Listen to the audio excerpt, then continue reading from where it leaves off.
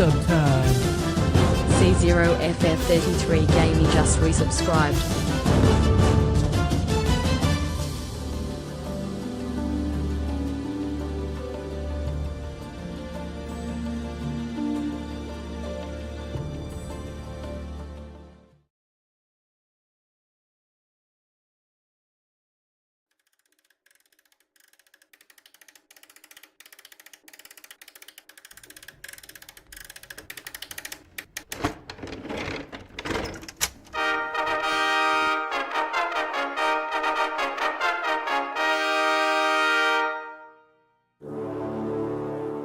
Throughout history, brave people have traveled the world, witnessing and remembering great deeds, new wonders, and important moments.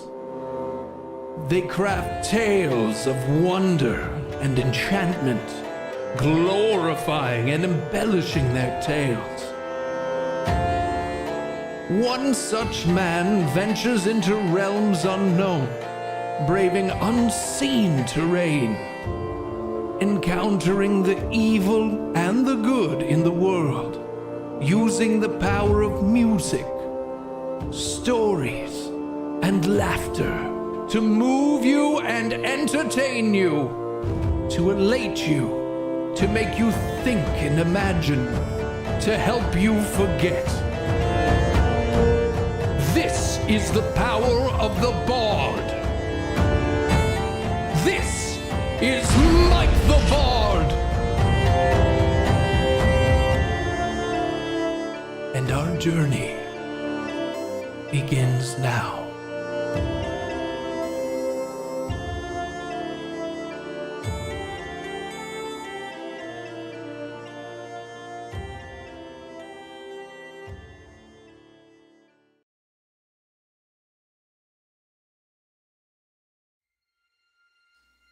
Lords, ladies, and every person, it's time. From me, Mike the Bard, and you the band, to tell a friggin' story for 4 hours. Okay.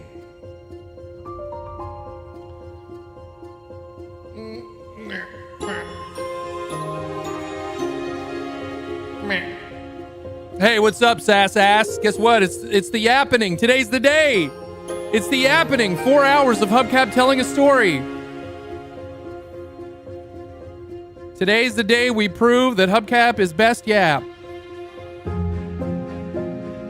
We're gonna yap. 4 hours, world record attempt.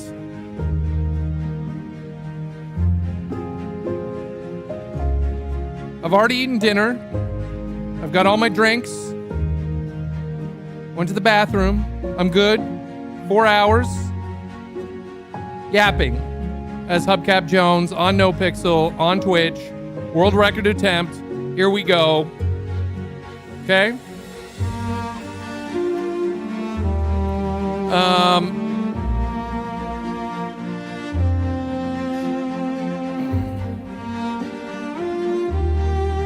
I will be not addressing any subs or bits or tips or raids.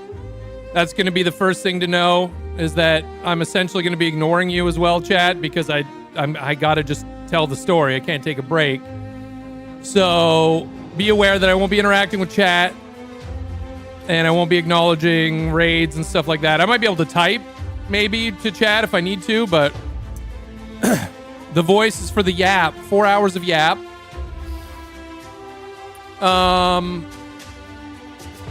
Question, do I need to have my camera on to prove that I'm actually doing it for 4 hours? Should I have the camera on for the recording? Probably, right? It's going to feel weird as Hubcap, but yeah, just to have it on, for the legitimacy. Okay, we'll have the camera on then.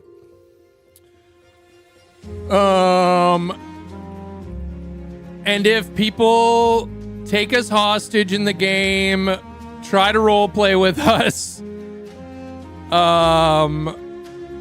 If we die, I'm just gonna keep talking out loud. So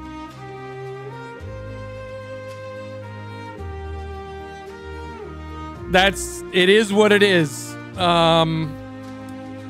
And that I think those are the rules.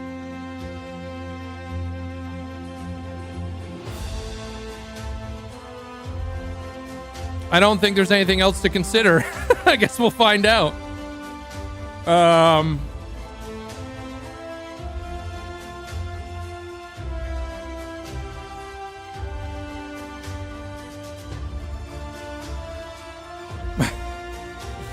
All right.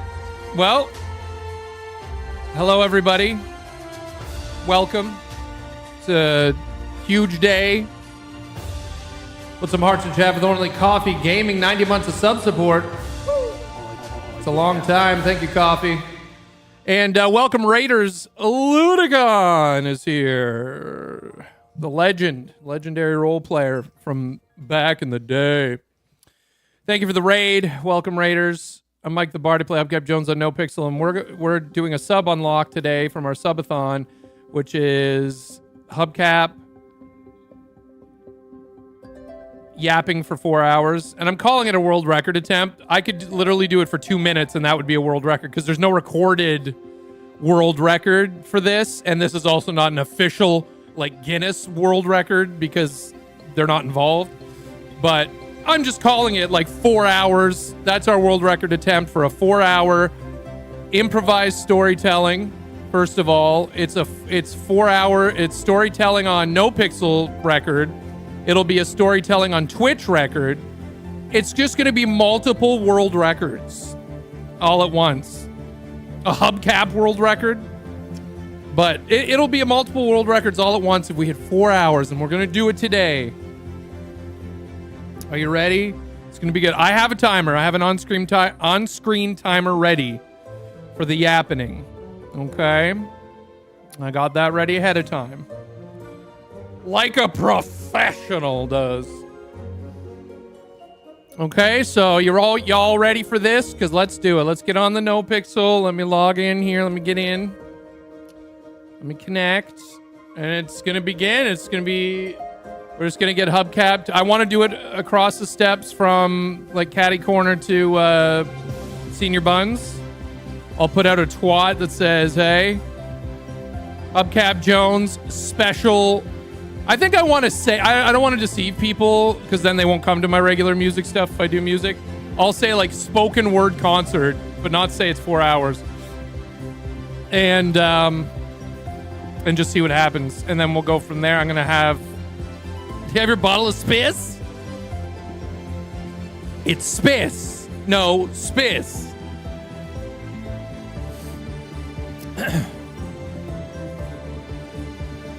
Yeah, and you're all setting a record for listening to someone for 4 hours. All of you will be world record holders.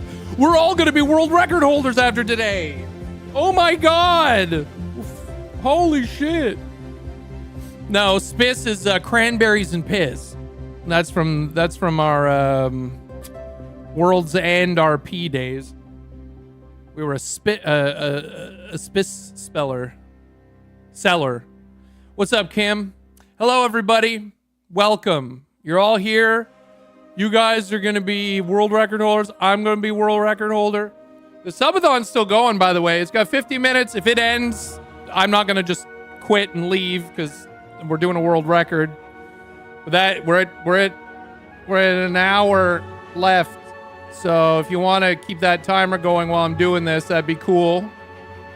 Okay, that's up to you. Thank you for the support. I won't be able to acknowledge your support verbally. Okay, but just be ready. You ready? 4 hours, exciting. World record attempt. And no, Mox, I don't know what I'm going to say first because it's improv. No idea. Let me get the camera on the screen. Oh, I got to leave the jail first. We went to jail if you weren't here yesterday. We willingly went to jail for a bit. It was very funny.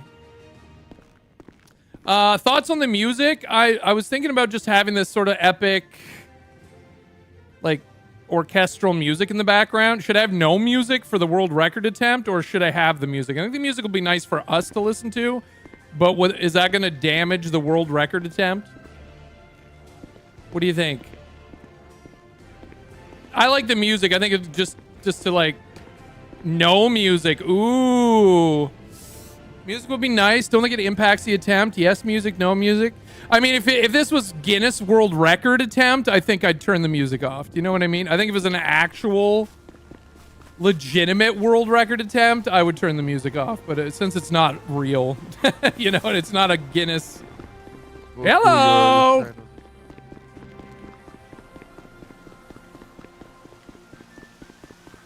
Subtle music, yeah.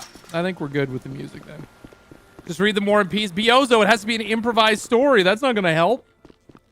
How do I get out of here these days?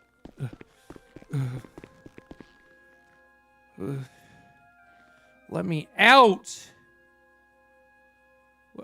Yeah, let me out. Leave.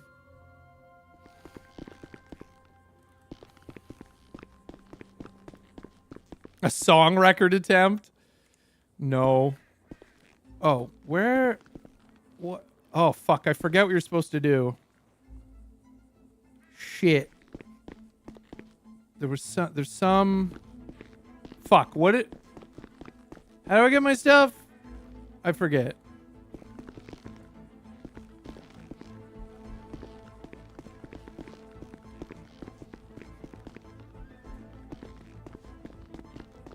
Where do I?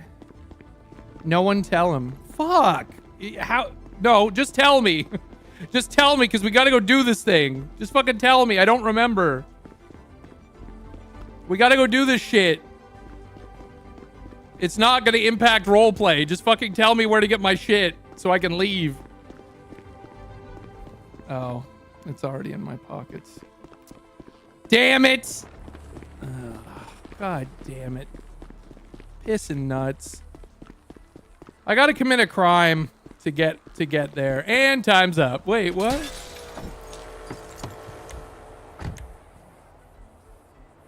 Is it a crime if they left the keys in the car? Oh, I guess they smashed the window. God damn it, piss.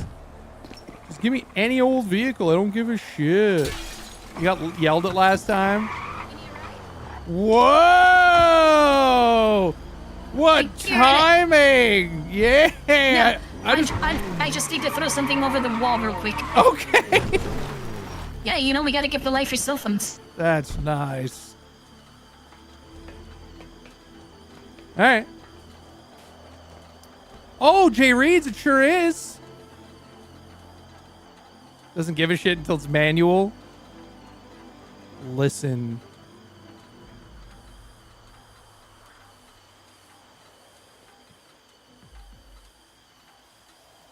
Titty car, cars with titties.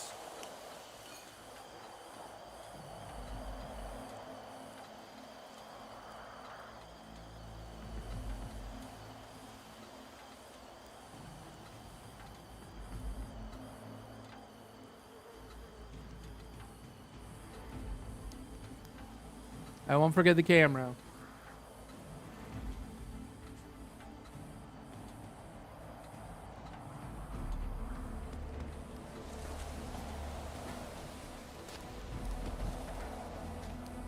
Ow. Oh my god! Yeah, well, I was in there with the lifers and I told them that I would give them a phone, but I didn't realize phones were so expensive now, so I bought them 3 SIM cards and only 1 phone so they can make their own phone. How much a phone? Oh yeah, $5,000, right? Yeah, which, like, I don't mind helping out a couple of lifers, but I'm poor. Yeah, that's nice of you to make good on your word. Well, I feel kind of bad, and one of them has sold me lockpicks and stuff, and those poor guys don't have very much to do. You know, he just said he wanted to download a game on his phone, so sure, why not? I feel like the Christmas fairy. What game was he gonna play? I don't even know. The Roblox? other one played something. Maybe. Who knows with these kids Can nowadays. you play Roblox on your phone? I think on tablets, yes. Oh my god. It's rotting kids' brains. Yeah, every day. Where do you need me to take you, Beto? I need to go to the food court if possible, please. Thank you so much. Easy peasy. Yeah, I'm going to be getting some food. I'm going to be putting on a spoken word concert today. I don't know what that means, but when? Right after I get my food. That's going to be right across the street from Senior Bucks. Okay, I will be there. I just need to drop off. I got a couple of glass bottles from my friend, and then I will gladly go meet. Wow. Yeah, I can make like glass bottles and like Roman candles and stuff. Roman candles?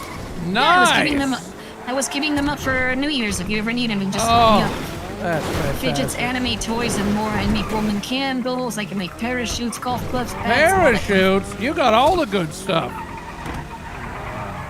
Well, they just Sweet. took that lady hostage. I see that. Thank you. See you soon.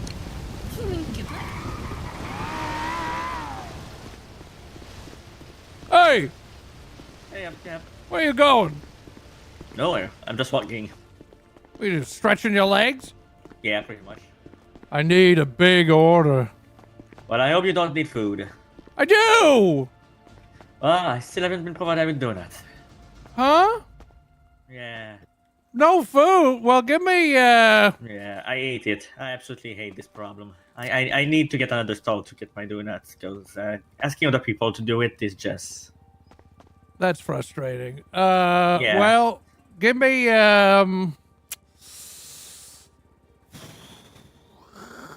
6 drinks, please. 6 drinks. Alright. Yeah. There you go. I'll go make them.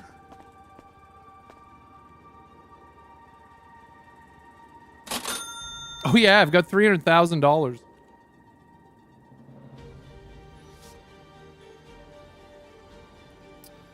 I wonder if the camera's going to cut out during this. It probably will, because Elgato capture is not great.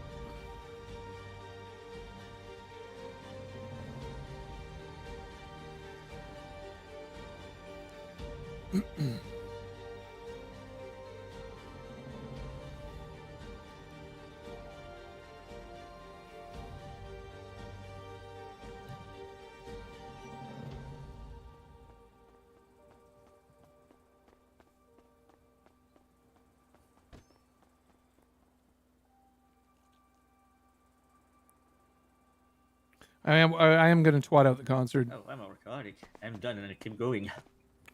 You just love making food and smoothies and things. You can't Yeah, I help guess so. yourself. Yeah, I guess so. Right. I mean, when you've been in that business for so long, it's like an automatic reflex. That makes a lot of sense. All right. I'm going to go do a spoken word concert across the street. Oh, hell yeah. Okay. See ya. See ya. No, they shut down. There's no Oh, food. There's no food. I need food. No. I need Oh, a lot of food. Uh-oh. Fuck.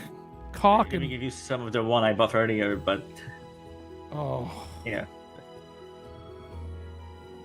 I'm trying to give it to you. I've tried to accept it. I would love it. Thank you.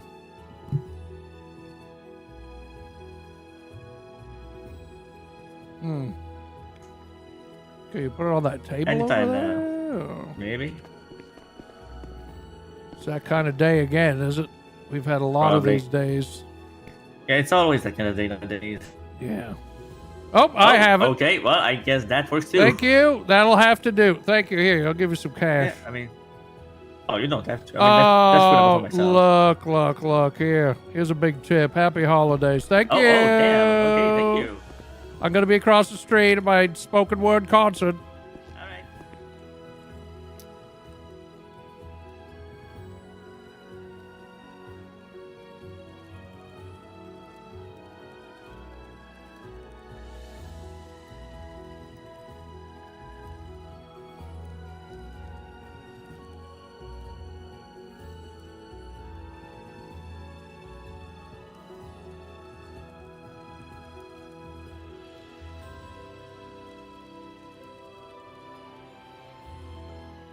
Boom. Ready, guys? Get ready.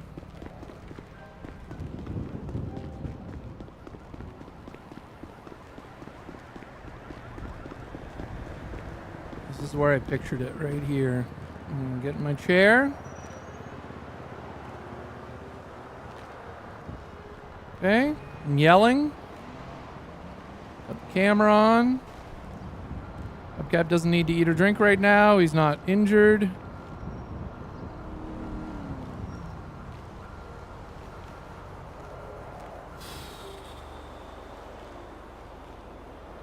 No, I don't have a microphone. I don't want it to be that loud. I just want it to be... People have to be, like, close enough to hear, but, like, it doesn't matter. No, I don't want him. I wouldn't want him. If I was doing a microphone, I'd go to the stadium or something. Like, I wouldn't do it here with a microphone. So I don't want to bother people that are just role-playing. So I'm just going to be talking for 4 hours. Yeah, I don't want a mic. If I was a microphone, I'd be far away from everybody. Like, it just... Yeah, I'm just going to sit here and yap. And we'll see what happens.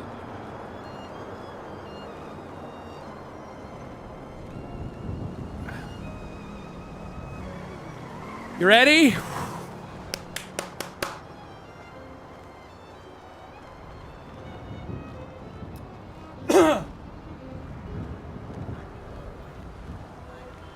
Got to get my thing to hold down the talk button so I don't have to sit here and hold the talk button for 4 hours.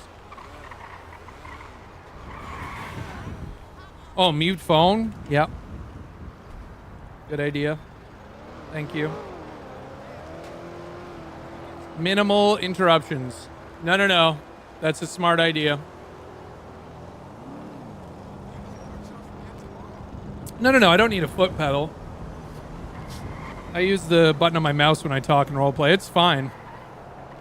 No, when I do a concert and need to have my voice open all the time, I use this heavy knife. It's broken. It's not like I can't really use it anymore, but it's heavy, and I balance that on the 0 key of my numpad, and that holds the microphone open. Okay, you guys ready?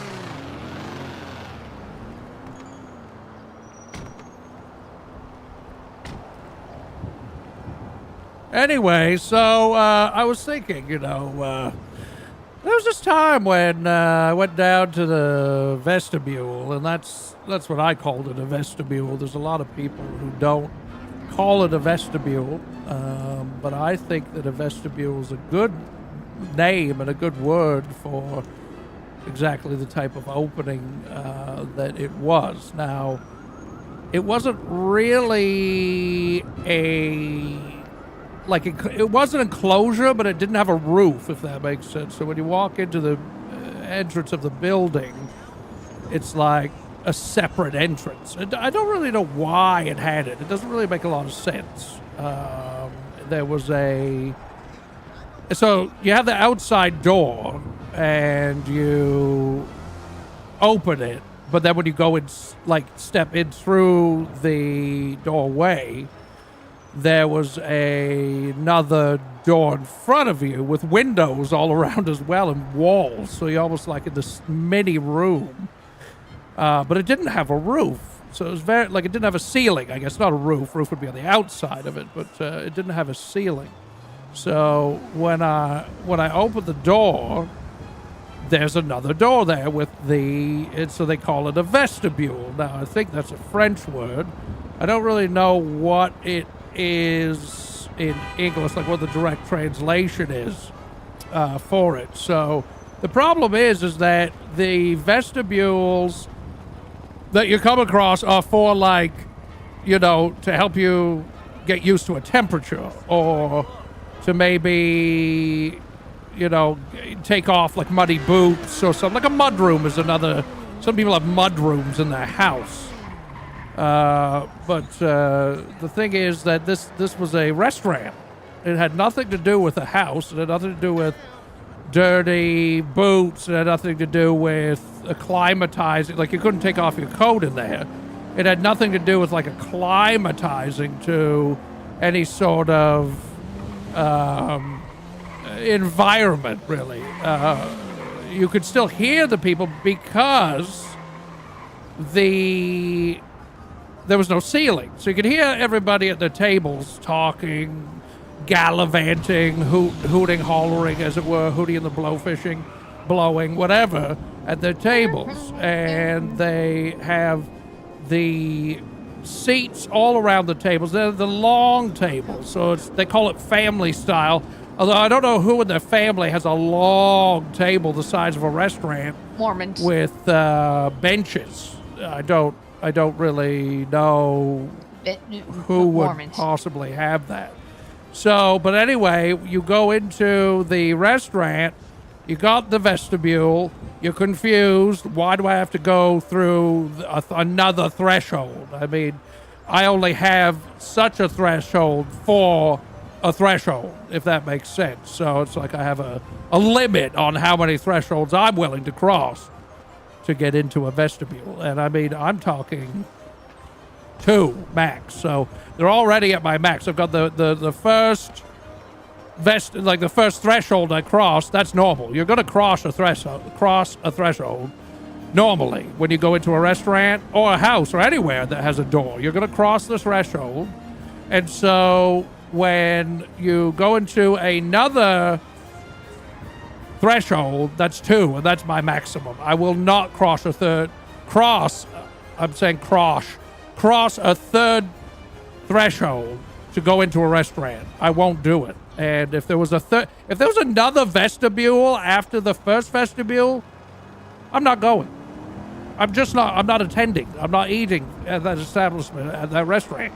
I'm not going to do it. You can't make me do it. And some people have tried to encourage me to check my exposure levels to 3 thresholds, but I say no. No.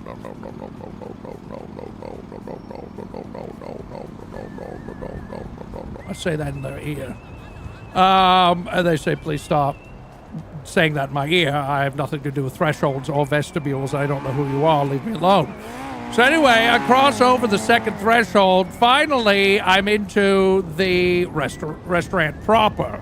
Okay, they got the family-style tables, seating, the long benches. Now, the problem with this is, from a theoretical, well, actually a practical situation, is that everyone has a different distance from a table that they like to be. Now, I like to be close to a table. Okay, I'll pull right up until my belly button is touching table. So I go for the belly button to table touch. Some people don't. Some people won't. And that's fine. That's their choice. That's prerogative. And the thing is, I want to pull myself close to the table. Other people, and people are different sizes, and that's fine. Some people have a little gut.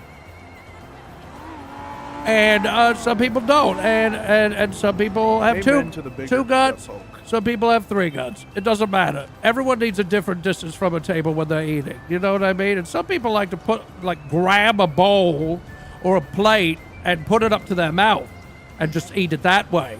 But the thing is, I don't do that. I want to pull up, belly button to table contact, and that's how it kind of plugs me in, to this module called eating. And it's kind of sort of like the Matrix when they plug in a cable into the back of your head that passes information back and forth. I like to plug my belly button into the table so that I'm ready to eat and I understand what's happening. Now, as I sit down, and I still have a coat on, and of course they didn't take my coat, not a big deal. But unfortunately, with this style of seating, you don't have a chair to put your coat over the back.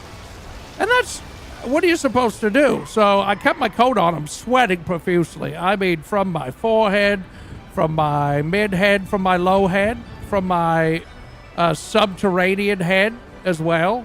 All of this is a problem because it was they had one of those paper covers on the table, and the problem is that my sweat was dripping all over the tablecloth, which was made of paper so they could replace it easily. But the thing is, it's the length of the whole table. They didn't really think about this. They did have individual paper placemats on the table as well. All right, so that's good. That's really good to have. and to hold. But the problem is all my sweat, all over the placemat, all over the tablecloth, which is made of paper, and the sweat is spreading. So as I'm dripping the sweat from all of my head, the sweat is spreading from me to the table to everyone else. Now that's really family style, if you know what I mean, because you know, when you're in a family, you share sweat all the time. You can't help it. You're just walking down a hallway and you fling sweat at your partner or your kids or whatever. That's family style. But this time, it's me, Hubcap Jones, lead singer of Love Fist, dripping sweat onto the table, and it's sort of bleeding away from me, sort of leaving this salty brine of Hubcap all across the table, you see? And that's a problem because it's ripping as people are like tugging and pulling on it, as people are setting their plates down, the warm plates, cold plates, it doesn't matter. Now also you get the same issue with these paper placemats with glasses that have cold liquid in them because they're colder than the room, and therefore they start to perspire on the outside. That's condensation on the outside of the glasses. Now that will, because of gravity, once they reach a critical mass, drip down the side of the glass. Now, what happens is it gets to the bottom of the glass and it forms a ring. And actually, instead of spreading out at first, it goes up, and you actually have sort of like a wall of water there. Very small to you, but if you were a micro-sized, like smaller than an ant even, it would look like a gigantic tsunami coming at you. So eventually, when that breaks the surface tension that's allowed from thermodynamics and gravity, it does release and then start to spread out just like my sweat did from the glass. Okay? So, anyway, I'm sitting there, I'm sweating. They didn't take my coat. I'm too far away from the table. I've already gone through 2 thresholds to get inside. I'm out of the vestibule. Now I'm sitting, family style apparently, on this long-ass bench. I'm sitting beside people I don't know. Now, normally if I go to a restaurant by myself, I like to sit, I'll take a smaller table, you know what I mean? So I'm not taking up 4 seats from someone else, from an actual family. But this way, you have to sit there and acknowledge other people. And I wasn't there with anyone. I was just there by myself, and I've got people on my left, people on my right, people across the table gawking at me. I don't know who they are. I'm just here for the delicious steak combo. Now, what they had at this restaurant was steak with a very delicious horseradish dip that they drizzle over top in the shape of a pentagram. And it's spicy. It's fire spice. I don't know what they call it, like a fiery spice for the mouth. And the problem is that they ran out of the spice sauce, the fire sauce. They had a piece of paper, and the funny thing was, it was printed on a dot matrix printer, and I could tell that because the edges were ripped off. Beautiful, and the edges were ripped off, and that you could tell from the print that it was dot matrix. Now, dot matrix, that's just a little explosion. Don't worry about that. But anyway, it's all part of the show. So pyrotechnics, spoken word, music, doesn't matter. Anyway, so the dot matrix printer sign said, a paper sign said, all out of fire sauce. Sorry. And I was really disappointed when I saw that, but I still came in anyway because I was there for the steak with the fire sauce on it. It's not really a big deal when you think about it, to not have fire sauce on the steak when you go to eat it. But I prefer it. That's why the whole reason I went to the restaurant in the first place was to get the fire sauce on the steak. So when the server came over, they said, "How can I help you?" I said, "Well, could you get me some napkins for my face because of all the sweat that is occurring here on my face and onto the paper placemat?" And they said, "No, I'm sorry, we don't serve paper, serviettes, napkins, paper towel, whatnot." So I said, "That's fine. What do you have so I can wipe off the sweat off my brow?" And they said, "Unfortunately, We don't offer anything today. We're out of any sort of paper products to wipe sweat, to wipe your face. We're really low on all of our supplies. I'm very sorry about that. I said, that's okay. No worries. Just know that I'm going to continue to drip sweat onto the paper tablecloth. And they said, well, it's not really your place to do it. You shouldn't really be, having such disregard for our paper that we have on the tables. It's family style, after all. And I said, well, I'm here by myself. I mean, do you have a table off to the side? They said, no, we're family style. You have to sit with other people here. And I said, well, look, I understand. I get it. But I'm here for your steak with fire sauce in the shape of a pentagram. And you're all out of the fire sauce. So why, could we get some compensation here? I mean, some collaboration would be nice. I'm looking to eat a delicious steak with a delicious sauce. And also, I didn't expect to sweat. You have a vestibule here and nowhere to hang up my coat. They said, well, did you not read the other sign on the door that said, do not bring coats in here? And I said, well, where was I supposed to leave my coat? Was I supposed to leave it in my vehicle? Was I supposed to leave it at home? It was like minus, I don't know, I'm British. It was like minus 30 Celsius, which is almost minus 40 Fahrenheit is minus 40 Celsius. So you can tell minus 30 Celsius is pretty cold, right? So it was cold, okay? But I wasn't wearing a hat. I wasn't wearing mittens. I wasn't wearing long johns. I wasn't wearing snapants. I wasn't wearing boots. I didn't have any other sort of protection on at all to protect me from temperatures that were cold. And had I had, I would have been sweating even more profusely. And I'm talking about like a river running down my face onto the placemat and the paper cover of the family-style table. So anyway, to get back to the point, I said, I don't have anywhere to leave my coat. I walked here. I don't have a vehicle. Would you please take my coat so I can stop sweating onto your paper placemat and paper table covering? And they said, no, unfortunately, you're going to have to keep that on at this time. We will not be handling your coat. And I said, listen, I want the fire sauce on the steak and you don't have it.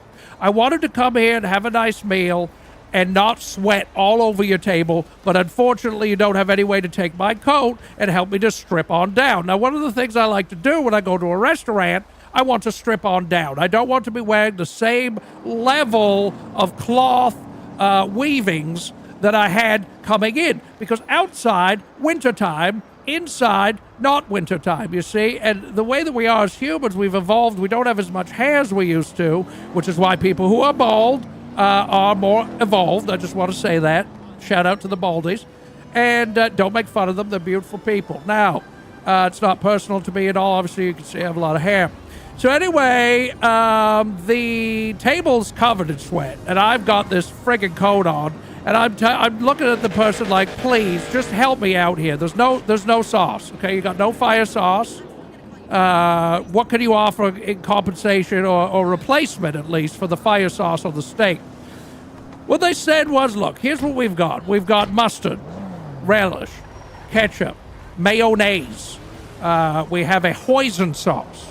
We have a fish sauce. We have a tartar sauce. We can mix all of that together with a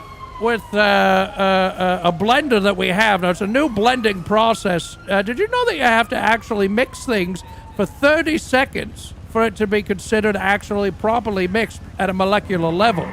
So if you're making like a coffee, a tea, a hot chocolate, which is a French word, and then you have to stir it for 30 seconds minimum. Okay, that's the emulsion effect. And if you're not stirring things for 30 seconds, you are not consuming a stirred beverage or stirred anything. So if you're cooking, baking, making a hot drink, cold drink, doesn't matter. Metamucil, I know a lot of you out there are big Metamucil fans. You have to stir for 30 seconds at minimum. Okay? So I told them, look, if you're going to be doing this with your new fancy system, it better be stirring all of those ingredients together for 30 seconds. Do you understand? And if you don't, I will never come back here to your restaurant. Already we're on thin ice here. I'm still wearing a coat. I am dripping sweat profusely. And it's not appropriate. I don't like to sweat, number one. I don't like to sweat at all. I will if I have to.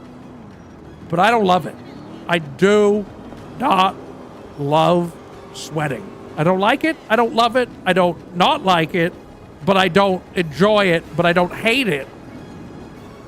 And I will continue to do it as my body prescribes. But let me tell you something. I said to the server, if I have to sweat one more sweat to 1 to 2 sweats, I'll give it a little leeway. I'm going to be furious. And it's not your fault, and I won't take it out on you, but I just know internally I will feel sad, I will feel obnoxious, and I will feel dirty. I just want you to know this. Anyway, they agreed to do the emulsification for at least 30 seconds on the sauce with every single thing they had in the pantry. And I thought, good, that'll work. On a steak, that'll work. You can put anything on a steak. And we're talking beef steak here. Okay, I'm not talking like a human leg steak. I don't know how many of you have had human meat, but it's particularly tart. It's got a tartness to it. Not like a butter tart. I mean, like, have you ever had the candy, like, sweet tarts? It's like that, so it's almost like a dry sour. That's how I describe tartness, as dry sour. It's kind of like that. But anyway, I digress.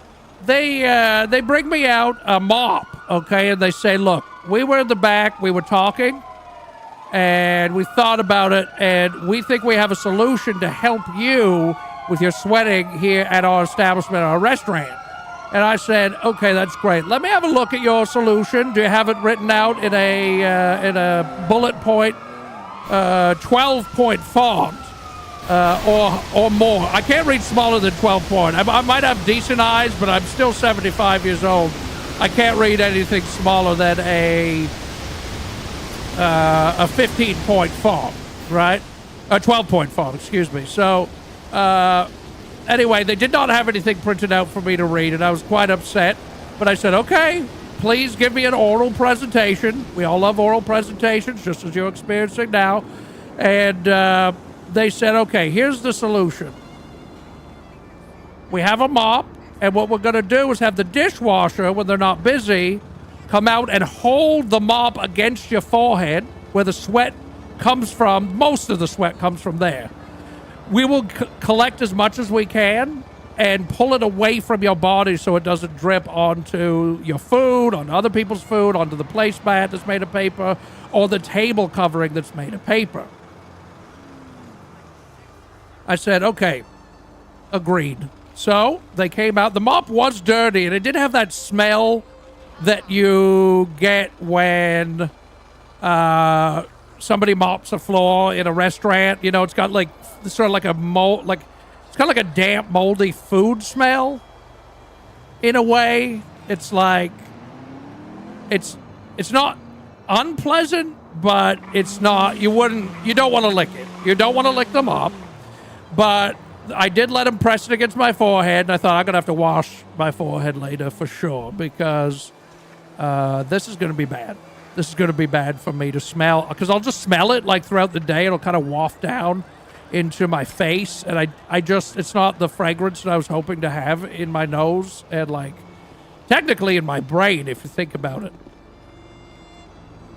So anyway, they did press the mop to my forehead and collected some of the sweat at that time. Now, they brought out a steak to me because they knew that I was really excited. They brought out the new emulsification that they had made, which was, I'm trying to describe the color. It was sort of a brown to dark brown, and I don't want to say like a feces brown, but almost like Reese's feces brown color, like after you've eaten I know Reese's Pieces, have the various colors like yellow and orange and brown and whatever they have. But it's more like after you eat it and then you shit it out. But anyway, so it was almost that sort of a feces color. So they had it on the steak, but they forgot to put it in the pentagram shape, just like they do with the fire sauce. I said, excuse me, this is not in the shape of the pentagram. Is it possible for you to do this for me for this? And they said, ooh, our pentagram artist isn't here today. Now, when you go to rate a restaurant in your mind, I don't mean online, like on a review site or on their own site when you leave a review. I just mean in your own mind. When you go to review, you know, everyone's got their own review, like their own sort of, what do you call that? Like a system, right? So, for me, I've already taken off 5 cudgel points. Now, what a cudgel point is for me is when I run out of cudgel points, I take out a small cudgel out of my pocket and I start beating the first person that's in front of me with the cudgel. It's kind of like a club, if you will, a smaller club. I've got little spikes on mine made out of titanium.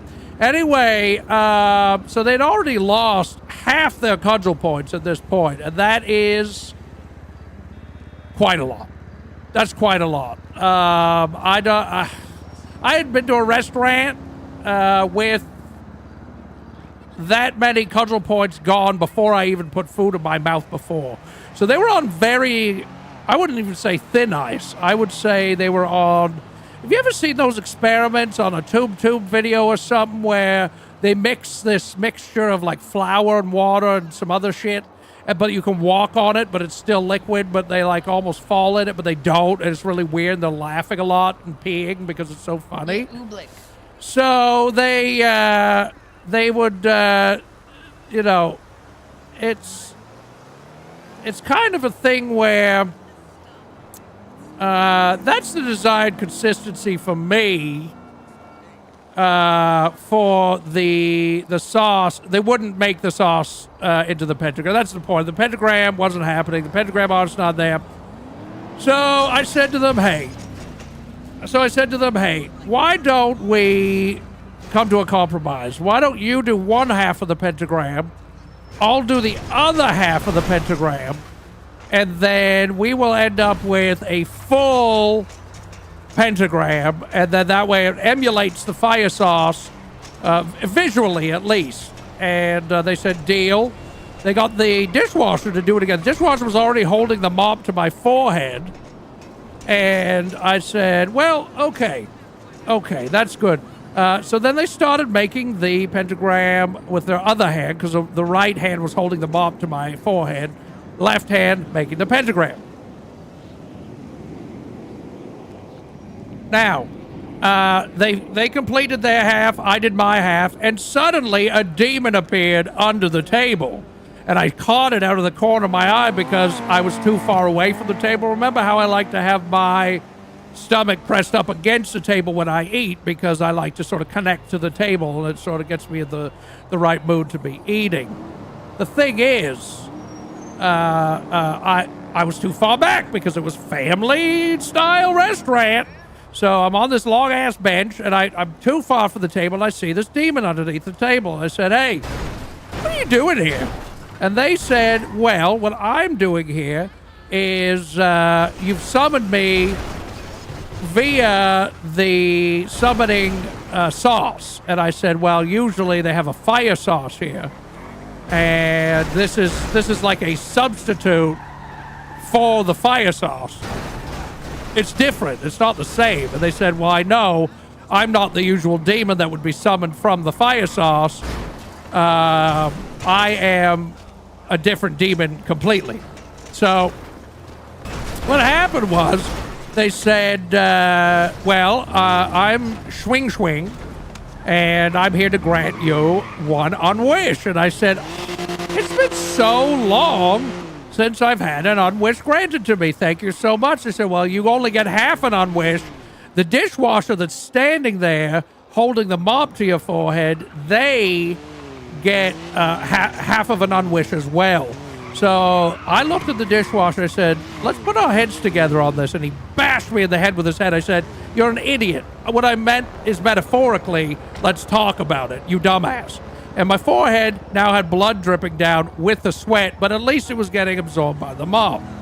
Now, the thing that happened next was I said to the dishwasher, what's your unwish? And he said, well, I would unwish myself from this job because I hate holding this mop to your forehead.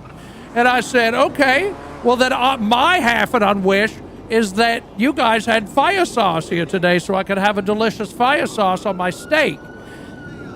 And do you agree? And they said yes. So we presented that to the demon, Shui Shui, and the demon said, okay, so you each get half an unwish. So dishwasher person, you only work here part-time now, not full-time, and today's your day off. Poof, the dishwasher disappeared. The dirty mop fell on my steak. Okay, you gotta be careful with demons. And then the sauce that was on my steak was set on fire.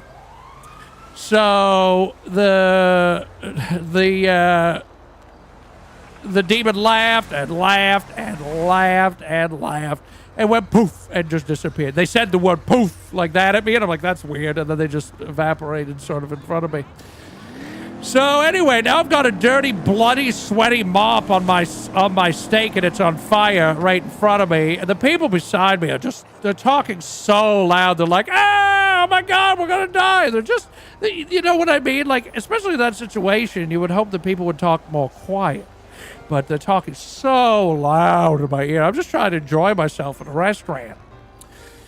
So anyway, I get up from the table to go use the restroom, and when I get there, there is a sign on the door that says, this way, please. And I said, okay, and I went inside, and there was a toilet in there. Now, the toilet was facing the wrong way. It was facing the wall, not the door, if you know what I mean. So it was a private bathroom, if you will. And so when I went in, I had to, instead of facing the wall, I still faced the door, so I straddled the toilet. I'd never tried it before. I've heard about it. The straddler is what it's called. And from now on, I said, I'm going to be using the restroom this way for the rest of my life. Absolutely the rest of my life. I will never stop using toilets like this. I promise. And I made that promise out loud to myself, to the turd in the toilet that was mine. And I got up, didn't wipe, and went back to the table. Now, I didn't wash my hands either. So when I got back to the table, they'd replaced my steak with a salad. And I said, excuse me, what is this? And they said, well, your steak was on fire as well as the mop. We brought you a salad to make up for it. And I said, if I wanted a salad, I would, go outside and go to a store and buy a bag of mixed greens, including dandelion, spinach, grass clippings, etc., that you buy from the store, and I would put that in a bowl, and I would dump an entire gallon of ranch dressing on it, and then throw it in the garbage. And they said, well, that's, we don't serve ranch dressing here. And I was pretty sad about that, but I said, okay, well, describe what's in this salad for me if you could, because my eyesight for a 75-year-old is pretty good, but it's some of the drops of dressing you put on here are smaller than a 12-point font, which I can't see very clearly. So they said, yeah, no problem. We'll give you a description of the salad. And I said, great. They said, we'll just mail that to you. Can we get your home address? And I said, oh, you modern businesses always asking for personal information. Isn't it enough that I'm here and you can take my DNA off the cutlery and cups?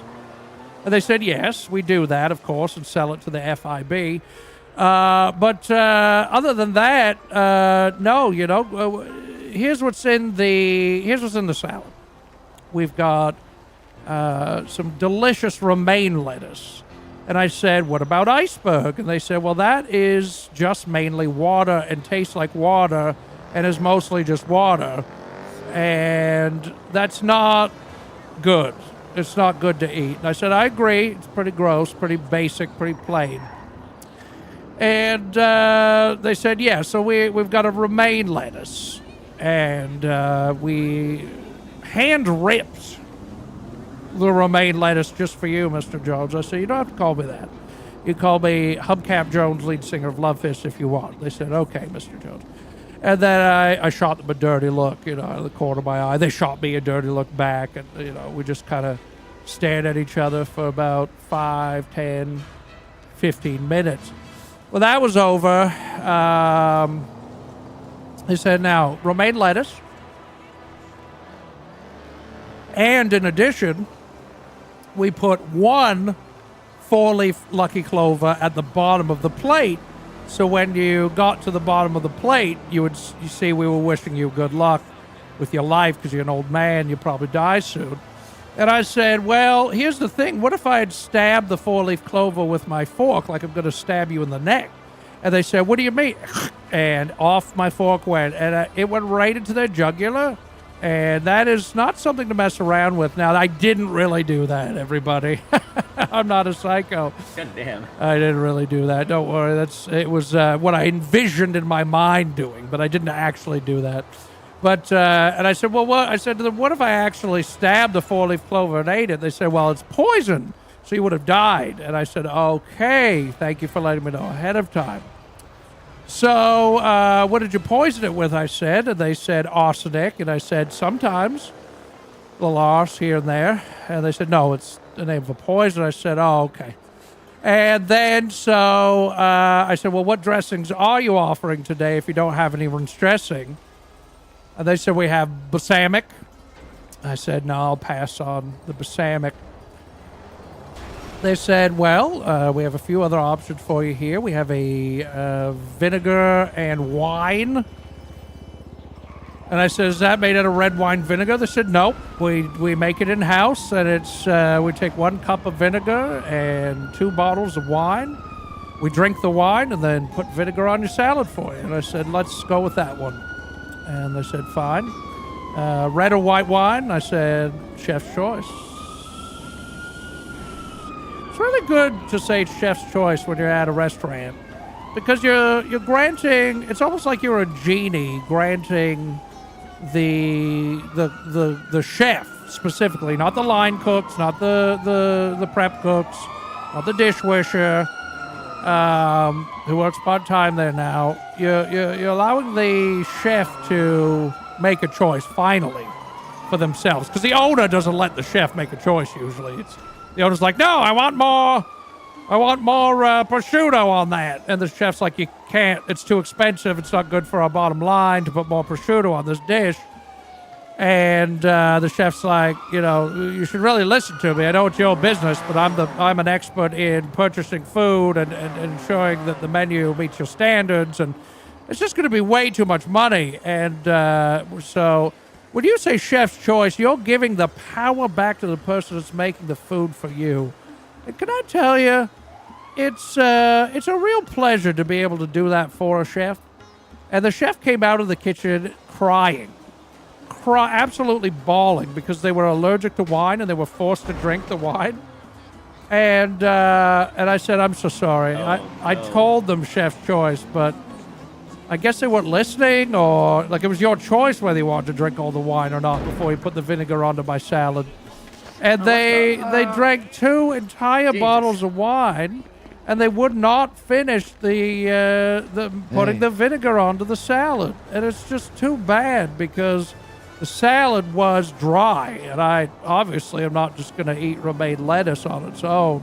So the thing is that I put my fears aside, and I put my ambitions aside, if you will, and I said, you know what? I'll eat it dry for you, chef. I'll eat you dry any day, man. And he said, what did you say? I said, I'll eat this lettuce dry any day. He said, it's not lettuce. I said, well, it is. He said, well, yeah, but it's not iceberg. And I said, I know, they told me already. And he said, it's romaine lettuce. I I hand-picked it myself from our restaurant garden on the roof. And I said, "You're growing a garden on the roof?" And he said, "Yes, I'm growing a garden on the roof, obviously. How else does a restaurant get any money?" And I said, "Well, the thing is that, not money, but produce." I said, "Well, you can usually buy it for money from some sort of a producer of produce. That's why it's called produce, because they produce it, if you get what I'm saying." So anyway, the main thing that happened was that he said, "Well, I'm going to bring you up to the roof so that you can see the actual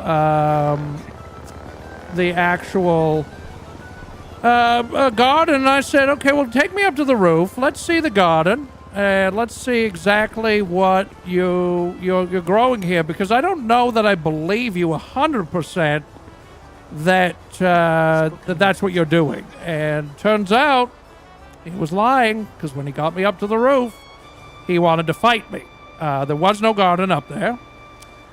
He was a liar chef. After I said chef's choice and granted him that wish, he absolutely was lying to me to beat me up, because he was allergic to wine, and he drank the wine thinking he had to drink the wine because I requested that type of dressing on my salad. So he was pissed, both literally and figuratively. He was pissed, and I said, "Look, I'm not going to fight you. Okay, I don't mind that you lied about the romaine lettuce here. I know that you got it from a producer and a supplier. Now. It's totally acceptable that you are pissed because you just drank almost two bottles of wine, a little bit less. I saw the bottles. There was still a little bit left in the bottom. Okay, you didn't finish them. It's alcohol abuse. You shouldn't do that. But, not a big deal that, here we are. Here we are standing on a roof. You, me. You want to fight? I don't want to fight. So what are we going to do about this? I mean, that's when it comes down to it. It takes two to tango, but it takes two people to fight as well. And I don't know if you thought of that. And the chef says, "Have you ever thought about cooking before?" And I said, "Well, that's a weird change of subject, but no, I haven't. I'm a rock star. I don't cook for myself." And he said, "Oh, you've never?" And I said, "Well, no, I've never cooked for myself one time in my life. When I was younger, what I would do is I'd go out onto the street and I would steal money from the parking meters." And he said, "Oh, they had parking meters in the prehistoric times?" I said, "You're very funny. I'm not that old. I was born in 1950. There were parking meters already." He said, "No, there weren't." I'm like, "You're probably right. I'm lying." He said, "Oh, you're lying now." And I said, "Yeah, you lied to me about the romaine lettuce. Now I'm going to lie about my past. Fuck you, bitch." And I punched him right in the throat. He threw up everywhere. 2 bottles of wine came right out of his mouth like the fucking elevator in The Shining. And it was beautiful. Just this. It was like the way it sprayed in an arc reminded me of kind of like a fountain in front of a casino or something, where they've got those fountain tricks going on.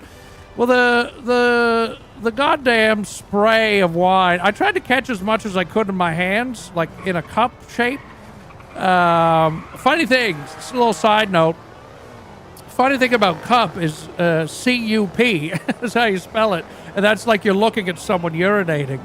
It's kind of funny. Anyway, so I cupped as much wine as I could and tried to throw it back into his mouth as he was puking to sort of make like an infinite... I know that they say that perpetual motion machines are not possible, but I was trying to make a perpetual puke machine, if you will, by continuously inserting more wine that had already been regurgitated back into his mouth. He said, "You know what? I appreciate you for doing this for me." And I said, Yeah. "You're welcome. You're very welcome." And so he invited me down to the kitchen to see what was happening. And I said, "This is where the magic happens?" And he says, "Don't say that. That went out of style 30 years ago, man. You're not keeping up with the kids." And I said, "Yes, I am. Watch this." And I planked on his floor. So he's like, "What are you doing? Please don't lay on the floor. It's not hygienic. We've dropped a lot of food there over the day." And I said, "Well, I get free protein. If anything gets near my mouth, I'm just going to eat it." And there was actually a half a crouton on the ground. And I did, with my tongue, just go, whoop. And most things will stick to your tongue. Now, here's the thing about that. people don't realize that humans have a lot of it. We're animals. We forget that we're animals. And we're like, ooh, look at that frog. It can catch things with its tongue. Oh, that gecko, that lizard. We can do the same thing. Your tongue is very sticky.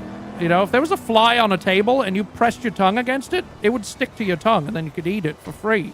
And I told that to the chef. I said, have you thought about putting fly pheromones on the paper that covers the table? And he said, no, we hadn't thought about doing that, but that's not a bad idea. I said, yes. You know, there was that whole trend in the early 2000s, mid-2000s, not like 2050, but I mean the early 2000 to 2010s, where they would, gastronomy is what they called it. They would do all these fancy little dishes with smoke effects and, you know, make fucking a cake look like somebody's armpit or something. Anyway, he's like, yeah, well, I'm like, you could bring back the gastronomy trend by putting fly pheromones on the paper. And then flies would land there, and people with their tongue as an appetizer could just dip down and grab themselves a free fly. And he said, well, are you sure people's tongues are sticky enough? I said, stick out your tongue. And I smacked it with my hand. I said, did that hurt? He said, yeah. I said, there you go. That's all the proof you need. And he said, I don't really understand that. I said, well, just take my word for it. I'm a scientist. He said, you're not a scientist, you're a musician. I said, you don't think music is science? He said, no. I said, give me that guitar. They had a guitar hanging in there. Passed it over, and I just fucking strummed a power chord, bitch. I just whang like that on it. It wasn't even plugged into anything, and it was just, he got it. He understood it right away. He was like, I cannot believe that I didn't think of this before. Music is science, and I believe you as a scientist, just like I believe all the people on Facebook about everything. So, yes, I think we'll put the fly pheromone. How do we get the fly pheromones? I said, you can do it yourself. Now, it's better to do things yourself, I find, because you can support a small business. That's also good. You can support yourself, okay? You can support you by ensuring that you are doing things for yourself, like making your own fly pheromones. He said, how the hell are we going to do that? And I said, first of all, I'm not going to do it. I'm a musician. You're going to do it. You're a chef. He said, that makes sense. I'm the one that works with various forms of animals, insects, and so on to share with people for their sustenance. And I said, yes, so you should do this here, but I'll give you the instructions. I'll tell you how. And it's very easy. Anyone could do this. Anyone could do this. All you got to do is you take one fly and you put it down, sit it in front of there's what's it called? Hentai. So anyway, you put it down in front of some hentai televisions, and you have to put your mouth over the fly, but not block its eyes, and you have to go, and then you're sucking in its pheromones, and then you blow it out into a tube, and you collect it. You put a cork in the end of the tube. Boom, you've got fly pheromones.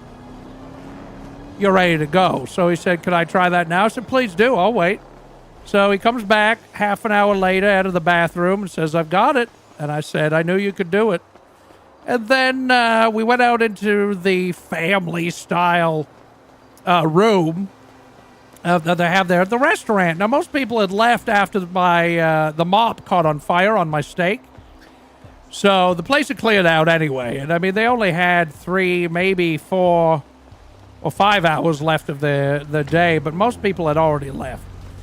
So what they did was we went up to all the paper coverings of the tables, and we started to dab the fly pheromones on the tables. Instant response, and I mean instant response. There were flies knocking at the vestibule door. Let me in, by the hair of my chin. You know, if you remember that nursery rhyme. Now, what happened after that was quite astonishing. I was sitting there. We were waiting for the flies to make the landing. They all did. They all landed on the paper. Now, there was only the chef and I left, so we couldn't have like any sort of a live test with, patrons. So we had to be the testers ourselves, as most chefs do. They test their own creations. We were testing the fly paper, if you will. You can call it fly paper. I don't know if that's copywritten, but certainly that's what it was at the time, because there were flies all over that paper table covering. Now, we were taking our tongues and we were dabbing those flies, and we dabbed all along the family style table. Once again, long table, long bench, and so you could just slide. So he went on one side of the table, I went on the other side of the table, and you could just slide your rump down the bench while you were dabbing those flies off the table. I got about 80 flies, I think, in total. He said he got about 67. I said 2 more, you would have had a nice night. Anyway, so we had all sorts of flies in our mouths. I spat them out, he swallowed, none of my business. So he decided to add that to the menu, and that's going to be their number one dish probably going forward, is the fly appetizer.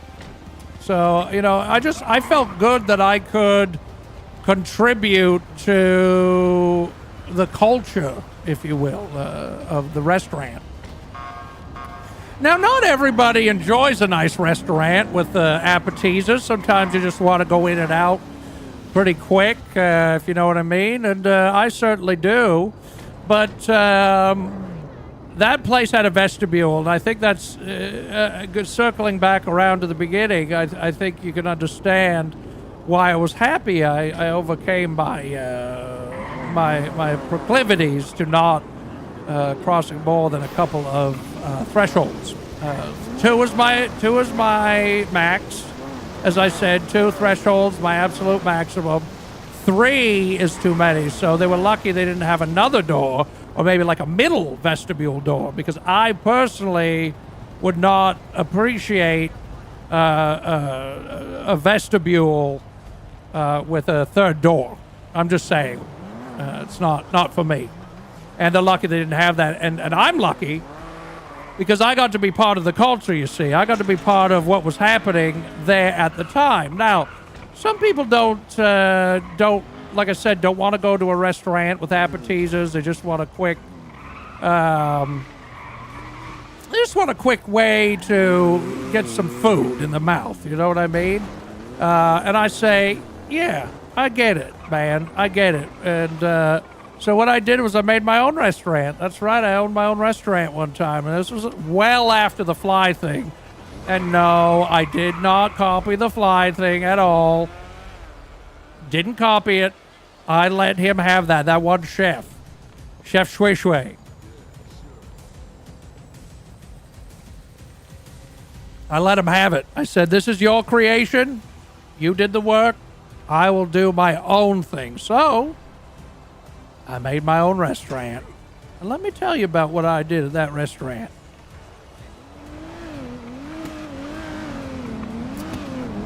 I opened up a restaurant that was, I would say, avant-garde for the time. Some people don't really understand what I was trying to accomplish with it, and it got a lot of really bad reviews. Actually, it only got bad reviews because I didn't serve food at this restaurant. Now, I know that sounds sort of antithetical to what a restaurant should be doing, but the thing is that I wanted to try something new. And that's, I think a lot of people forget. Food is something we gotta eat multiple times a day. It's exhausting. It's, it can get boring, you know? So what I did was I opened up a restaurant and I put on the sign above the door, I said, no food here. And the thing is that people were confused. They were very confused. And so eventually I would have to stand by the doorway, and when people would walk up to the door and then read the sign and go to turn around, I'd have to open the door and say, hey, where you going? They're like, well, the sign says no food here. So that's just the name of the restaurant. Come on in. It's me. I'm Kev Jones, lead singer of Love Fist. And they said, oh, that's so good. That's so good. So anyway, they would come inside. Now, I definitely did not have the family-style tables and seating because that's not a good idea. I didn't like it when I was at that one restaurant, and I would never force other people to do that. I want to be able to pull myself to the table or the table to me. So I made tables on wheels and chairs on wheels in the restaurant. All tables, all chairs, every leg of a chair, leg of a table had wheels on the bottom. I put all-terrain skateboard wheels on the bottom of them. Now, what happened next was that people found it very enjoyable to be able to put the table exactly where they wanted, exactly where they wanted the chairs, so that they could eat the way they wanted to eat. The problem is, as the reviews would show, is that I wasn't actually serving food. There was no food there. The sign wasn't lying. I was lying about the sign lying, so that therefore people would come into the restaurant, go, wait a minute, your sign says no food here, but I'd trick them and say, no, that's just the name of the restaurant. Come on in, and they would come inside and then realize we actually didn't have any food. So the whole thing was it was a restaurant without food called we don't, no food here. But again, the tables and the chairs all had all-terrain skateboard wheels attached to the bottom, so that at least they could move the tables and the chairs wherever they wanted. You see, so therefore it was accessibility, it was reliability, it was customizability. Right? This is the thing. A lot of people don't understand when you go to a restaurant. What if someone is a little bit larger? What if they have like a wheelchair or some? It was a fully accessible restaurant. The problem was I didn't serve any food. So they would come in. I tricked them to come in because the sign said no food here. And then I said, no, come on in. And then they come in and sit down, and then nobody would approach their table. Okay, they'd wait 5, 10, 15, 20, 25, 30, 35, 40 minutes. Nobody would come to the table. Eventually, someone would get up and say, what is someone going to come and take our order? Are you going to bring breadsticks over? Some waters at least? What's happening here? And I'd say, oh, I'm sorry, I'm not a server. I'm the owner. And then I'd walk away from them and just walk into the office in the back and close the door. And I'd just sit there until they left. Most nights people would leave with chairs and tables with the wheels on them because they were such good ideas. They would just leave. They would just take most of my furnishings because they were so pissed off. Or they really liked the idea of the chairs and the tables on wheels. So 2 years goes by. I haven't made a single sale. I'm a rich rock star. I don't really care. I've got a lot of money in the bank. I'm not really hurting for money at all.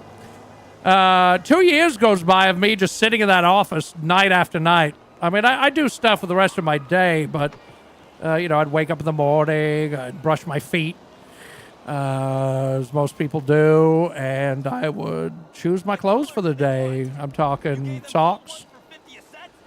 I'm talking underwear. As we call it in England, we call them pants. Which it's confusing because here in America, you call pants underwear, and you call trousers or slacks pants. So it's really weird for me. It was a big culture shock when I moved here. Anyway, I'd choose my pants for the day and my socks. I always wear matched socks, and I think that's unique. I think that's unique about me. Most people prefer the mismatched, try to look cool, or like stand out from the crowd. So I wear matching socks every time.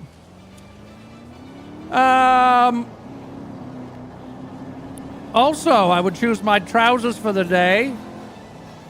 I would also choose my undershirt. Now, that's something that's gone by the wayside.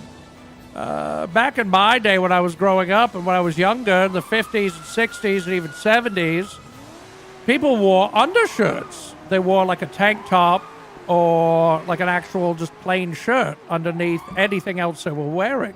And that's gone by the wayside. People don't wear that extra layer anymore. It's very interesting. But back in my day, we would wear the undershirt, tank top, etc. So, people don't anymore, though. The sales must be at the toilet. So anyway, the main thing is that I would choose my own clothes, and then so after I choose my undershirt, I choose the shirt I'd wear over that undershirt, and then I'd choose a nice jacket. Even in the summertime, didn't matter where I was. I would wear a jacket. I like it, whether it was a leather jacket for protection from the road if I fell off my motorcycle, or whether it was a tweed. In my later years, I went through a phase, I guess you could call it, where I wore a lot of tweed jackets. I still have one. And then, or just a regular, some merch, like I'm wearing now, my Love Fist jacket. I just wear whatever was comfortable for me at the time. So, I pick out my clothes after brushing my feet, and then I would make myself something to eat in the morning. Now, these days, at my age, 75, I've got to be careful what I eat. Okay, a lot of people don't understand that about age and food. Is you've got to really watch what you're eating, and I'm not just talking calories. I'm not just talking, texture or like you break your teeth, but things will give you diarrhea at the drop of a hat. I'm talking about things you used to eat a lot, things you'd eat regularly, or even things you would eat barely at all. All of a sudden, you're 75 years old, you're going to the bathroom every 10, 15 minutes. Unbelievable. You're pissing, you're shitting out your ass and pissing out your ass. And I don't mean to be crude, but let me just say that you're pissing out your ass and shitting out your ass at the same time, and it's pissing shit out your ass. And I don't mean to be crude at all. Like, I just want to make that clear. I don't want to be like crude when I say this, but you are like feces is just spurting out your ass, your asshole to be specific. But I don't want to be crude about it. So anyway, you got to be careful. So what I'd eat 2 tuna fish, and I hate fish, and I'd eat 2 whole tuna fish. I mean the whole fish, because I'd blend it, and then I'd pour it over an egg omelet with curry rice. Anyway, so I'd eat that, and then I'd take a walk around my house. At that time, I was, in between tours, and especially with this 2-year hiatus from playing music when I owned a restaurant, I'd take a walk around my house, and I was living in I guess you could describe it as an ice cube. That's where I was living. I know that sounds weird, but it's not weird. It's normal for me because I was too warm. I was way too warm. And so what I did is I hired an architect to build me a house out of ice. I don't mean like a traditional igloo. Excuse me, or it wasn't like an ice hotel style thing. It was a literal, just very large ice cube. It was literally a block of ice, and I chiseled out myself by hand. And I mean not with tools. I mean I used my fingernails to chisel out just a little space I could walk around in, and a little space I could go to the bathroom in, and a little space I could keep my clothes in, and a little space I could sleep in. And so I would walk around in my ice cube and, and just contemplate my day and my life. And I thought, hey, everything's going really good for me. And I did this for 2 years in a row without, I didn't go back on tour. I was dedicated to that restaurant. So anyway, by year 2, by like 600 days into this, nobody was showing up anymore, and I had nothing left inside. All my windows were smashed out of my restaurant. The reviews weren't even coming in anymore because it had been 2 years and I hadn't served a single piece of food. Now, somebody tried to cheat the system at one point. So someone thought they were very clever. Around day 482, someone thought they were super clever. And they said, actually, they wrote a review and sent it to the local newspaper. We used to have these things called newspapers when I was younger. Anyway, so they sent in a review to the newspaper, and what it said was that they actually got served food. And so they didn't say what it was. And they said, restaurant is actually serving food now. And that was pretty much the entire review in the newspaper.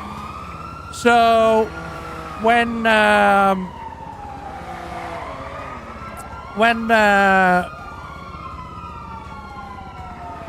saw that, I was like, that's absolutely not okay because I don't serve food. That's just standard practice. Everyone knows this by day 480, whatever. So I called the newspaper. I said, can you please give me the name and phone number of the person who wrote the review? Said we can't reveal personal information. And I said, ooh, unfortunately, you're going to have to, or else I'm going to sue your newspaper for slander, and I'm going to sue the other person for slander. And they said, no, you're not. You can't. It's not slander. It's an opinion piece, and people are allowed to have their opinions. And I said, I'm Hubcap Jones, lead singer of Lovefish. I own the No Food Here restaurant, and I don't appreciate you printing that, and I don't appreciate them saying that because it's not true, because you've actually printed lies. They said, yes, but it was in our opinion column. They're allowed to have an opinion. I said, no, they're not. And they said, no, you're right. We're going to print a retraction. I said, thank you. And so the next week they printed a retraction, and they gave me the phone number and name of the person. So I called them up, and I said, hello? And they said, hello? And I said, hello? Because I shouldn't have said hello first because I was calling them. But even before they had a chance to say hello, I said hello, and it really threw them off. And so I said hello next. And after they said hello, after I said hello. Okay? Now, they said, what can I do for you? Why did you say hello first? I said, sorry, I'm a little excited. And they said, why is that? I said, well, my name's Hubcap Jones, lead singer of Lovefish. You said you ate at my restaurant, and we served you food. And they said, yes, you did. And I said, you're lying. We never served food because there are no servers, number one. I'm the only employee. I'm the owner, and I sit in the office after I usher people in. And they said, well, the thing is that there was a rat crawling across the ceiling on the beam, and it crapped into my mouth from the ceiling. I had my mouth open looking at the ceiling. And I said, that's not us serving you food, you weirdo. And they said, well, it is. And I said, it's not. And they said, in my opinion, it is. And I said, well, in my opinion, it's not. And they said, well, unfortunately, I ate it. And I said, that is unfortunate because you didn't pay for it. So I'm going to sue you. I'm either going to sue you for the newspaper article or for stealing food. Which one do you want? And they said, actually, I'll also print a retraction in the newspaper and an apology, and I'll pay you $5,000. And I said, deal. So, and then the day after that, I decided I'd let it go for another 100, 200 days or so, and I did, and then I shut it down, and that was the end of my restaurant.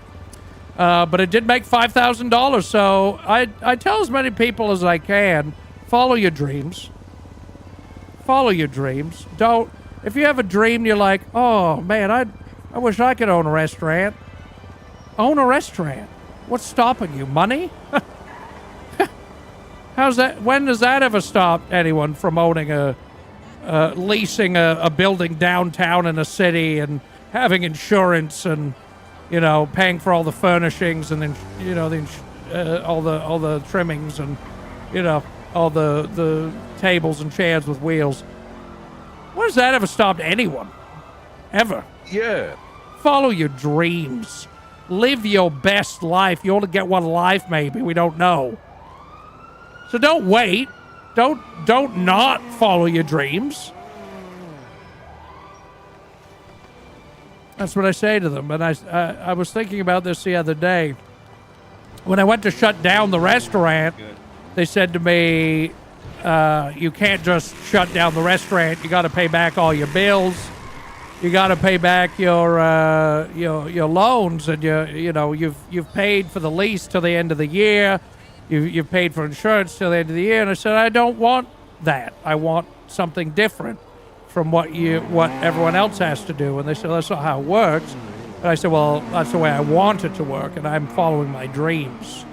And they said, well, because you're following your dreams, we're going to make it work the way you want. And I said, thank you so much. And I said, is it because I'm a rich celebrity? And they said, yes. And I said, thank you. And I didn't have to pay any more, and they gave me half the money back. So, anyway, the first time I ever ate at a restaurant, I was 10 years old. It was a barbecue biscuit. I never forgot it. I wonder if people have had barbecue biscuits because it's a very rare treat. It's something that most people have never had, but I hope people in their entire lifetime have the chance to eat a barbecue biscuit.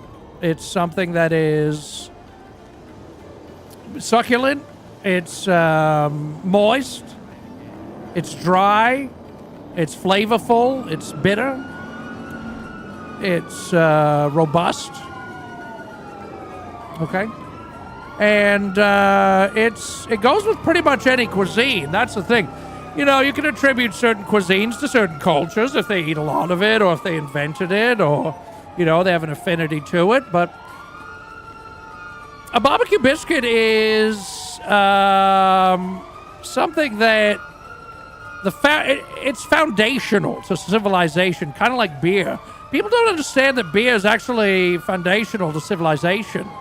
You see, because it's what kept people alive during the medieval times. The water was not potable. It wasn't drinkable. You couldn't drink the water. You couldn't trust it to be safe to drink. But you could trust alcohol because the bacteria couldn't live in it. So, that's foundational to life. But so is barbecue biscuits. And let me explain why. Barbecue biscuits started at least 75 years ago now. That's when I was born. And it was right around the time I was born that the barbecue biscuits came into fashion, if you will. Not that they wore them. But that doesn't mean, fashion doesn't just mean things you wear, although it's associated with it these days. Fashion, being in fashion means to be in desire, to things people do. So, the thing is that barbecue biscuits came into fashion around 1950. What they did was they put, I'd say, 2 fists of, not Love Fists, that's the name of my band, Love Fist, but just 2 fistfuls, because back in the 1950s, they didn't have measuring cups. So they used their fists, they used their hands, they called them fistfuls. You know, you got teaspoons, tablespoons, cups, quarts, whatever. Back then, they just used fists, even for liquids. So it'd be 2 fists of flour, 2 fists of olive oil, or motor oil back then. So a lot of people don't understand that in the 1950s, they call it the Roaring 50s. And that's because it was full of motor oil. You'd put it on pizza, on pasta, on salads. You could eat it back then. It was petroleum oil, water soluble, no problem. So, but it's your choice of oils. And then from there, what you're going to do is you're going to put in a generous helping of lard.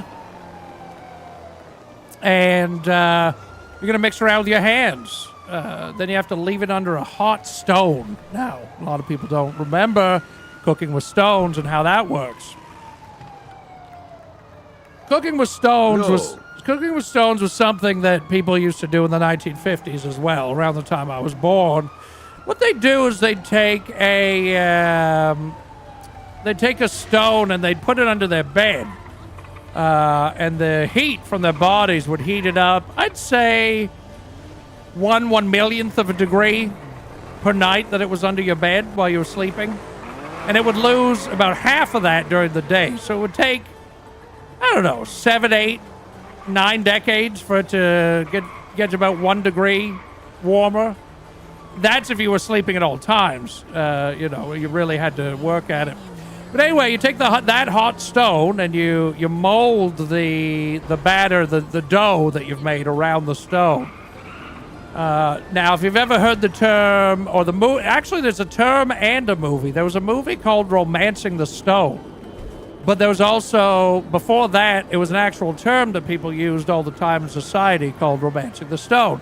And where that came from was the 1950s, when they would take the barbecue biscuit dough and they'd mold it around the rock. And then that's what romancing the stone actually meant at the beginning, was actually romancing romancing is a loose, I was trying to give you. It's a loose term. But you put the food around the rock and you sort of mold it around the rock, and that's romancing it, like as you do with romance. You grab someone's cheeks and you're moving them around, either cheeks, doesn't really matter. Anyway, so you've got your dough, you've got it molded around the hot rock, and then you leave it. You leave it in a dusty cabinet for 7, 8 years, and then when it's all done, pull it out, you look at it, and you judge it. Now, the judging is essentially the most important part of barbecue biscuits, because it's not like a traditional biscuit. You see, there's different. In England, biscuit means cookie, but in America, cookie means something else, if you know what I'm saying. So the thing is that a lot of people really don't think before they try to make a barbecue biscuit. It's a lot. It's so much. It's a big undertaking. Now, I think that the judging, when you pull it out of the dusty cabinet after those many years, and the judging part is really about whether or not it's going to be edible. Is it not edible? Is it going to kill you if you eat it? Is it going to make you sick to your stomach? Is it going to make you sick to your ass? There's a lot of things that can make you sick, but there's not a lot of things that don't make you sick. So the judging takes 5 to 10 years. Additionally, you got to look at it every day, think about, what the biscuit will do to you. Now, once you've made your decision, it's final. Once you make your final decision, you can't go back on it, because if you've decided it's safe, you're going to eat it. And then you're either going to die or not. It's not really your choice, but it is your judgment call. You could eat something else that day, or you could eat this decades-long processed biscuit, and that's barbecue biscuit. Now, that's not the barbecue part, and I'm going to leave that till later in the concert here, but that's pretty much the family barbecue biscuit recipe. Should take notes. So,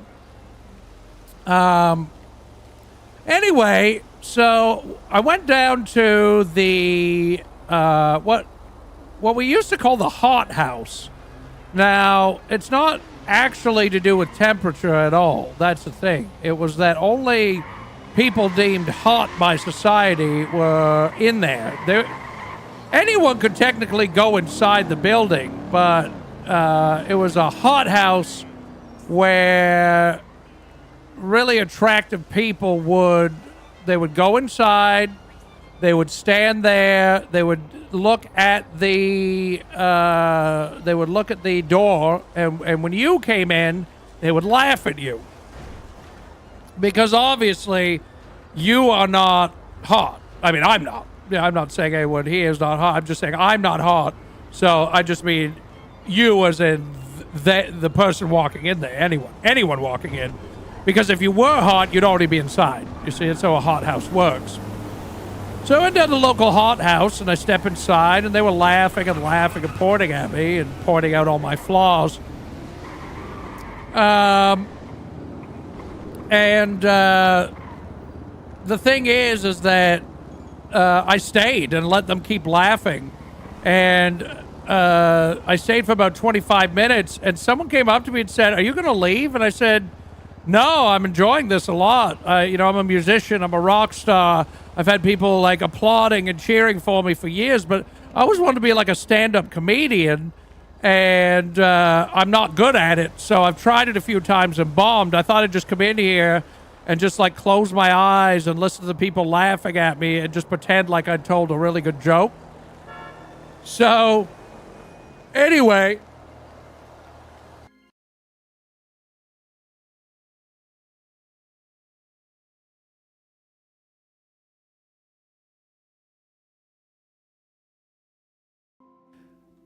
is that I went inside and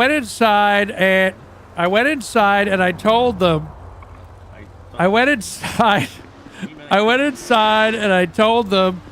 "Excuse me, I'm here to tell my joke." And they said, "Please don't speak. Please don't ever speak. We don't want you to speak. It's not something that we want to hear. It's not something that we want to do. It's not something that we appreciate. It's not something that we need from you at this time or any time, really, in the world. So, yeah, please don't. Please don't do a joke. Please don't. Stop. Just stop what you're doing. Leave." And I said, "No. I said, no, I won't. I said, no, I won't stop, and I can't stop, and I won't stop at all. And maybe if I could stop, I would stop." And the problem is that sometimes you need to have I don't know, like a fava bean or like a roasted garlic salad if it might help your breath a bit. Maybe people will think you're more funny. Maybe not. It's hard to tell. So anyway, the thing is that sometimes if you try, if you want, you can do the most, which is tell your joke, get in, get out. And if you can't, then that's too bad. That's really too bad for you. And, sometimes things don't go the way you want them to, and that's just the way it is. And, but, I went into the hot house, and they were talking to me, and they were telling me things, and I said, well, that's not really the way that it is.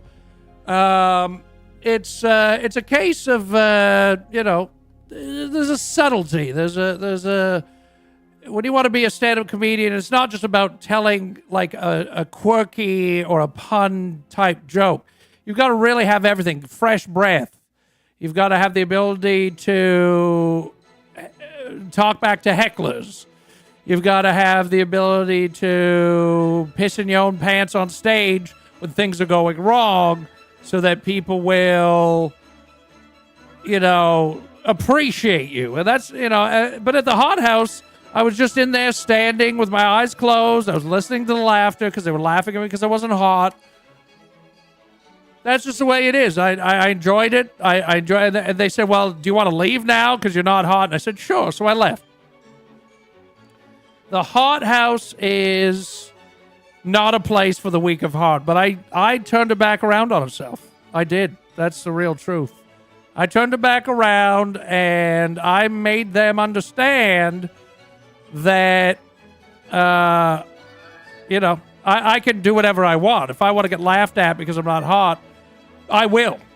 I'll do it. But I'll use it for my own purposes. Like I said, I was just pretending that they were laughing at my best jokes. And I was fulfilled. I left the hot house feeling fulfilled. I left the hot house feeling like I was better off in my life. And that life could only get better from there. And I'll tell you what, it did. My life got so good. My life was amazing from that point on. Absolutely incredible. I'd never seen a smile on my own face. Never. Never, ever had I seen a smile on my own face. And then, so, when I was looking in the mirror, I decided, you know what? I'm going to try stand-up comedy. And on that day, I went to my local bar. And I stood up at the microphone. And I said, hey, I'm here to tell my best stand-up jokes. And they said, no, thank you. So I left. And that was it. That was the extent of my stand-up comedy. That was from start to finish my entire comedic career. It was just a feeling. It was a sensation. And that's 100% the end of it. Oh, well, I said to myself, that's good. I had a 2-year chapter where I was a restaurateur. And then I had a 1 day to 1.5 day fling with stand-up comedy. I do have a really good joke I'll tell later in this concert here that it's about Spanish. You'll see. It's really good. Speaking of good, though, I remember this one time when I was fly fishing in this little creek, and I caught 20 flies, and I said, that's enough for me. I mean, that's enough to feed a small army, so that was it. I got in, got out. That's just like the food thing I was telling you about. I get in there, get out. I went into the store to buy the fly fishing gear, and they said, this is for catching fish. You understand that, right? And I said, well, I'm trying to catch flies, and that's why I want to go fly fishing. And they said, well, no, you fish with these little feather things that look like flies to the fish, and then they try to eat them, and you catch them on the hook, and that's why it's called fly fishing. I said, well, I want to go fishing for flies. And they said, well, that'd be flying. And I said, that doesn't make any sense. And they said, well, it does, because, when you go fishing, you're trying to catch fish. So when you are trying to catch flies, you're flying. And I said, well, I already know how to fly. I've been flying for years. Airplanes, helicopters. Said, no, that's not what we're talking about here. Obviously, pay attention. And I said, I'm fully on board with this conversation. So I'd appreciate if you would, not accuse me of not paying attention during a conversation. I'm very attentive. I use, head nodding, repeating phrases. I try to do active listening. I've always tried to do that. And they said, well, no, that's, not really what you're doing. And I said, well, we could, tit for tat, wishy-wash, whatever it is. Excuse me, you could agree with me or not, but unfortunately for you, it's not your choice. I'm saying I'm active listening, and they were nodding their head and repeating what I was saying back to me. So I said, that's good. I'm glad you're active listening. And anyway, so he said, you want to go flying? So I said, yes, I want to go flying. So they gave me a little piece of rotten meat on a tiny little string, and I just would fling it into the water and whip it on back out of the water, and eventually a fly came, 20 of them. I caught them all and put them in my pocket and went away. That was pretty much it. So that was a good day. It wasn't bad. I mean, on the way home from that fly fishing, or I guess flying excursion, I got a flat tire that time, and I wasn't even driving. It's just when you blow out a shoe, back in my day, getting a flat tire meant that the back of your shoe kind of broke.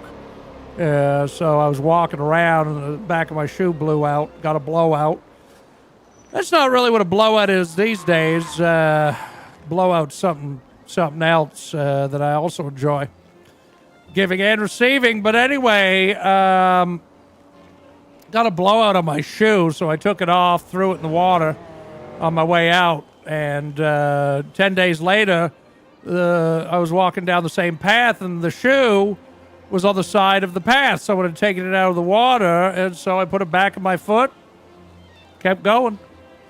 So, you know, there's a lesson there, you know. If your shoe breaks, throw it in the water, come back 10 days later, someone's pulled it out of the water, you put it back on your foot.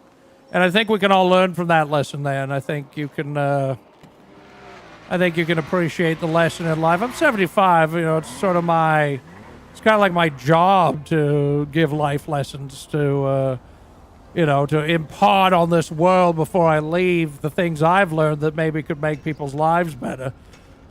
Another thing like that I could say is that I think sort of like what I like to call the talk box. Now there's a guitar effect pedal called a talk box.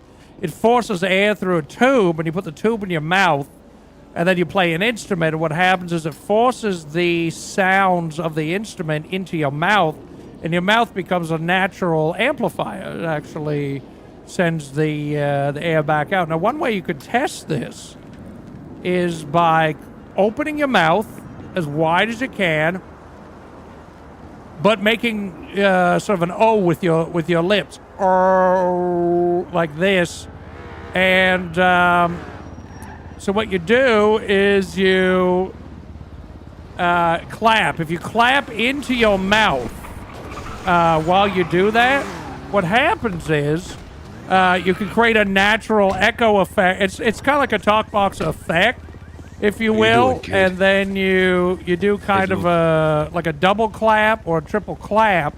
Now, I'm not talking about the venereal disease, of course, which is terrible. I've never had it. Well, I did have it once, but I'm immune to all STDs now. Anyway, what you do is you open your mouth up, you make the little O, and then you clap air into your mouth, and you can actually move your lips around and change the pitch. I don't know if I could do it. Oh my god. So that's one way you can emulate an instrument with your mouth. And it's similar science to a talk box, and I think that's the entire point. Is that a talk box is something that who was it? Peter Frampton. A lot of people won't know who that is, but he had a very famous song where he does a solo with a talk box, and it's like, "Do you feel like I do? Yeah, I'm all right. How Do are you? you feel like we do?" And he's got the tube, the plastic tube in his mouth, and that's got the air coming out of it, and that's a talk box. And it's, so you can attach that to anything, to an organ, if you know what I mean, but also like a piano or a keyboard, or you can attach it to pretty much anything. It's definitely a nice effect. It's a pretty rare instrument. Not a lot of people actually will use it. If you can figure out how to integrate it into a recorded song, it's hard to record. And I think I know how to do it. First thing you've got to learn about is how to make more sound come out of your instrument than normally possible, because the way that instruments actually work is that the sound waves, so they actually disturb the air molecules in the air. So what happens is, so the instrument makes the sound, which is a whole other piece of science, but then it disturbs the air molecules in the air, and it disturbs them in a way that it disturbs the molecule next to it, disturbs the next molecule next to that, disturbs the next molecule next to that, disturbs the next molecule next to that one. He's laughing. What happens is it disturbs them all the way from wherever the sound originated all the way to your eardrum. And it actually disturbs the air molecules in your ears and all the way, even the air molecule that's right beside your eardrum gets disturbed, and then that disturbs your eardrum. So with a talk box, what you're going to want to do is have air transporting the sound from the source of the instrument to your eardrum, to everyone's eardrums. Now, that's not easy to do, and that's what amplification's all about. You're amplifying the effect of the air through the air, as we call it, the ether, if you will, the space between. Dave Matthews, shout out. The space between. Anyway, pissing shit off the bridge from his tour bus onto some people on a boat. Look that up. But anyway, so the air molecules get completely disturbed, if you will, not the band, but they get sort of moved around.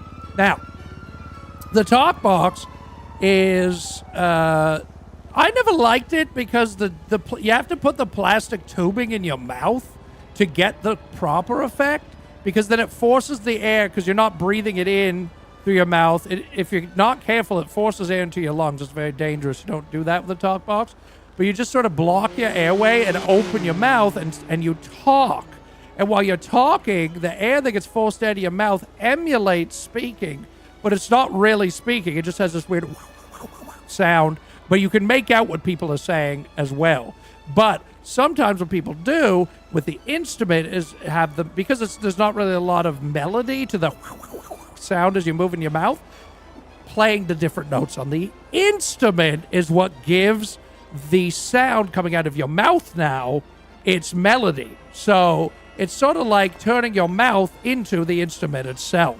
It's quite interesting. And again, Peter Frampton was sort of the most famous use of that instrument. He was an exceptional guitar player, but really the main thing is the instrument. I mean, it made him so famous, and he was requested to play that song all the friggin' time. I mean, like, he just wasn't almost not allowed to finish any concert without playing it like 3 times, because people lost their fucking shit whenever he'd do that wow wow wow out of his mouth into the microphone.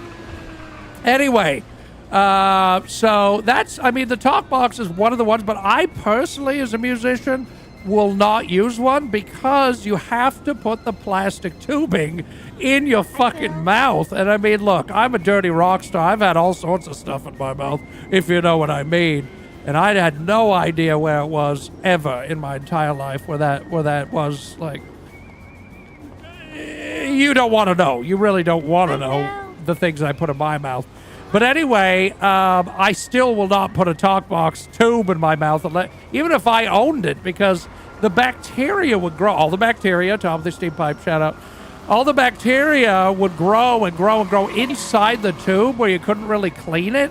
And like the tube goes all the way to the talk box pedal itself on the floor or on your desk. So it's like you'd have to be able to clean the entire tube somehow.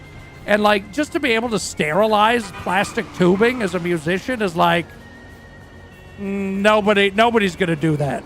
So you definitely don't borrow a talk box from anyone. And you know what? You probably shouldn't fucking put your own talk box in your mouth, because you're going to get a fucking bacterial infection in your mouth and throat. Now, something that most people do is they don't understand that getting a bacterial infection in your mouth is called thrush.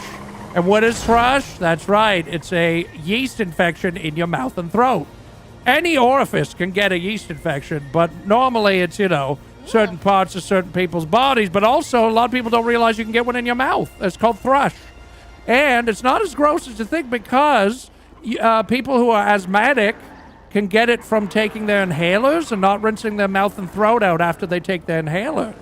So a lot of people don't realize that. It's actually in the instructions of most asthma medications, says to rinse thoroughly your mouth and like gargle water essentially, because if you don't, you literally could end up with a yeast infection in your throat and mouth. It's not it's not like from anything sexual or anything. It's just from taking an inhaler, and or like there's no, most people's mouths don't have a pH, like a yeast problem, but if you add in the inhalers, it can cause thrush, is what the name of it is. So you got to be careful with thrush, and you could definitely get thrush if you're using a talk box. I don't use talk boxes. I don't recommend the talk box. As cool as it is, as cool as it sounds, there's other ways to get sounds that are cool. You know what I mean? You can clap your ass cheeks into a microphone. That'd be a lot healthier. You know what I mean? You're not going to get thrush from that. I wouldn't put the microphone like right on your butt or your mouth in either case. But anyway, so yeah, that's one of the pedals that is a really good sound, but not worth the investment of your health. Just to play one song over and over again for some fans, because that's the only thing they like about your music.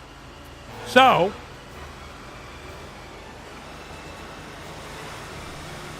there are all sorts of other music pedals that you can use. Personally, I've owned a multi-effects pedal for years and years and years and years. My multi-effects pedal is 20 years old, I think, now, and it's still going. Unfortunately, it's a tank. It's really heavy. It's made of metal, and it's really heavy. It has an expression pedal on the side that I could use for wah pedal. I can use it for a volume pedal or other effects.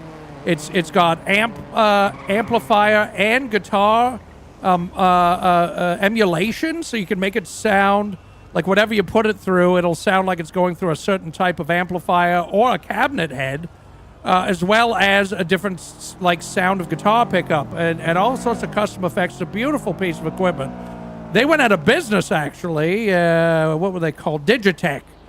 They went out of business a handful of years ago, but I still have this thing, and I still use it to this day. And it's beautiful, still works. The only thing that broke on it is I can't control it manually in terms of setting up new sounds, which I don't do anyway. I do it all on the computer because you can hook it up through USB. Even though it's 20 years old, it still has like this USB functionality and a great program for manually, like on your computer, setting it all up. But you could also, if you're on the road or in a pinch, you could set up certain things right on the pedal itself. There's a bunch of plastic knobs. All of the plastic knobs are snapped off after 20 years of gigging with it. But other than that, the pedals, there's like fucking 5 pedals like that you push down on to change different things. They're all vacuum switches, they're called, and they make a nice click sound, and they're solid. They're still going strong. The damn thing is, it's got to be 10 pounds, 15 pounds. I think it's 15 pounds, maybe. It's heavy as shit. But it's been the best thing ever, honestly. I have my original, so I've never owned separate pedals, really. Some people like a full pedal board, which I think is a ridiculous thing, honestly. It's pretentious. There's a lot of pretentiousness with it. I don't know why it turned out this way, but like, in order to be a quote-unquote real musician, you need to have a pedal board with a bunch of separate pedals. So, like, you need to have a pedal for reverb, a pedal for compression, a pedal for chorus, and a pedal for bass sound, and a pedal for flange, and a pedal for... all these different pedals that you have to turn on and off manually. So if you needed, like, a combination of all the pedals to be on at a certain time for a certain song, you'd have to, like, somehow tap them all with your foot, like, before the verse is over, before the chorus starts and shit. It's so stupid. It's so dumb to me. And then you have to chain them all together, daisy chain them using these little tiny cables. So now you've got, if you're on tour, now you've got a situation where you've got too many points of failure. So one of the worst things that can happen during a big concert is, like, I don't know, you break a string on your guitar, right? But most bands, if you're a touring band, you've got a guitar tech off to the side that'll run over and hand you a new guitar that's already plugged in, and you just keep going. or you just play without that one string because you're a professional and you know how to do it. But it's still, it's not like the end of the world to break a string on a stringed instrument, usually, unless it puts the entire instrument out of tune, which sometimes it can do. It depends if you have locking nuts or not. Now, I love to lock my nuts, but they're also a pain in the ass. Anyway, I digress. So anyway, you know, you have a blowout on the stage, like a string goes out, or that reminds me, there was this one time I was playing a tour, and what happened was I broke every string of my guitar. Every single string of my guitar broke. And you know what I did? I just yelled into the pickups. I yelled the notes that I was supposed to play into the pickups, and it picked up my voice. And I did it that way. So you gotta think on your feet. You gotta think on your feet when it comes to that. So, anyway, too many points of failure with the multiple pedals. I'm talking about if you have 12, some people have like 30 fucking pedals in a pedal board. And unfortunately, the thing is that if one of those cables it's 2 cables per pedal, that's 60 tiny cables. 60 cables that could fail. And then you're fucked because all of a sudden your sound goes out. You have to check each and every one of those 60 cables to figure out which one failed. Or maybe one of the pedals like broke. And not only that, smart people will hook up all those pedals to like power cable, multi-outlet cables, power bars. Hardcore musicians that are so pretentious about these pedals, they will actually use the batteries, the square 9-volt batteries in the pedals. So now, not only are you having to keep track of fucking like 60 cables, it's probably more like 70 cables at all times, but now you've got 39-volt batteries that you're relying on as well. So if all of a sudden no sound is coming out of your guitar, is it the pickups in your guitar that just broke? Is it the cable from your guitar to your pedal board that broke? Is it one of the 60 cables between your 30 pedals that broke? Is it one of the 39-volt batteries that died? Is it the cable leading from your pedal board to your amplifier or the sound system? Like, how are you or your tech crew supposed to figure out quickly in the middle of a song what the fuck is going on? No way, man. I've never been about those multiple pedals, those pedal snobs, purists. Fuck all that. This multi-effects pedal can make it sound exactly the same, and I could switch from one sound for a song to another sound that's like turning on 5 pedals, twisting a bunch of the knobs on the pedals in a second. I just have to step on one of the 5 pedals, and now I've got a completely different sound. It's insane to me that people use the multi-effects pedal boards. It's such a pretentious bunch of shit. Just use a good, well-made, like I said, this one's 20 years old. It works perfectly. The only thing that's damaged is they had plastic knobs on the front for you to manually adjust things, but like I never do that anyway. I can still adjust it if I like even with a guitar pick, I can still adjust them if I have to. But everything else on it's solid metal, and just what an investment. Oh my God, brilliant. And the modeling software. Oh, I'm telling you, I've never envied the people that carry around that big fucking bulky pedal board thing. Jesus Christ. What a waste of time and money and effort and energy. And like I said, you're so limited in your sound. So back in the day, musicians like guitarists would have their signature sound. Well, the only reason they have a signature sound is because they couldn't fucking adjust their fucking sound between songs fast enough to make it sound different. That's the only reason. If you had a multi-effects pedal, you could program so many different sounds into those pedals. And the thing is, there's 5 pedal, like on my multi-effects pedal, there's 5 pedals along the bottom, like 5, like things you step on along the bottom. But then there's an up and down. So I can go up, and now I've got 5 new pedals. Up, 5 new pedals. So for one song, the 5 pedals can become 5 different specific sounds for that song. Or just quickly hit an up button. Now I've got 5 different sounds for the chorus, maybe. Go back down, I've got 5 different settings for the verse. So it's ridiculous to have all that shit. It's fucking crazy. Yeah. What a waste of time and money and energy. And it's just snobbery. Same with playing certain types of guitars. I mean, I love a nice guitar. Don't get me wrong. I have a really nice guitar now, and I cherish it. But like I could play a fucking guitar string on a shoebox. I don't give a shit. You know what I mean? You're playing music. And that reminds me. This one time I was on tour. And I went down to the local music shop when I was on tour, and I said to them, "Hey, do you guys sell guitar strings?" And they said, "Well, we do, but we're only selling catgut." And I said, "What?" And they said, "Yeah, we're only selling catgut." And I said, "What the fuck are you selling catgut for?" And they said, "That's all we have in stock." And I said, "Isn't that illegal now?" And they said, "No, it's not." Did you know that they used to make guitar strings out of animals' guts? Unbelievable. I had no idea for a lot of years. But guitar strings used to be made out of like goat gut and shit like that. And that's just crazy. That's crazy that they would actually make guitar strings out of animals' insides. That's like, what are you doing? Why are you doing this? What is happening? Could you explain yourself? And they said, well, we ran out of the metal strings, so we had some goats out back, and I said, these are homemade goat gut strings? And it's absolutely unbelievable. I was disgusted, you know?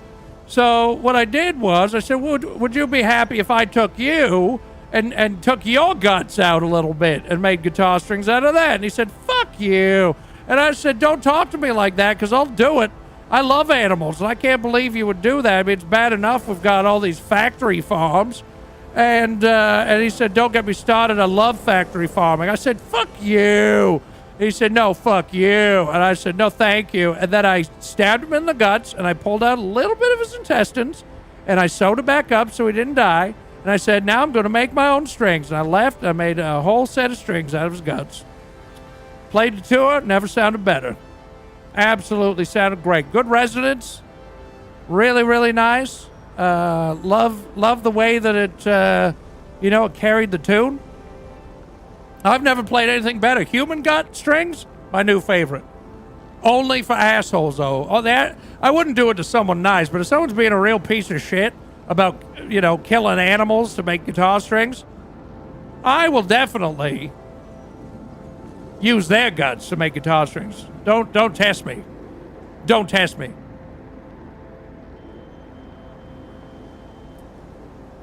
Anyway, so on that same tour, I went to a marina.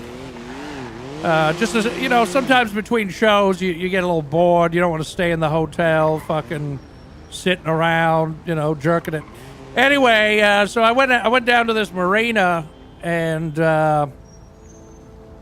I said, well, I'm looking for a little bit of water sports. And they said, I think you're in the wrong place. And I said, you're right.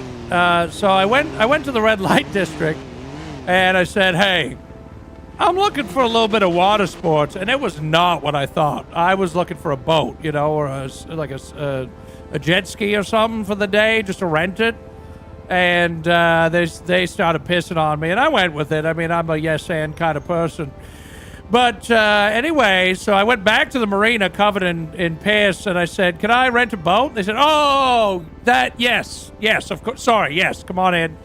I sat on the couch, piss dripping everywhere. It was dripping on my shoulders, out of my hair. They said, so you went to the red light district? I said, yes, I did. Thank you. It was very nice. I had a good time. Very affordable. And I'm covered in piss. And they said, yeah, we know. And so they rented me a boat. And they said, well, before you get in the boat, we're going to have to hose you down. And I said, I already saw those people. They said, no, hose you down. I said, oh, okay. Okay, I get you. So they took a hose, and she took some water and sprayed it on me. And I went outside and got in the boat and started, just going down the friggin' river. And there was a sign on the side that said no boats. And so I pulled over and I kicked it over so no one could see it. And I just kept boating around. I mean, what's wrong with that? I mean, if a sign doesn't exist in the forest, is it real? So, it's kind of a philosophical thing. I kind of live my life that way, where I think about philosophy. I think about whether people could see things or not, and then I kick over signs, and then because they can't see it, it doesn't exist. Even though it exists, it's on the ground though, but they don't know that, and I wasn't going to tell them. So I just boated up and down the river for about 3 to 5 hours. It was good. It was a fun time. There's a time in my life when I wouldn't get in a boat. I had a really bad experience with a boat. I was about, 30. I was on tour. And my bandmates and I wanted to do something special, something different. We'd been on tour for like 11 years at that point. And we wanted to really spice things up. The Beatles only lasted like a decade. You know that? So, the Beatles. But anyway, we were in our 11th year on tour on the road. We were getting kind of bored doing the same old thing. So, one of the bandmates said, hey, would it be possible if we do a water-themed concert somehow? So we put our heads together, and that hurt. And then I said, why don't we just think instead of smashing our heads together? They said, okay. And we started thinking about, how we could make a water-themed concert. Back then I was the bass player, so I didn't really have a say because they didn't give a shit about me. That's why I killed them later. But anyway, they decided on some boats on stage with live propellers, like live motors that are running the entire time. Like just actually motors that are running on stage with the propellers, like the fins whipping around on the stage. So the problem is that I'm afraid to get chopped up by propellers when they're on a stage. That's always been one of my fears. There's different types of fears, rational fears and irrational fears. And people say it's irrational because there was never any propellers on stage to chop me up. There was never engines on stage ever before then. But it was always my fear. And now it had come true because we had, I think it was like 75 boat motors at the back of the stage. And then at one point in the act, they wanted them to suspend one of the motors from some chains and like ride it, like in a sexual way. Not having sex, but like, in a sensual way, I guess you could say, like to be sexy, like in a sexy way of riding a boat engine. You know how you do? So anyway, and they decided the lead singer was going to do it because he was a fucking show off. So he's up there. He's riding that damn engine on the chains. They're whipping it around the stage, and I literally am pissing in my pants. At that point, I didn't have my $2 million piss pants that wick the piss out from the pants out to the outside of the pants at this point.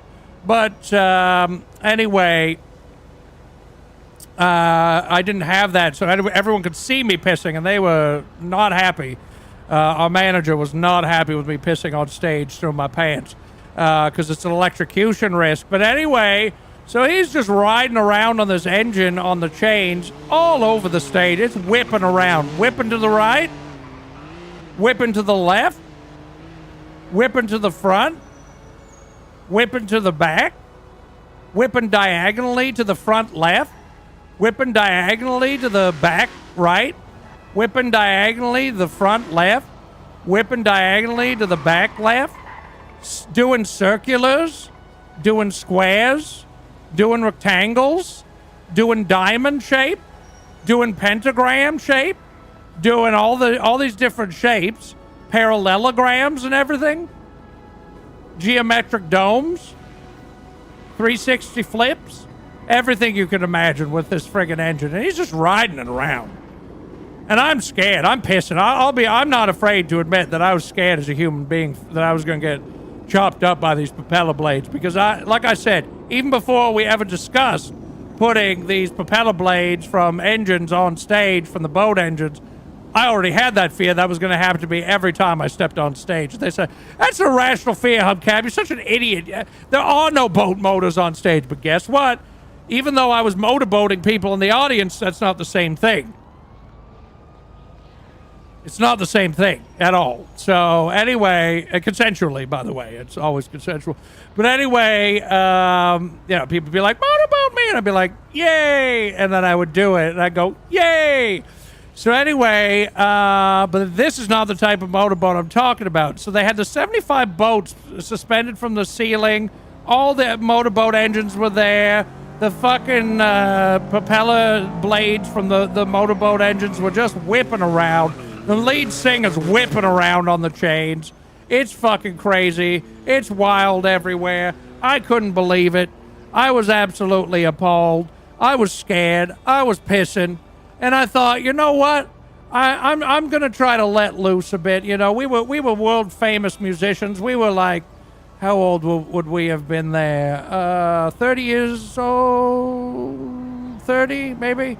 And I'm like, you know, my youth isn't going to get any youthier, so I might as well just get out there and live my life. So I fucking stood up because I was pissing. I was squat pissing like in the corner beside the drums. And I got up and I said, you know what? I'm going to get out there. I'm going to put on a good show. I'm not going to let my irrational fears rule my life anymore, because they had ruined my life, you know, and ruled my life for years on stage. And that was my whole life, was being on stage. And so I went out there and I was just dancing. I was laughing and singing, even though they told me I wasn't allowed to sing. You ever see those members of bands that aren't part of the song, like aren't part of singing the song, but they like kind of sing the words as well to try to be part of the situation? Well, that was me, because I was the bass player and they didn't let me fucking sing. So anyway, I was singing anyway, and I was laughing. And the lead singer looked over and saw me singing, and he purposely veered the engine, the motorboat engine that was on the chains, on stage, over to me, toward me, and at me. And he accidentally, I guess, he said it was an accident, but I don't fucking believe him. He absolutely clipped my earlobe with the fucking, what do you call it, the motorboat engine. So I was like, are you sure that this is the way that you want to continue our relationship here as a band, as a fucking, you know, as a world famous rock band? You want to be cutting pieces of my fucking ear off with a motorboat engine? My one irrational fear that you said was irrational, but turns out was completely fucking rational. And this is during the song. I'm yelling at him. I don't have a microphone, so no one could hear me, but I was screaming at him. Piss was dripping out of me, right down my fucking legs, right onto the stage. And guess what happened? He got fucking electrocuted from my piss. That's right. The motorboat engine arced a fucking spark off the spark plug down to my piss, and he got fucking zapped, and he fucking went flying. He went flying off that fucking motorboat, and he cracked his head open on the fucking stage, and he was bleeding. I was laughing and pissing. Oh my God. You could barely hear the music anyway. Like, picture 75 fucking, you know, motorboat engines on stage live, all ramped up, revved up, ready to go. Absolutely unbelievable. So I never let him forget that, because that, you know, they say it was a irrational fear, but guess what? 100% rational at that point. So I think the real lesson I took away from that I like to tell people is that if someone says your fear is irrational, tell them just to wait about 10 years, and then you can show them who's who, because my earlobe. He cut a little chunk of my earlobe off, and he got electrocuted. I said, oh yeah? Not so rational now, is it, you fucking idiot? And I hated that guy, and I killed him later in our career. Anyway, so that's pretty much what happened on that tour. There was the boat incident, there was the red light district incident, and of course the motorboating incident.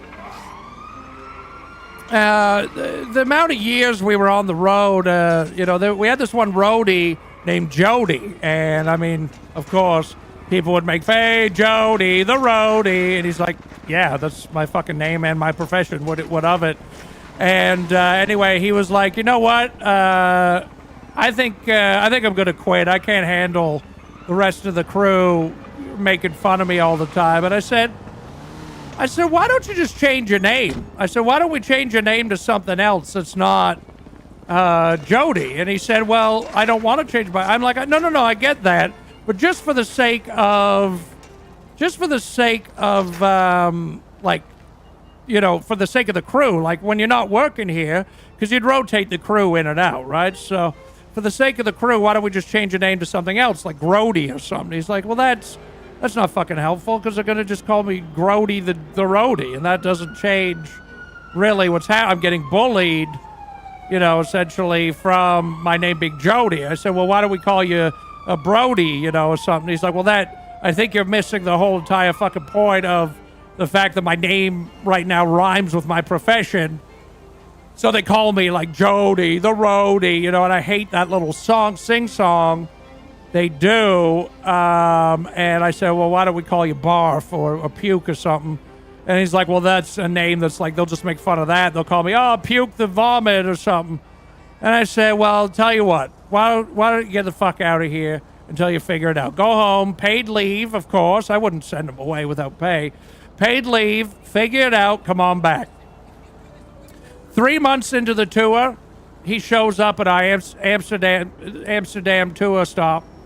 And he says, I've got it, Hubcap. I've figured out a name. And I said, what is it?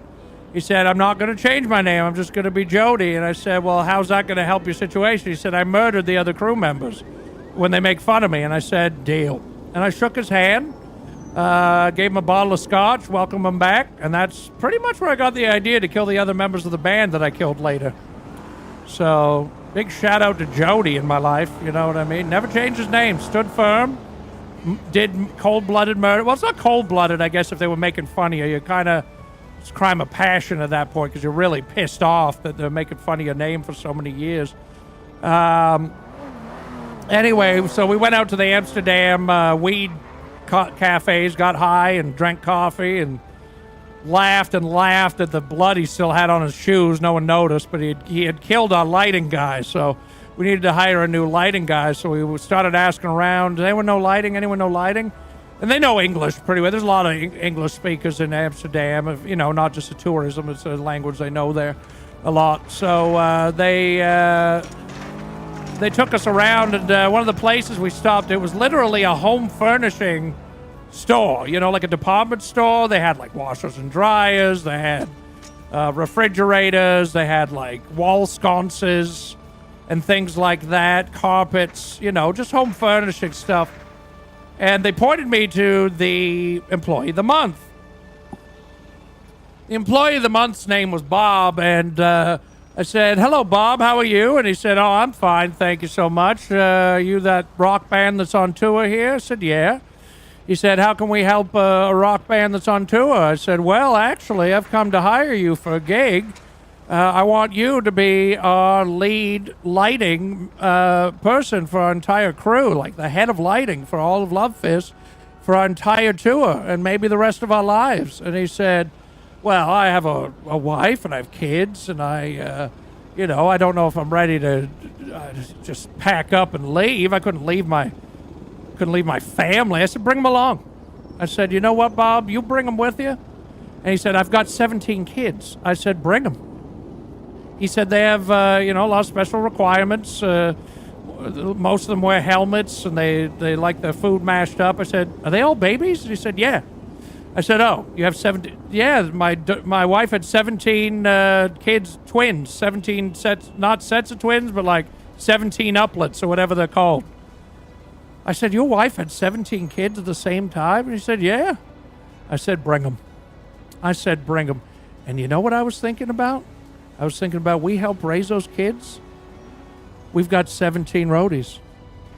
Guess what? They were with us for years and years and years and years. And our lighting was awful. Terrible. He literally put lampshades over top of the fucking pot lights and they would catch fire most of the time. Those, you know how fucking hot those stage lights get? Those old style before LEDs? You can feel the heat off of them on the stage and they're like 50 feet up. He would put lampshades over them because that was his specialty. He sold lampshades. So we had to fire him eventually, but his 17 kids worked for us for 25 years. From the time they were babies. Literally, we would have them holding boom mics for the sound ambience of the crowd and things. We would just shove the little microphone holder stand things in their armpits. As babies, we'd have 17 of them all around, and they would sort of capture the ambient sound of the audience to pipe into our ear monitors. Absolutely incredible. Absolutely fucking wonderful employees. So I think it was probably the best decision of our lives. It's too bad Bob didn't work out, but his family, they were the most dedicated. They couldn't move. They were babies. I don't know if I made that clear. They couldn't move because they were literal children. They were like less than a year old when they started. And after a couple of years, the like boom stand thing that was wedged in their armpits, it kind of like the bodies grew around them because they were so young and malleable. So they were perfect for holding the boom stand for the rest of their life. So they just didn't go anywhere because they were essentially human boom stands.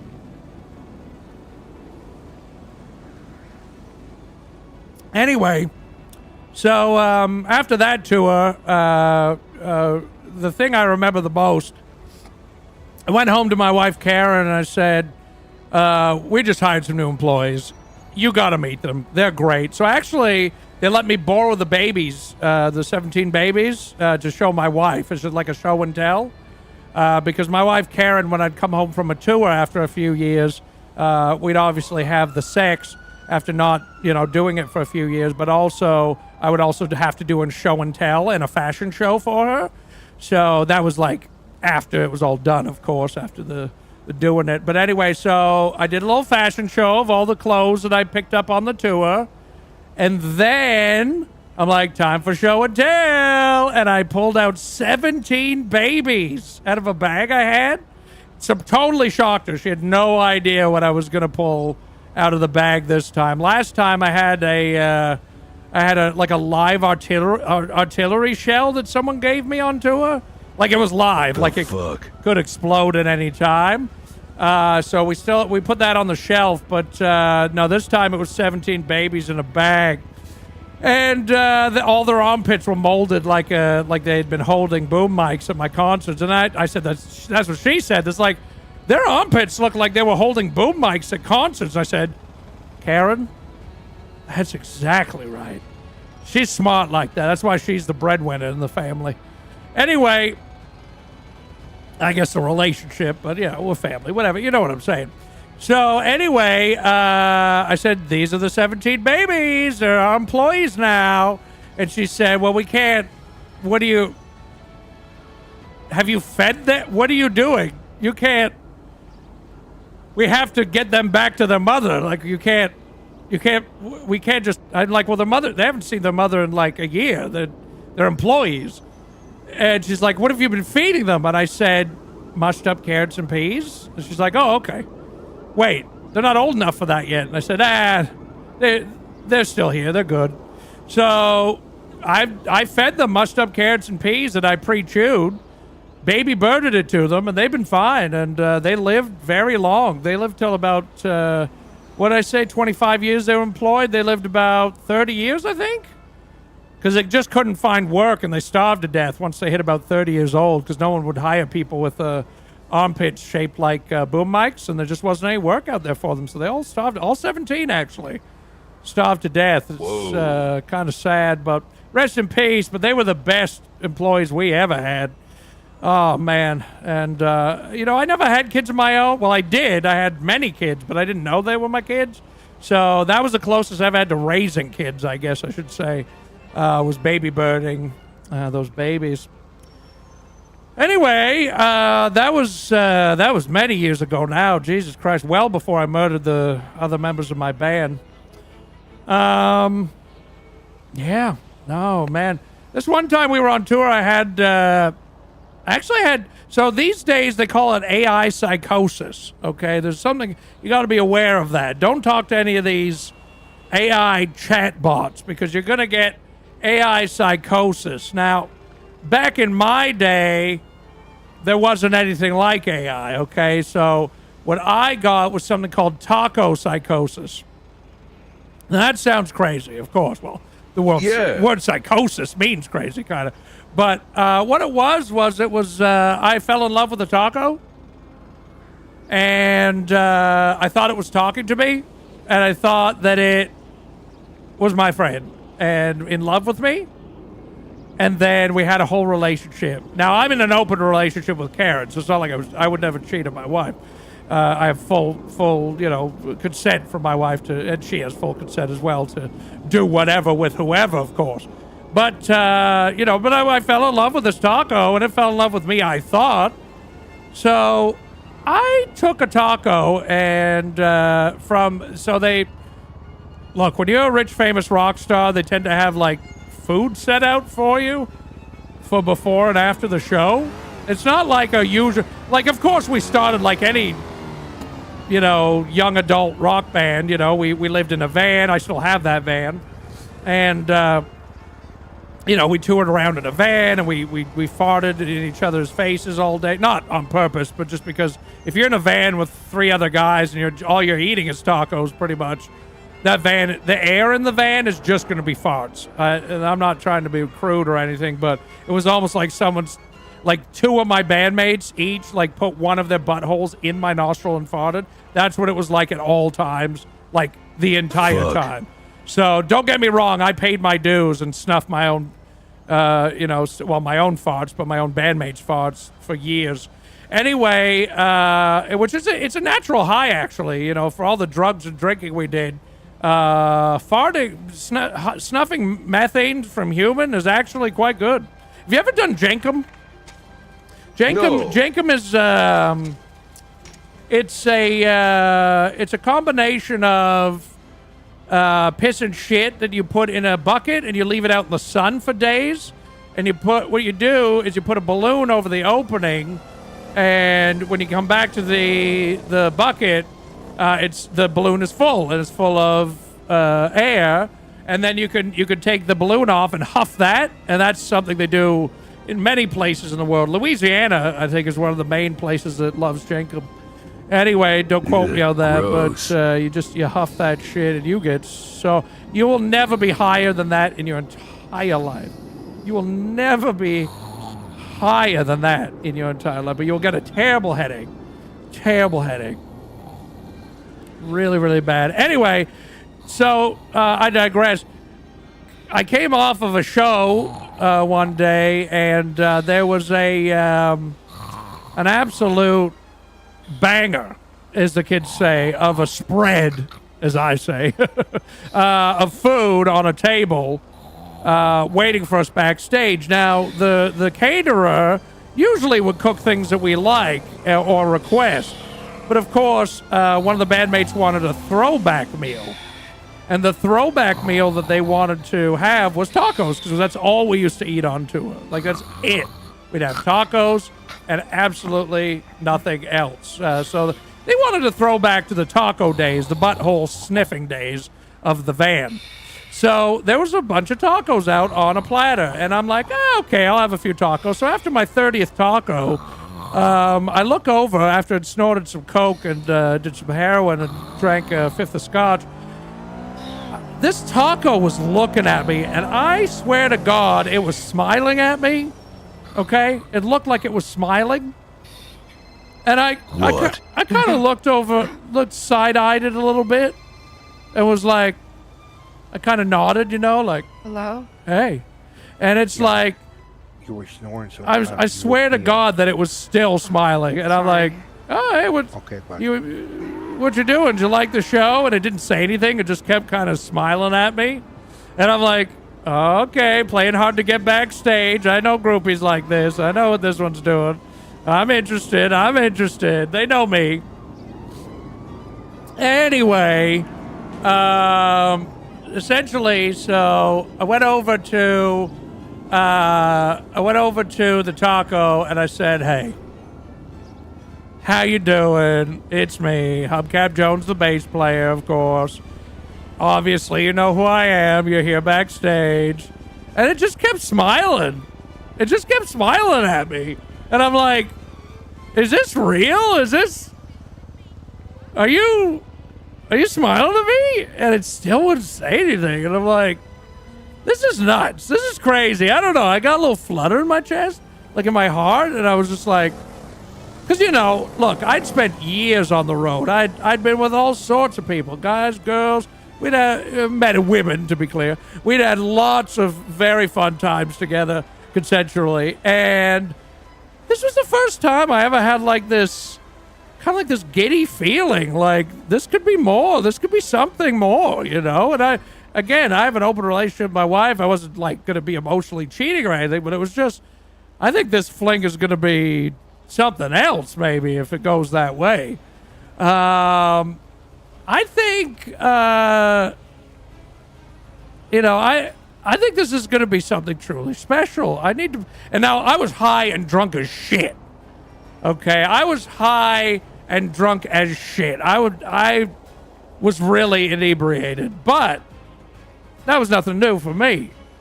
Now, I said this. I said, look, I want to be respectful. I want to let you know that I am inebriated, but I do fully consent to things that may happen later. Okay, and at least for now, and you know, do you consent as well? And it nodded, and I'm like, okay, you could revoke that at any time. I want you to know that. I want you to feel safe, and this is I'm a rock star, and you're very attractive, and I just, and they just kept smiling. And they just kept smiling and nodding. And then I noticed it was in my hand, and I was not making it nod, and it wasn't smiling. It was just the shape of the taco. So I ate it, and that's my story of taco psychosis. So it was a delicious meal, I can tell you that. I went on to eat another 25. I ate 60 tacos that night. Okay. What is wrong with you? And I had a real issue with the way that my bandmates were looking at me, because there was only 62 tacos to begin with. So I ate 60. Wow. That was the only food they put out, because my one bandmate wanted to have tacos that night as a throwback to our van days. And I ate 60 out of 62 tacos. And the other two bandmates ate the one each. And the one guy that actually requested from the caterer to put out a spread of tacos, he didn't even get a taco.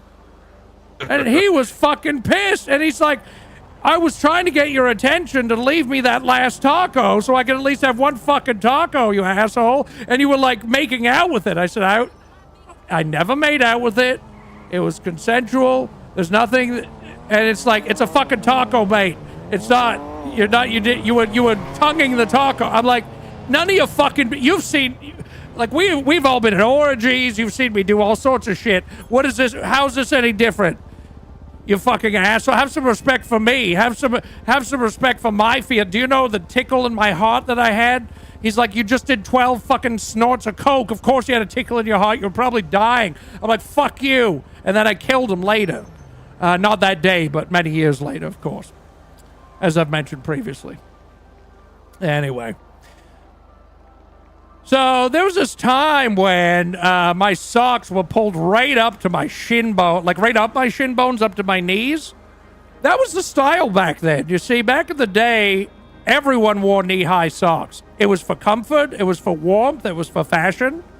The problem was I was wearing the wrong size socks, and I didn't know that. You have to get them tight enough that they'll defy gravity, but if they're too tight, you're going to cut off the circulation. My legs turned brown and green. There was brown and green splotches all over them because I didn't take them off for 3 weeks. I really like to wear the same pair of socks about 3 weeks to a month just to ensure that they get broken in. And then when I took them off after 3 to 4 weeks, there was these splotches, and I mean, they fucking stank. They stank so bad. I had to go to a doctor. I didn't want to. I said, it'll be fine. Anyway, I ended up having to go to the doctor's, and the doctor said, you need to get your legs cut off. And I said, I don't want my legs to get cut off. No, thank you. And he said, well, what were you doing? Wearing your knee-high socks too tight? And I said, yeah. And he said, well, your legs are going into necrosis. And I said, I would never have sex with a dead person. And he said, that's not what that means. And I said, good. And because I don't, And then he said, well, we can put this special ointment on it. You're going to have to make it yourself. It's chode butter. And I said, well, I've never heard of it. This was the 70s, mind you. They wouldn't call it that now. But he said it's a special ointment that I make. And this guy was a special doctor that we took on tour with us. He wasn't actually a licensed medical professional, but he was more of like a feel-good doctor, like he'd make sure everything was the way that, we liked it.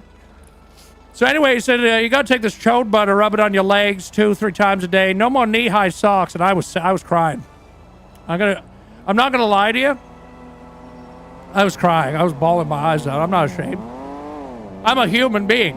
I'm a human being. Okay? I was a human. How many times do you get told not to wear knee-high socks in your life? Not many, but when you do, it's devastating. It's absolutely fucking devastating. I'd never been more devastated in my life to hear news like that. So he said, no more knee-high socks until this heals up. And when it does heal up, you got to wear the right size. And I said, well, I'd love to wear the right size socks, but unfortunately, I don't, I don't have it. I have this one pair. That's it. He said, too bad. Now take this chode cheese, and you're going to put it on there. And I said, okay, I agree, fully consent to that. He went ahead and started just buttering me up. It looked like a butter substance of sorts. I don't really know what it was, but he just lubed my legs up with it. They were really lubey. Lube is what I used to say whenever he'd be rubbing them on my legs. Just slapping it around, splashing it around. And it would stick to my pants, and I never really liked that sensation. But anyway, I had to wear the low-cut shoes as well just to make sure everything would heal up. So I did that for about 3 to 4 weeks. He had a look at them. They weren't healing up at all, and I realized that wasn't even our road doctor. This is some guy. So I don't know what he was putting on there, so I went to a real doctor. We had to, stop off at a city and get a real doctor to look at them. And he said, yeah, no, you're fine. That's just a permanent marker that I think your bandmates are playing a prank on you. So they were playing a prank on me the whole time, and some guy rubbed chode butter all over my legs, whatever that is.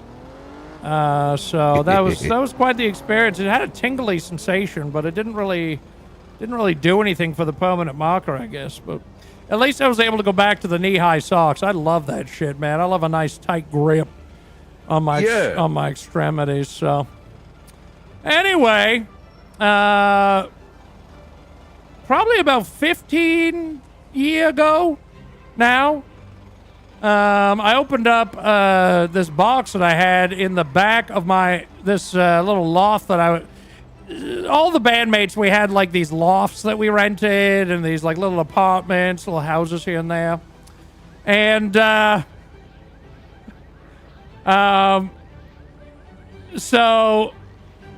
I had this box in my loft that I'd just been saving for a rainy day, and it was pissing rain outside. I'm like, you know what?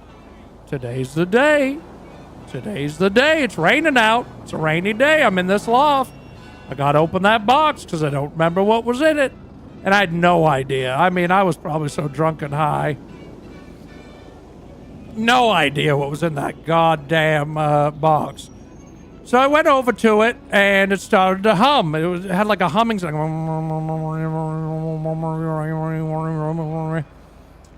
And I was like, well, I don't know if this is something I should be concerned about or if this is something that I can cherish and enjoy. So, let me see. I'm trying to remember. I did like 5, maybe 10 push-ups. Because before I do a major decision, I like to get the blood pumping. Because it helps your brain work quicker and better and faster and stronger. So I did about 5 to 10 push-ups. 2 sit-ups. 1 leg up. Elbows up. Shrugged my shoulders. Ate a baguette. An entire baguette. Raw. It wasn't baked yet. It was just the dough. Ooh.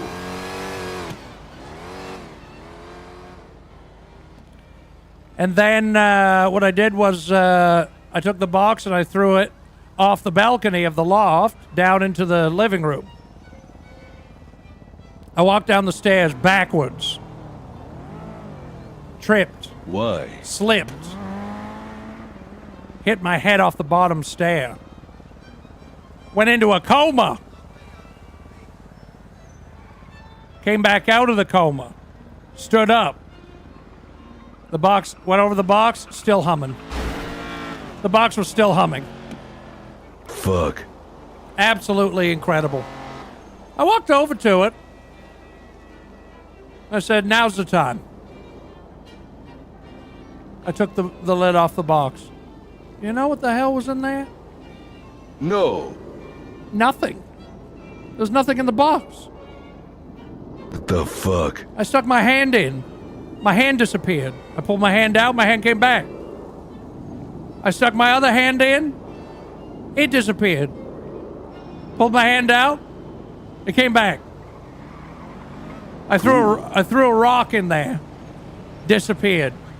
Something threw the rock back out of the box. The rock came back. It was hot. It was a hot rock like you'd use to make barbecue biscuits. And then, so I thought, you know what? I gotta try something. So you know what I stuck in there next, I bet? My face. What? And when I looked in there, my face was in there, and I saw my own face staring back at me from another box. Inside that box.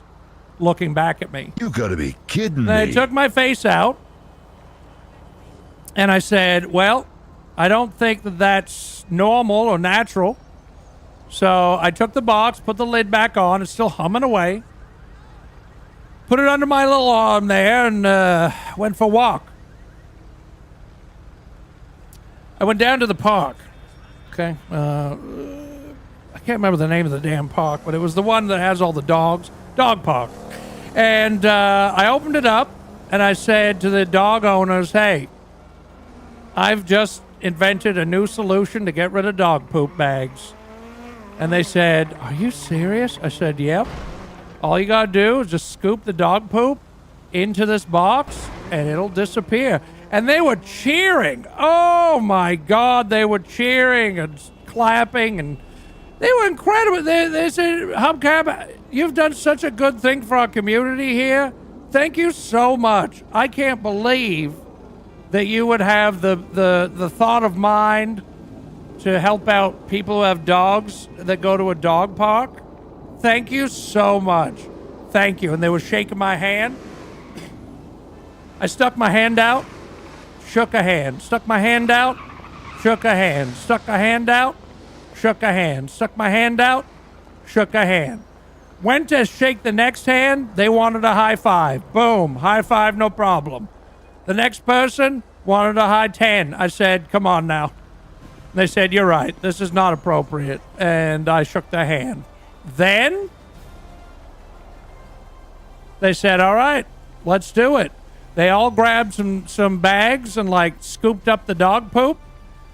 They all stood around and they were going to throw it in at the exact same time. And they went 3,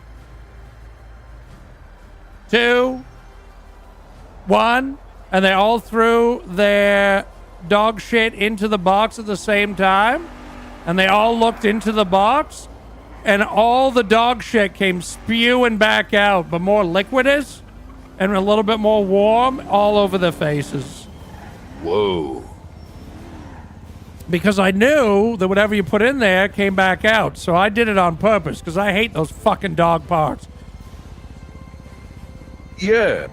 And they had dog shit all over their face, hair, and clothes. And the dogs were laughing and laughing and laughing. And they said, Hubcap, thank you so much for that. Thank you so much for doing that. And they were laughing and cheering and clapping. And they just came along and I shook their paw and I shook another paw and I shook another paw. Another one wanted a high paw and I did that. And another one wanted a high 10. I said, come on now, it's not really appropriate. So we just did a low paw. And that was a good day for me. Oh, God damn it. That reminds me. There was this one time that I was driving along on a motorcycle, and in each hand I had one of those, what do you call them, sandwiches, a hoagie. I had a hoagie in each hand because I was hungry, but I was also having to ride a motorcycle, so I was kind of using my wrist to accelerate the bike. But I had one of those throttle locks, which are very dangerous and illegal. But I just locked it in and just kind of, balanced the motorcycle with my waist. It wasn't a big deal. I'm an experienced rider. Anyway, I had a hoagie in each hand. And there's something I like with a hoagie, with a submarine sandwich kind of thing. Essentially, what I would do is I would have I'd take the bread and I'd put it down and I'd cut it in half and then flip it over. But the one thing that most people don't realize you should do with a big sandwich like that is to scoop out the bread from the inside. You don't need all that bread. Scoop out the bread. Okay, you're scooping. Why? And then what you got to do is put ingredients in where the bread was. So it's like a bread bowl on each side of the sandwich. Then you can even put ingredients in between that. Extra ingredients in your sandwich. Delicious. Yeah. Love it. So I had 2 hollowed out hoagies, as I call them. H-O-H. Ho. I had 2 hoes, one in each hand. And I'm just riding along. And it was absolutely good. It was a really good time. It was exceptional, if I think about it. One of the best times of my life. Where there was I guess you could call it sort of a drought in drugs. There wasn't really a lot available out there. There wasn't really a lot of drugs readily available for people to get their hands and nose on, if you know what I'm saying. So anyway, I tend to eat a lot of food instead of doing drugs. On some days I couldn't get my hands on any food because it does release endorphins into your bloodstream. Now, essentially what I did was I had these 2 hollowed out hoagies. So again, H-O-H, as I call them, hoes. 1 hoe in each hand. And I'm just riding along, and the endorphins are flowing because I'm taking a bite from my left sandwich. I ride for another 5 minutes, take a bite from my right sandwich. Ride for another few minutes, take a bite from my left sandwich, ride for another few minutes, take a bite from my right. Now you might be wondering, how the hell are you going to be eating 2 hoes without any liquids? I mean, Yeah, they tell sure. you not to drink while you eat, but fuck that. Have a nice sip of something while you eating. Who cares? Just do it. Just have fun. Live your life. Who gives a shit? So what I did was I actually took some duct tape and duct taped a big soda bottle, like a 2-liter is what we call. I don't know what that is in the United States, but a 2-liter bottle of soda pop and with a big straw. Okay, so it's getting shaken up. It's spurting all over the place. I got a hoe in each hand. I'm getting spurred all over my face, but I'm loving it. I'm going from one hoe to the other, and I'm just getting spurt all over my clothes, all over the front of me. And I mean, I'm riding on a motorcycle, so the wind is just plastering in like sheets of this stuff just spurting all over me. And I'm just loving it. I'm living it up. I'm loving life. I'm laughing. I'm loving, laughing, loving life and laughing, living, loving. I'm loving my live, laugh, and life. I'm lifing it up, you know, as they say. I'm living in life, my laugh. I'm a life, laugh, and live, love. And I'm just doing it. I'm just doing it, man. You know, for real. I'm just living the I'm living it. I'm living the life. You know. Sometimes you gotta live your laugh. You gotta live the last laugh of your life. And I just started sucking on it, and it was just. It's so good, man. It was just, you know, you gotta go hoe in this hand, dive in. Hoe in this hand, dive in. Sucking on it right in front of me. Sucking on it, the big straw right in front of me. Just getting all that liquid. And I was just, you know, I really liked it. You know, it reminded me that I was alive. It reminded me that I deserve nice things. It reminded me that I'm a human being and I need to, you know, look, a hoe in each hand, spurt on the face and in the mouth, whatever makes you happy, man. That's what I say. You got to figure it out. You got to figure it out. Your life is yours. My life is mine. Their life is theirs. It's time to figure it out, man. It's time to know what you got to do, and that's what I had to do in that moment. I had to seriously consider: was I going to stay at home and cry, or was I going to have a hoe in each hand, spurt in my mouth? My choice was clear. My choice was easy. Probably one of the easiest choices I ever made in my life. I hollowed out that bread. I put the ingredients in. I layered it up. We're talking pastrami. We're talking summer sausage. We're talking barbecued meats, meat sweats. Everything is in there. You got your jalapeno peppers. You got your banana peppers. You got your red peppers. Whoa! No green peppers though. Those jalapeno peppers are spicy. Let me tell you, they explode all the time. Anyway, so then I'm putting on there a little bit of that lettuce, but not iceberg lettuce. Disgusting. Romaine lettuce. Yeah. Thank you so much. Sandwiches. Great stuff.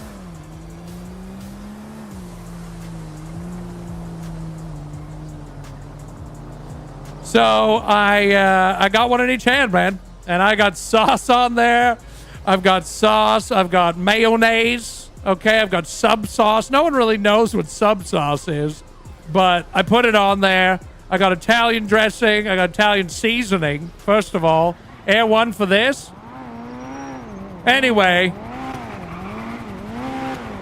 I got Italian seasoning, Italian herb and cheese, bread. I've got Italian sausage on there. I've got Canadian bacon on there. I've got American bacon on there. I've got goat meat. I've got a little splash of turpentine. And I think that it's, you know, and then you put one in each hand. You got ho in each hand, you know, Merry Christmas, ho, ho, ho. But it's two, so it's ho, ho. It was just one less than the 3 hoes of Santa, but this is a 2-hoe situation, one in each hand. Got the long straw in my face, big spurts. Everything's good, man. I mean, I can't really think of another way to tell that story than to let people know that, you know, it's your life, it's your hands, it's your mouth. And, you know, I hope you'll put in your mouth and on your hands whatever makes you comfortable and feels good. whatever will, diametrically oppose the negatives in your life. For sure. Yeah. And that's really all about that. But there's this one time I had to return a DVD player to a black market. So I bought a black market DVD player. Oh, really? The problem was that it didn't work.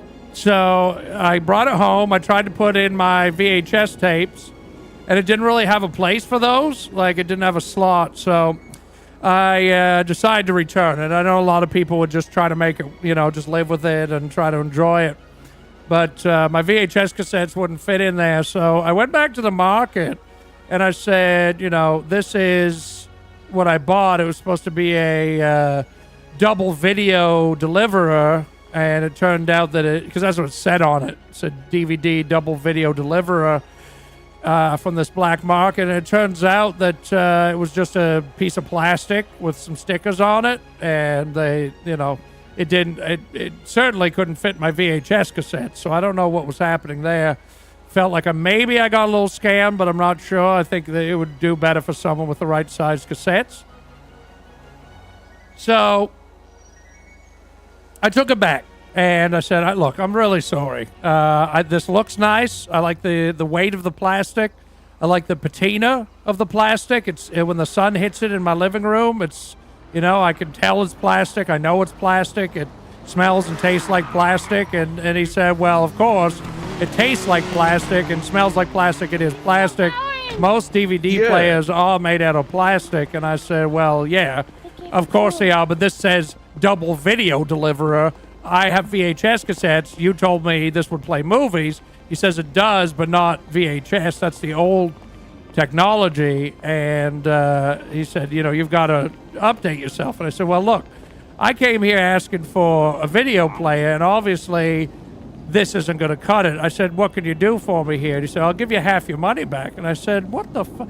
You're going to give me half my money back? I said, I've got VHS cassettes, and this thing is supposed to be double VHS. He said, no, double video deliverer has got nothing to do with VHS. And I said, do you understand that VHS is a superior movie delivery system? And he said, no, it's not. And I said, yes, it is.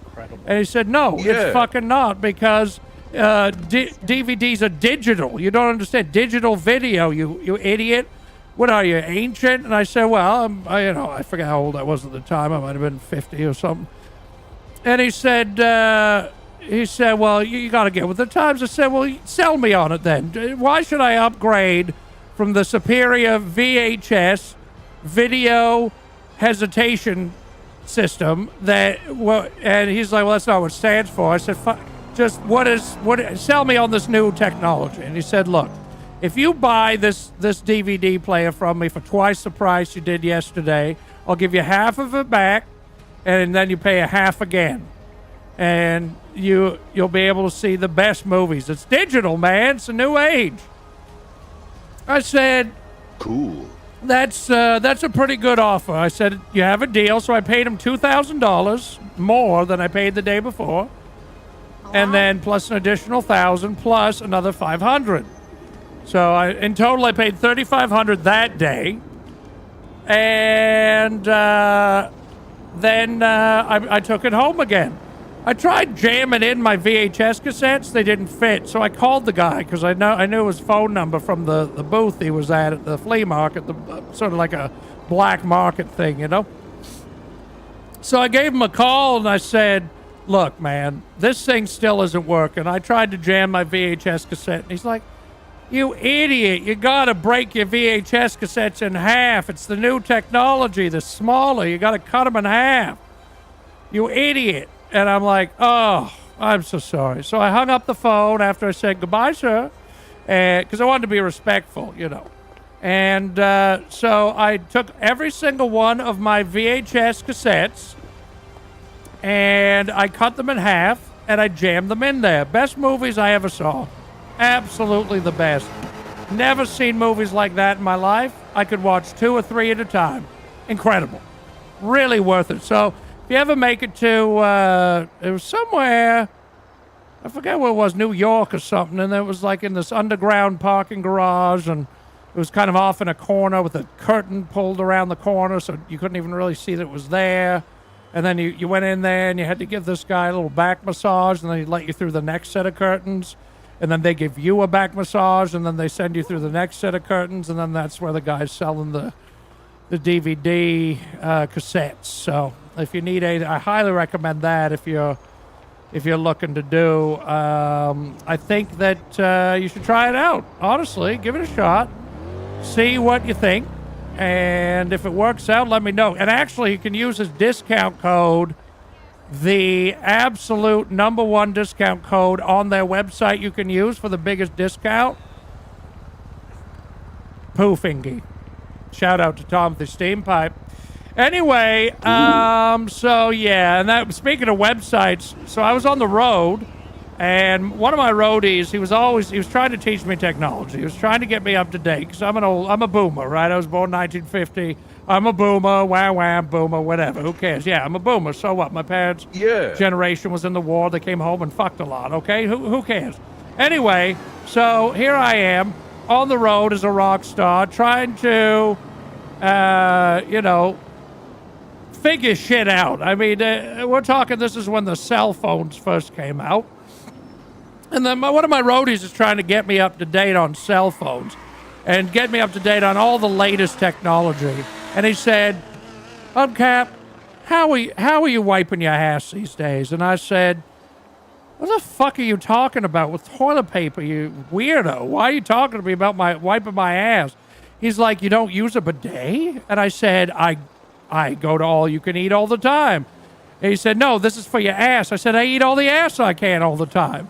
And he said, no. I'm talking about, it's a Japanese toilet, and it sprays water at your butthole. And I said, well, I've definitely had things sprayed in my butthole, but it wasn't like pure water or anything. And he said, no, this is after you take a big old dumper. It's got a power jet. And I said, well, someone did take a power washer to my ass one time. It kind of cut me up a bit. I didn't like it. It hurt a lot. And he said, no. It's a gentle pressure, but it's good. It gets your butthole nice and clean. And I said, I don't know about that, if I want to do all that. That's kind of a lot for me. I think it's kind of something that I need to think about, because, look, when you get used to wiping your butt with toilet paper, most people do, it's just what you do. You grab toilet paper, you wipe your butt. It's not a big deal. It's sort of like second nature. It's kind of just what you do. And he said, well, no, I think it's time that you get into the next phase of your life. You got to really understand what's next for you. And I said, sure. You know what? Look, I'm willing to test it out. I'm willing to try it. You tell me what I need, and I'll do it. He's like, you go to this website. And I said, ooh, I don't know about websites. I don't know. I'm not really into websites. They kind of freak me out. I went to a website and saw some guy with like a hook through his eye and shit. I don't know. The early internet was really scary. I'm not really into it. He said, no. You can buy things from the internet now. And I said, what the fucking hell are you talking about? He's like, you just buy things from the internet itself. And I said, okay, if you say, what is it, some sort of omnipresent being that I could just, is it a genie? Can I just make a wish and like get apps, like an actual fucking item from this computer box on my desk? And they said no. And I said, okay, well, you tell me how to do it, I'll do it. I mean, I'm always willing to give it a shot and see what happens next, so yeah, I joined the merchants. He did what I thought nobody could do. I didn't think anyone would be able to do this. What he was able to do was he was able to convince me to actually open up a website on my computer. Now, what I did initially was I took a piece of paper and I taped it to my the computer television. And the way that works is, for a lot of people, is that you have to use a mouse or a rodent or something, and you have to figure out a way to like move the rodent around on the piece of paper. I don't really understand it still, but anyway, he sat me down on his lap and he was giving me a neck massage, and then he Get in or out? he got me going on this website, I guess it's called, that you get you get from the internet or whatever it is. And so anyway, it showed all these things you could buy right on the website. Now, one of the things was the bidet, and it said bidet $3,000. It was $3,000 to splash water in my ass. And I said, I don't really think that that's going to be something I want to spend all my money on. $3,000 on a bidet. This was, keep in mind, this was like 30 years ago. That was a lot of money for water splashing on my asshole. So he said, look, why don't you think about maybe, just trying something new with your life? I said, fine. So I bought it.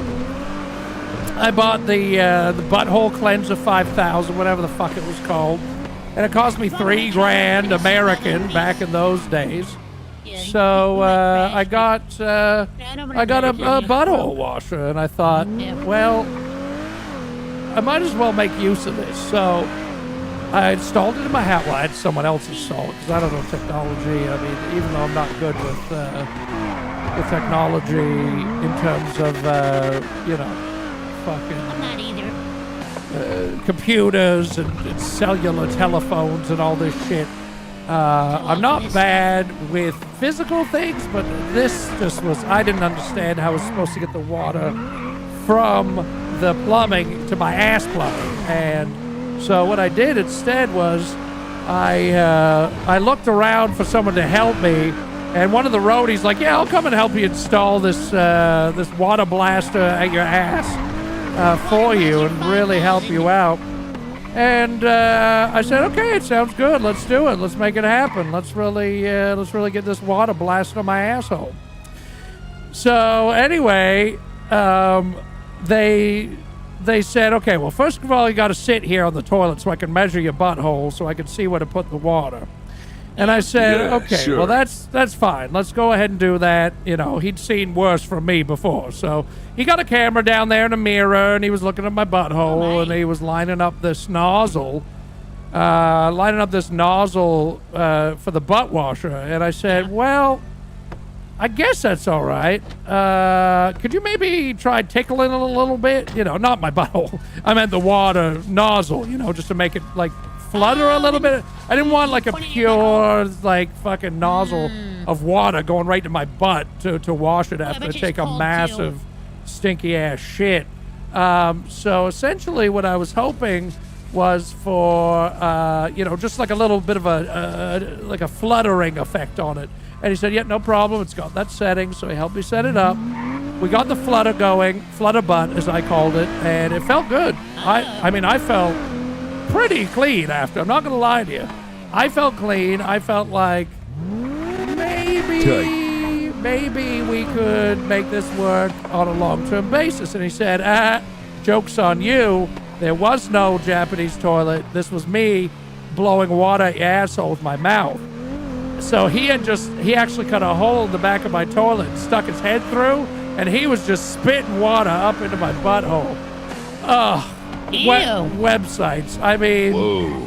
I tell you, I will never. I hate using websites. I hate when they try to get me to use those websites because I always end up with broken toilets. I'm shitting on the floor. I don't know what's going to happen next. I try to trust technology, but I can't. I want to, but it's betrayed me too many times. These roadies always try to trick me. He just wanted to look at my butthole and spray water at it. You know what? He still does it. He still does it to this day. I hired him on a permanent basis. You let him do it? Wow. Anyway, I think it was worth it. I think it was a good thing to do. I think it was appropriate. I think it's a good way. Like, he was sick of being a roadie. Like, let's just be clear. He was more of an ass guy. If he could have done anything with ass to get paid, he would have. And in the end, literally in his end, my end, really, not his, but in the end of his career as a roadie, he became an ass guy for me, but not the way you might think. It was just to spray water at my ass. Like he squirted water at my butthole with his mouth, and that was for the same pay he was making as a roadie. It was a lot. He was making about, I forget what it was, like $6,000 a year or something. That's good for a roadie back in the day. And of course his pay increased with the more corn I would eat and so on. But anyway, that's beside the point. Speaking of websites, they tried to have me make my own websites, my own website for the band and everything like that. And I'm like, I don't think we need a website. The other members of the band, when they were still alive, they didn't really like technology either. And it was all about, you know, they're like, could you please get a web presence, whatever the fuck that is. So they tried to make me a website, and I kept sending them pictures of my ass. And they said this is not the kind of website it is. But that's the only other kind of website I ever saw. I saw one website where I bought a fake Japanese toilet to shoot water at my ass.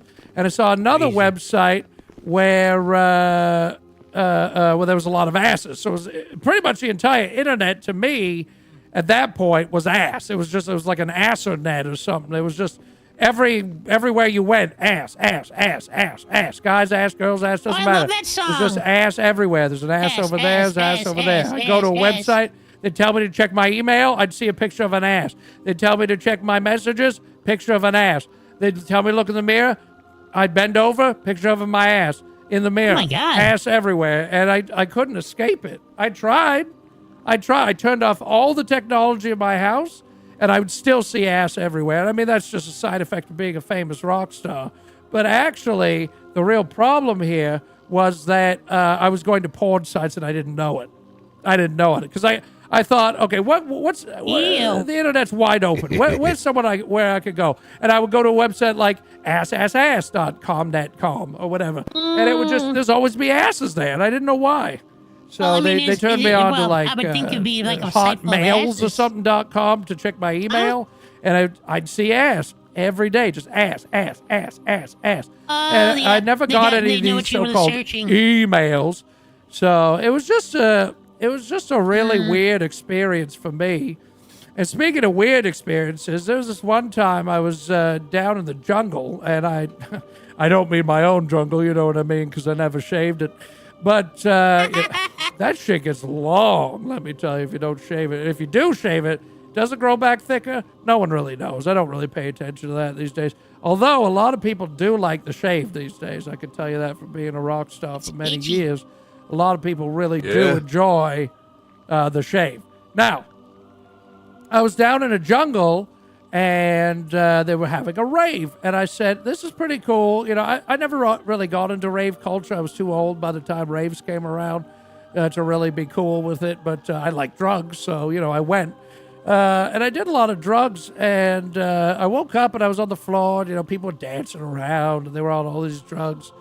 And I was sitting there on the floor. I guess I was laying on the floor, really, and I was covered in piss and shit because apparently I'd fallen into the toilet trough. So something they were doing at one time with all these raves, instead of renting out a place that had toilets, they would dig a trough, like either in the ground or, you know, set up a trough for people to go to the bathroom in. And it was a communal bathroom, essentially. And I'd fallen into it while completely piss drunk and piss drugged. And the rave music's going, dum, dum, dum, dum, dum, dum. You know, it's just pumping and jumping. People were thumping around on the ground, and just like that scene from The Matrix 2. Anyway, and people were just, you know, flipping and dipping and stripping and doing all sorts of things. And piss. There's just so much piss and shit in that trough. Now, the way that I saw it was that, look, you know, you got to make the best of a bad situation. So instead of getting, you know, upset that I'd fallen into the trough, the piss and shit trough at the rave, I decided to be helpful. And I mean, I think this is a good lesson for the kids these days. You could really just, instead, when things go wrong for you, instead of getting upset, I think something I've learned over my many years You can turn any situation into a good situation. So I woke up in a pile of piss and shit, which I like, by the way. But the bad part was that I sort of bruised my knees when I fell into it, so I was kind of upset about that. But instead of just being like, my knees really hurt from falling in all this glorious piss and shit, I helped people with their bathroom time when they came around to the trough. It was actually... I kind of see it like community service, but not like in a like it was a punishment for a crime. It was kind of like I was helping my community at that time. I think more people in the world have forgotten that we used to all be a local community, really. Before we were global, we were a local community. And I think that's very important to remember. Now, what I did was I would hand people toilet paper. I was the human toilet paper man, and people called me that, and I was happy with it. And essentially, I would put as many rolls of toilet paper on my body as I could. I'd have them on fingers. I'd have them hanging off my necklace, on other parts of my body we don't need to get into. And they would take the toilet paper and use it right there at the communal trough. And I think that's just a good lesson that you can turn any situation into a better one. And I think more people these days need to remember that. You can enhance anything that's happening in your life by just helping out. Look around. What can you do? What can you do to help? Can you hold toilet paper for people pissing and shitting into a trough, into a communal trough? Could you do that? Would it put you out so much to be covered in people's glorious piss and shit? To hold some toilet paper for people so you can get even more piss and shit on you? You can do it. I believe in you. You know what I mean? Like, that's really one of the things in my life that I regret not sharing as much as I used to, is little stories like that where people can learn about, the way that we can all work together to be a local community. I mean, pissing and shitting is something that everyone does. I mean, it's natural. It's just part of life. It's, and to get covered in it is just a real blessing. And, it's something that a lot of people don't get to even experience, or too timid, too scared to even put, their own feet in the toilet after they piss and shit. Everyone should try it once. Waffle stomp. Why not? I mean, who's going to tell you no? It's your shower. What are you going to do? Get in trouble? You're going to go to jail? Yeah. You're going to get told off? You're going to get kicked out of your shower while you're shitting in your shower and stomping it down the drain? No, that's not going to happen to you. Do it. Piss and shit in your shower. No one's going to stop you. Stomp it down the drain. It goes down the drain. One of the things that always was amazing to me, though, was that if you drink municipal tap water, think about everything that goes into the municipal water system. Think about that. Incredible. People piss, shit, everything else you can think of from the body. You know what I mean? I don't have to go through them all, of course.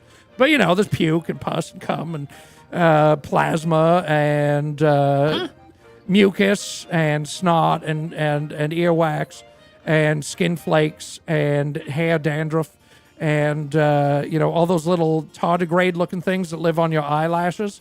And do you know about those? They're really cool. Yeah. They live on your eyelashes, eat your eyelash dandruff, and they come out when you go to sleep. And that's real. Look it up. It's not fake. I'm not making that up. Look it up. Anyway, so, but think about all the things that go into the municipal water system from our bodies, from everyone's bodies. Placenta, whatever. Chode sweat. Gross. Chode sweat. But then there's drugs.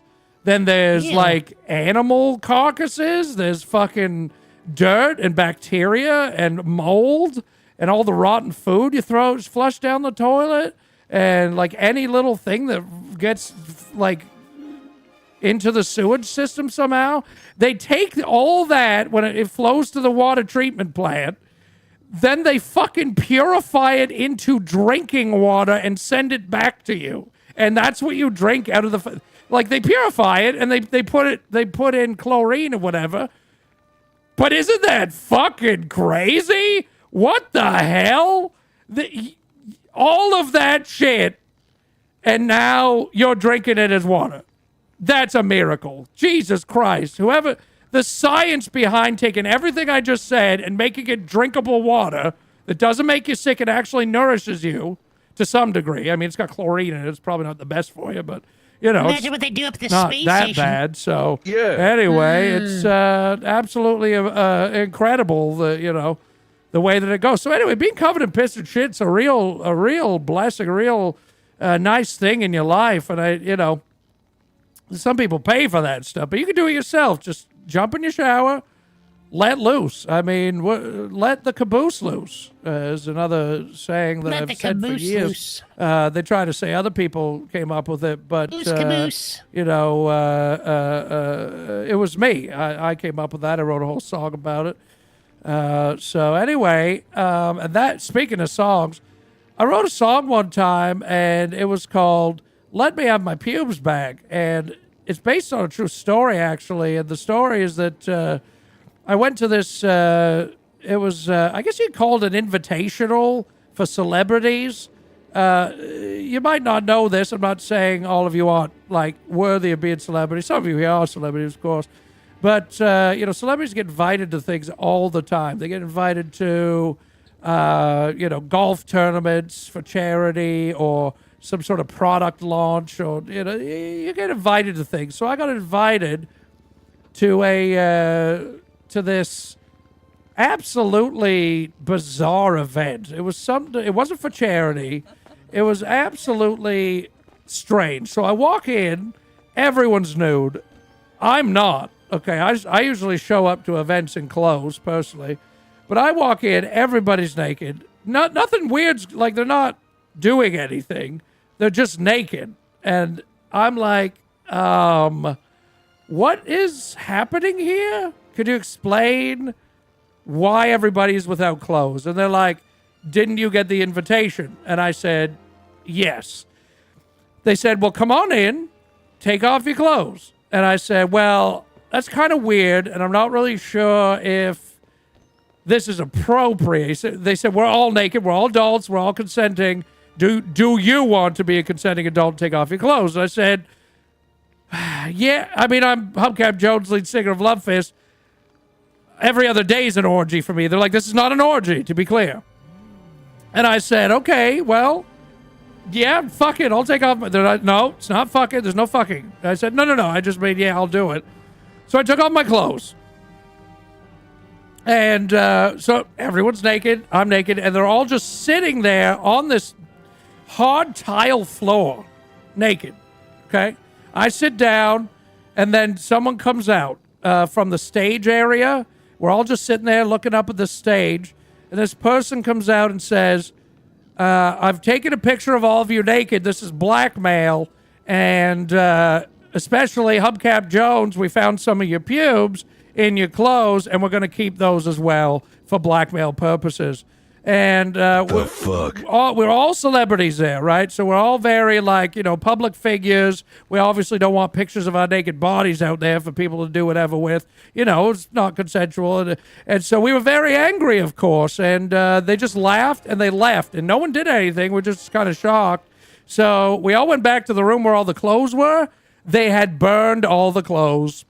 So we all had to leave there completely nude, walk out the door. We're all naked celebrities. We're just walking around, trying to get in our vehicles. People are calling the drivers, all this stuff. And I'm like, I don't give a shit. I usually walk around drunk and high as fuck anyway, nude down the street. And they, so the police drove by me and they're like, come on, Hubcap, get back to your hotel. So I said, yeah, fuck you. I'll get there when I get there. I'm drunk and pissed and I was hungry and tired. So anyway, I get back to the hotel. I thought, you know what? Once again, I'm going to make a good situation out of a bad one. And so what I did was wrote a song.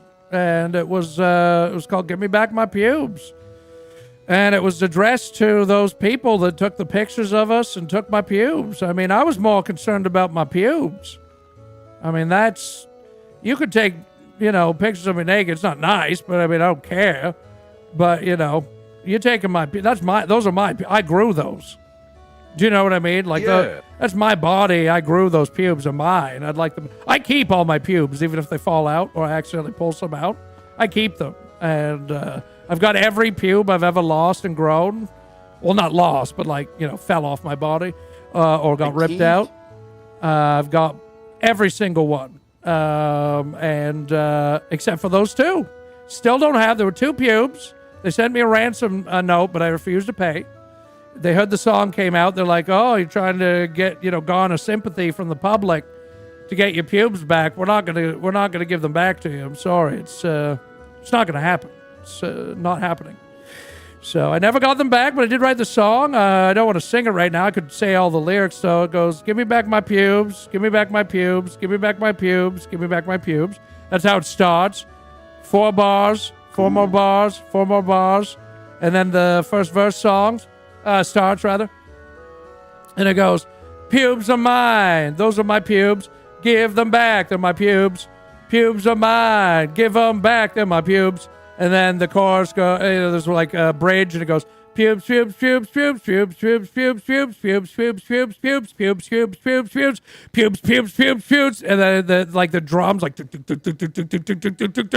and then the chorus comes in, and it goes, "Pubes, those are my pubes, pubes, those are my pubes, give me back my pubes," and then there's like double kick drum, like, and it's just so like a metal riff, like, "Wow,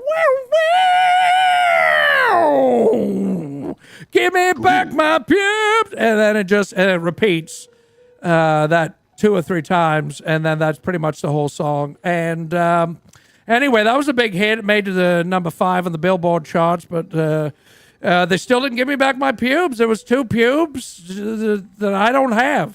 I mean, I keep track of them. And actually, with the amount of money I made as a rock star, what I did, the same guy that I hired to make me my piss pants, I don't know if I explained my piss pants today. I think I talked about them earlier. But I didn't explain. Let me have a little bite to eat here while I'm talking. Anyway, I hired a guy from China for $2 million to make me a pair of piss-wicking pants. Have you ever heard of sweat-wicking technology? Like modern, like exercise clothes, they always boast about having sweat-wicking technology. It's supposed to wick the sweat away from your skin and like pull it to the outside of the clothing article so it evaporates to keep the sweat away from you. So while you're exercising, you don't get all sweaty. So I took that idea and I approached someone in China. I said, "Could you make me piss-wicking technology so I can piss my pants on stage and it pulls the piss to the outside of the pants and it evaporates?" And he said, "Of course." And he did. Took a couple of months, $2 million, and I had piss-wicking pants. And it was absolutely just wick the piss away from me. I'm on stage. No one ever knows that I'm pissing, and it just evaporates the piss right out into the atmosphere. Absolutely crazy. And great. So I had that same person years later.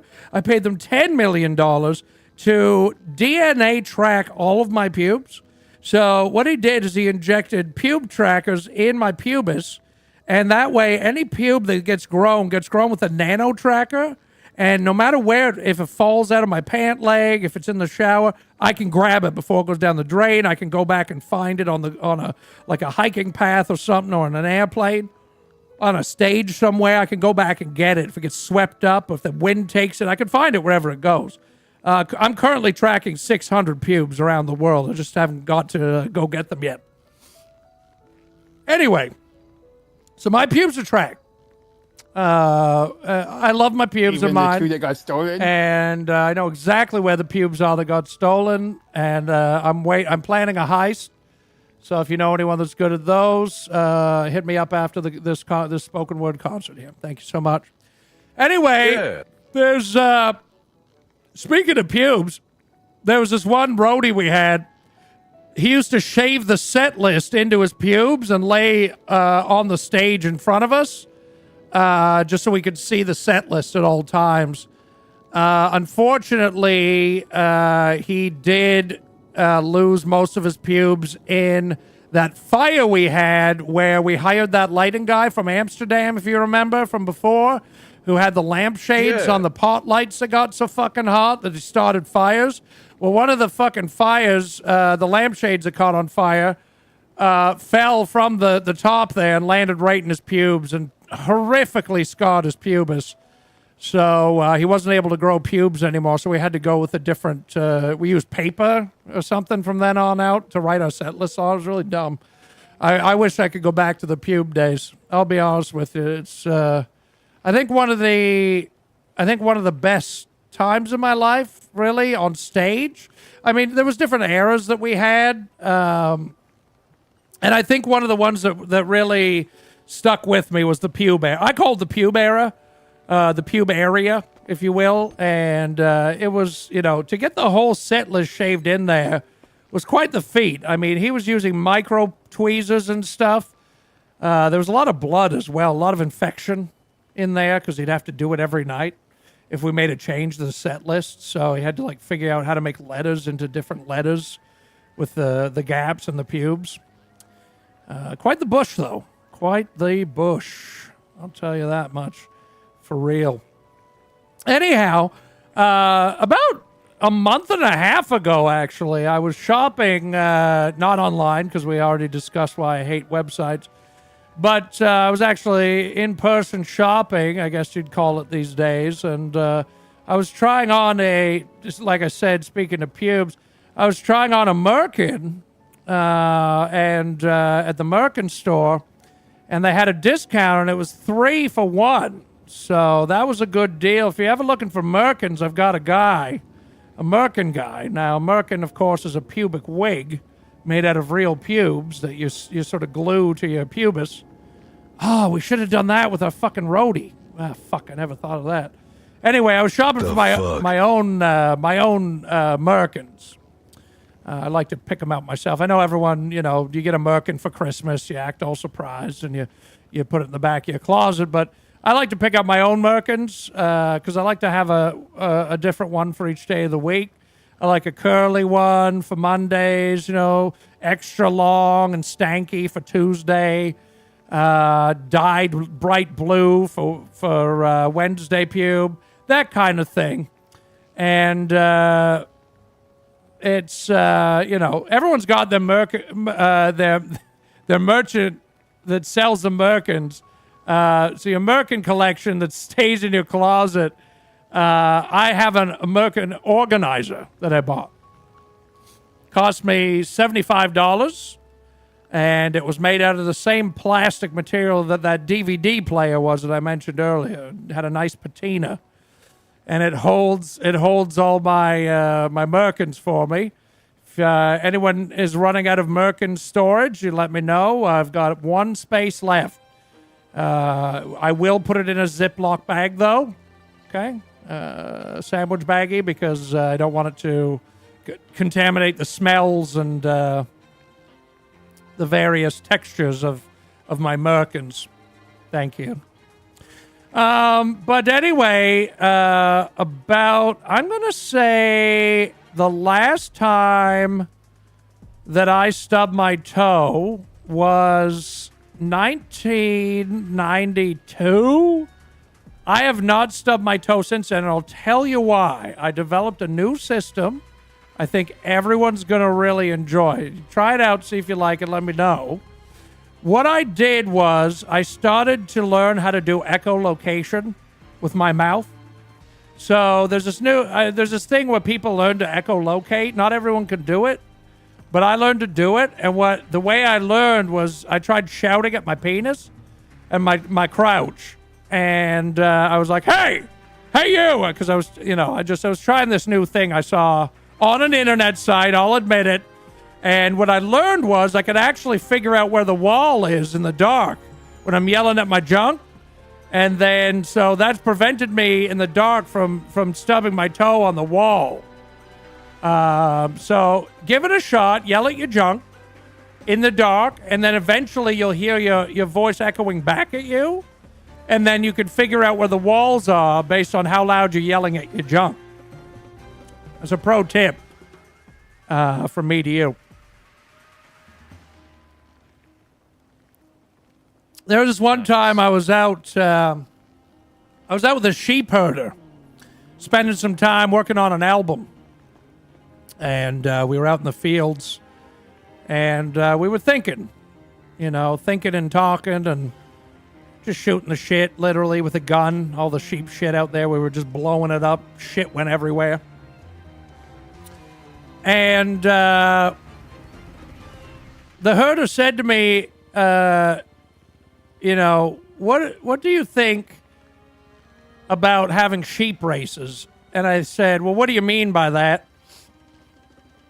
And he said, well, he said, what if we ride the sheep and see who wins? Like, just get on the back, see who can hold on the longest, and just, like, get down the hill. And I said, okay, let's do it, because we were bored out of a fucking mind. There's nothing to do in a fucking sheep pasture. The sheep are eating fucking grass and shitting. That's it. Sheep eating and shitting, and we were shooting the sheep shit. That's it. That's all it was. So, pretty bored. So we run over. I jump on a sheep. He jumps on a sheep. They start running down the fucking hill. We're going. Brr, brr, brr, brr, brr. They're galloping like horses. Holy shit, I'm in the lead. Brr, brr, brr. Wow, I'm the leader of this race right now. I look behind me. The guy never actually jumped on another sheep. He was taking a video of me. That son of a bitch. He took a video of me going down a hill on a sheep. So what I did was I kept the sheep as compensation. I said, oh, you think that's funny? He put that on like Britain's funniest video site or something. And he made $10,000 and he wouldn't give me any of it. So I just kept the sheep. I still have it. I named it Leonard. And I make all my own clothes out of his wool. It's not that hard to make wool, to be honest. What you do is you take some shears. Okay, those are different than scissors. Now, you don't want to scissor the sheep.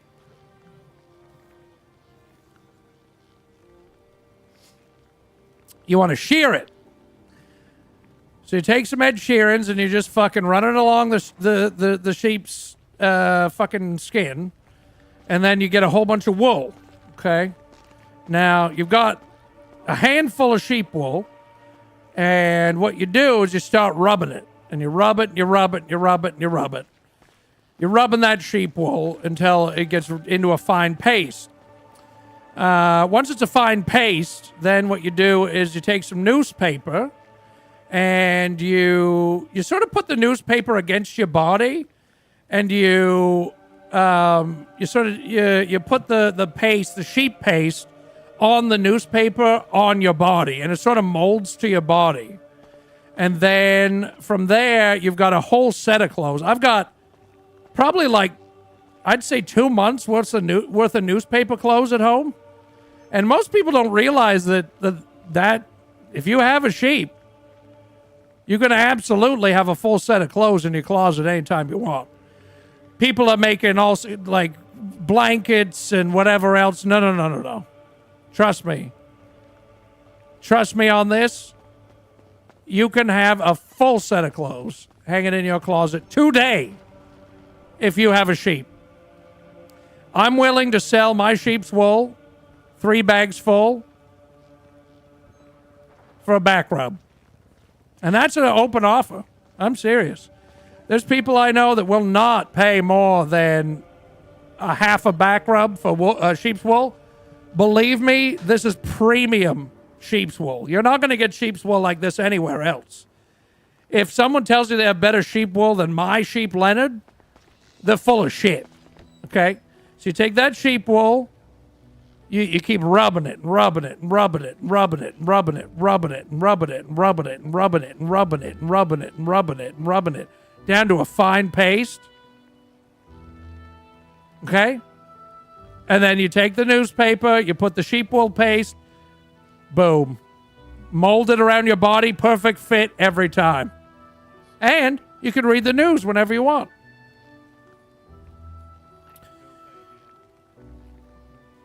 There's this one time I needed I'm going to call it a finger transplant. Now, it wasn't my finger and it wasn't on my body, but I found a finger in a toilet. Well, I guess it was a urinal in the UK, and I thought, what can I do with this? You know, if you never look a gift severed finger in the stump. And so it was covered in piss, of course, my piss, because I didn't notice it till I was pissing. And so I reach in, of course, and grabbed the finger and cleaned it off with my tongue, and then put it in my pocket. And I kept going to my bandmates at the time before I killed them, and I said, "Can we integrate this into the show somehow? I have like this spiritual kind of feeling around this finger, like I don't know. It's like not like a ghost, but like the essence of this finger is speaking to me, and it wants to be part of our set." And they said, "Oh, I don't know. You're a fucking weirdo bass player. Stand in the back. We hate you." That's why I ended up killing them. Anyway, so I took the finger and I went and saw what do you call it? Like a dermatologist, and they had a look at the skin. They said the skin is very supple. Okay, it's got good bounce to it still. You could attach this to yourself somewhere, and it would grow, and it would become 2 fingers. Like it would grow out to the size of 2 fingers, probably. And I thought that would be a really cool trick for guitar playing. So I had a surgeon attach the finger to my hand so I could play guitar with another finger, and it was a longer finger so it could reach further down the fret. You know, well, I was a bass player. It's still called a bass guitar. Anyway, you know what I mean. So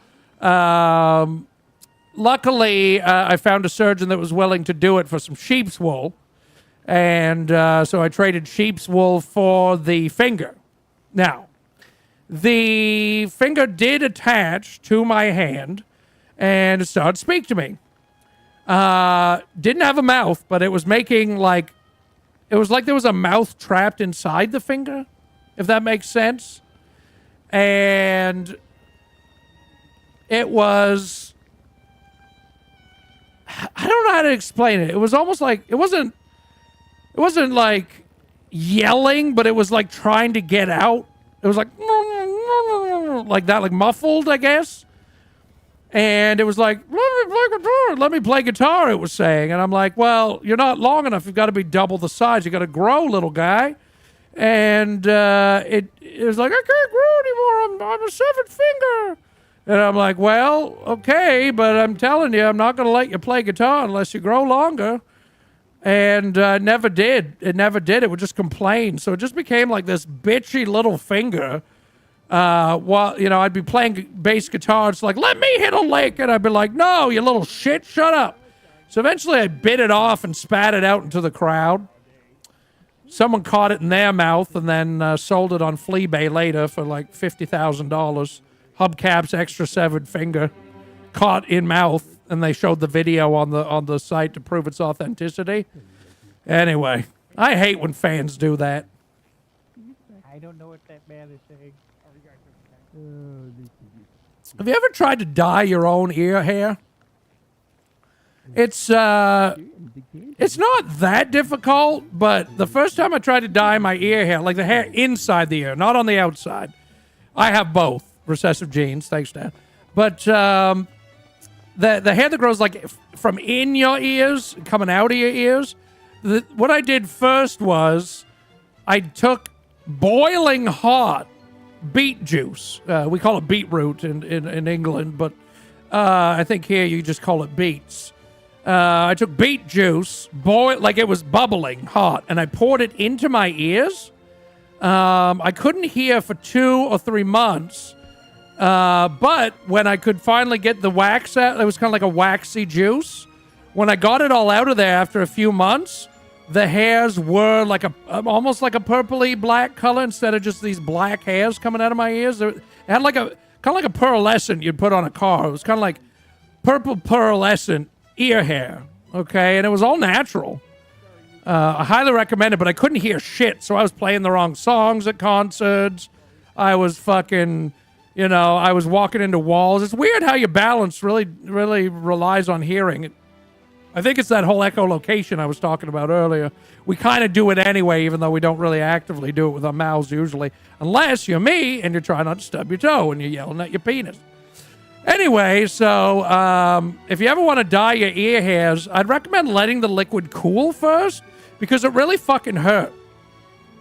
I'd say that's probably the moral of that story is boiling hot beetroot juice does not feel good in the ear holes. It doesn't. What the fuck? But it will work for any pubes because ear hairs are thick. They're usually thick and black. So it's proven. It'll give it like a purple pearlescent sort of a thing. And you could do that on your pubes. I've dyed my pubes many times, but I keep track of them, like I said. So, you know, if the dyeing process ever damages it, it'll know if it falls out. Oh, man, I was at this party one time, and, you know, they had birthday. It was someone's birthday. They had birthday cake. But then, this guy was a connoisseur, man. They had birthday cake. They had birthday pie. They had birthday custard. They had birthday spotted dick. And if you don't know what that is, you're not British. Thank you. I'm definitely British. You can tell by my accent. And then they also had working man's pudding, which is also an English treat. Birthday working man's pudding. They had birthday fruit, birthday compote, birthday yogurt, birthday frozen yogurt, birthday chocolate ice cream, birthday vanilla ice cream, birthday Rocky Road ice cream, birthday pralines and cream ice cream, birthday orange. Have you ever had orange ice cream? It's weird. It's so fucking weird. It's almost like it shouldn't exist, but it's really fucking good. But like, it's not like eating an orange. It's just artificial orange. It's almost more like an orange crush flavor than orange, but that's weird. Also grape ice cream that's purple, you know, which again doesn't taste like grapes, but it tastes like artificial grapes. Kind of fucking weird, to be honest. Like, what the heck? Actually, there's another one. Tiger stripe ice cream. It's black and orange ice cream. Now that's fucked up. That is fucked up. Because what the fuck is it? I mean, but yeah. Anyway, orange ice cream, weird. Grape ice cream, weird. My favorite weird ice cream I ever had. I spent some time in Canada on tour. In Ontario, Canada, my favorite ice cream they had there was called Blue Jay ice cream, and it was named after their baseball team, their Major League Baseball team, the Toronto Blue Jays. And they had an ice cream called the Blue Jays ice cream. It was Blue Jay ice cream. It was blue, bright blue ice cream. Like, what the fuck was that even? And then it had pieces of blue bubble gum in it.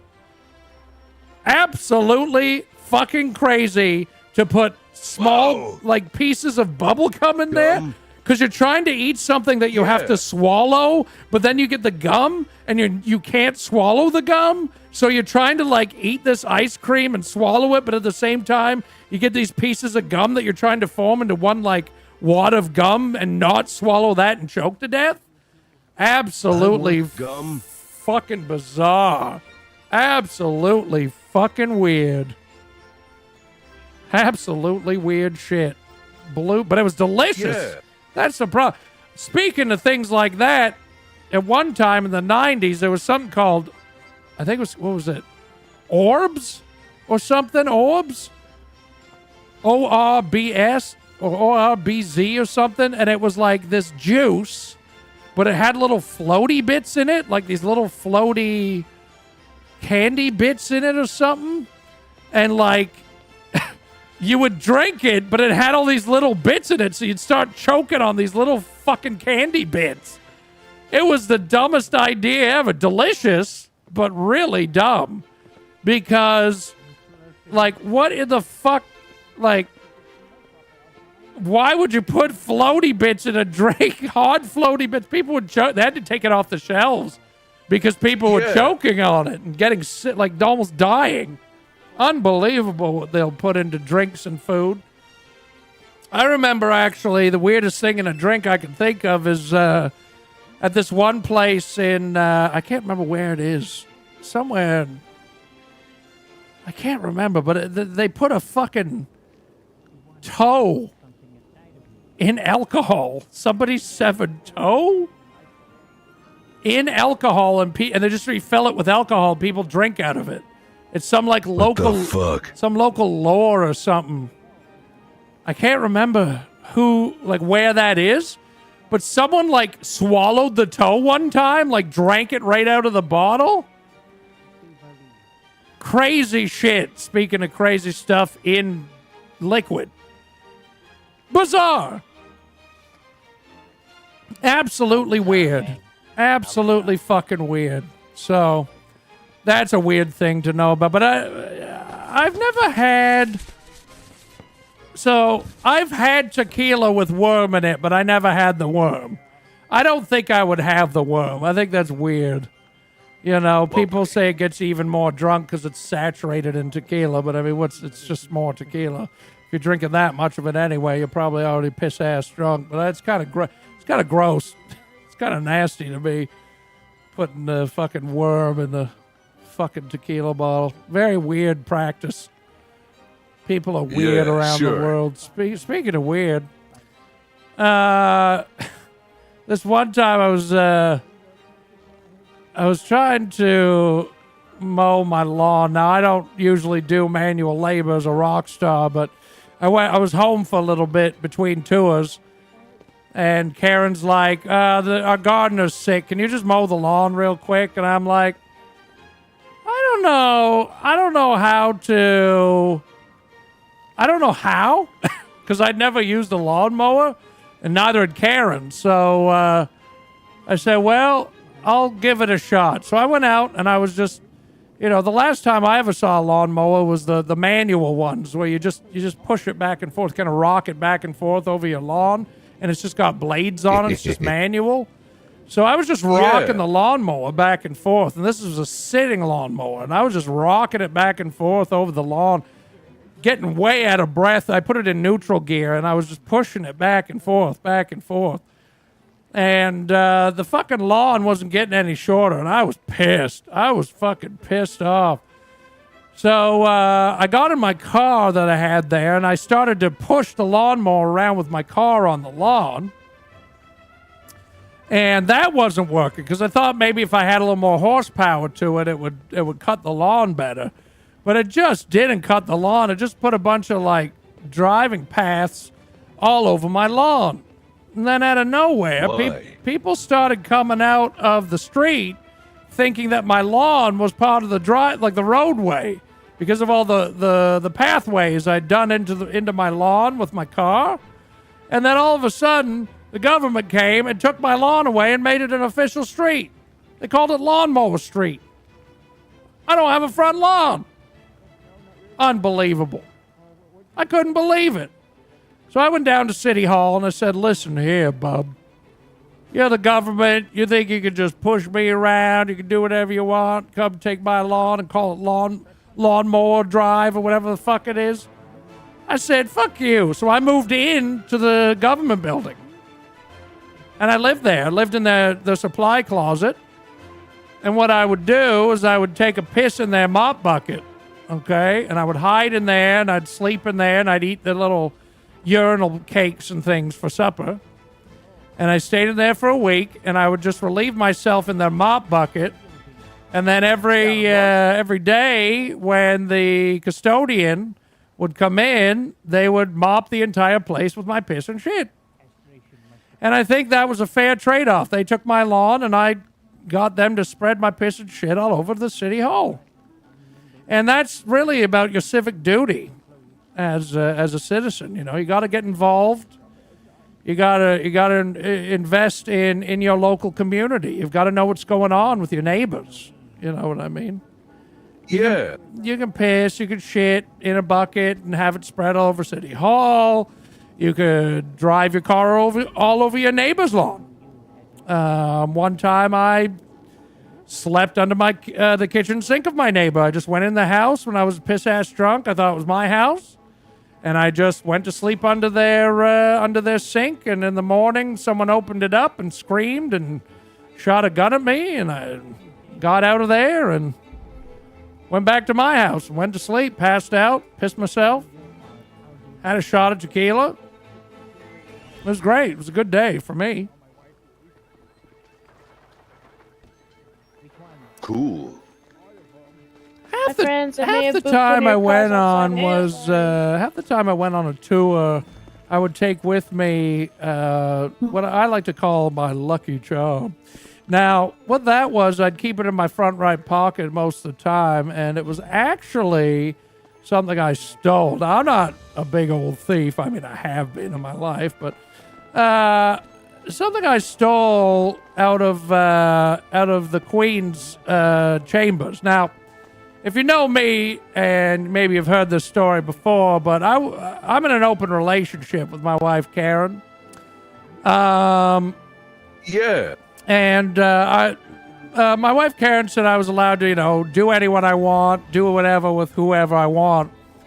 Except I was not allowed to do the Queen and kiss the Queen of England. Rest in peace. And but I spent a lot of time at the palace, and the Queen loved me. She wanted me to do her so bad.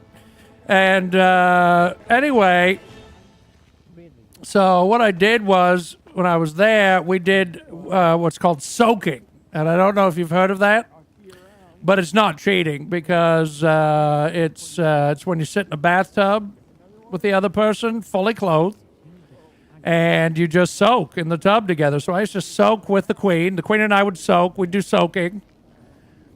And yeah, it was a good time. I'd soak with the Queen, I think 3 or 4 times a week. Even when I was on tour, I'd take a private plane to go and soak with the Queen.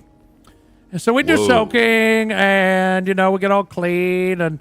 But anyway, I took a handful of the Queen's pubes, and I wove them into a little bracelet, little bracelet thing, and I didn't wear it as a bracelet, but I kept it in my pocket it looked like a little pube wreath that you'd put out at Christmas time, like on a door or something, during the holidays, like a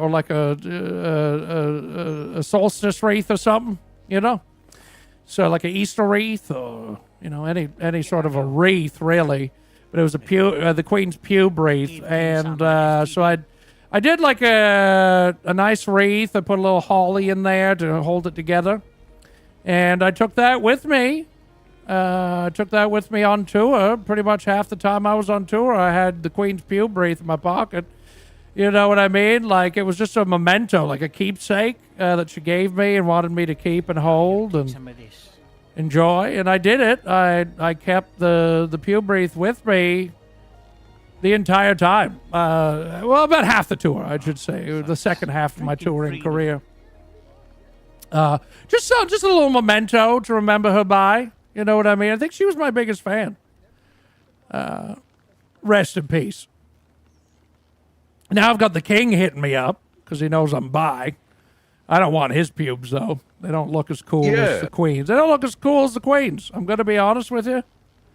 I'm not down with the king's pubes. I'm not interested. I still carry the Queen's pube wreath with me to this day. I always have it on me or in me at all times. So it's just a little keepsake.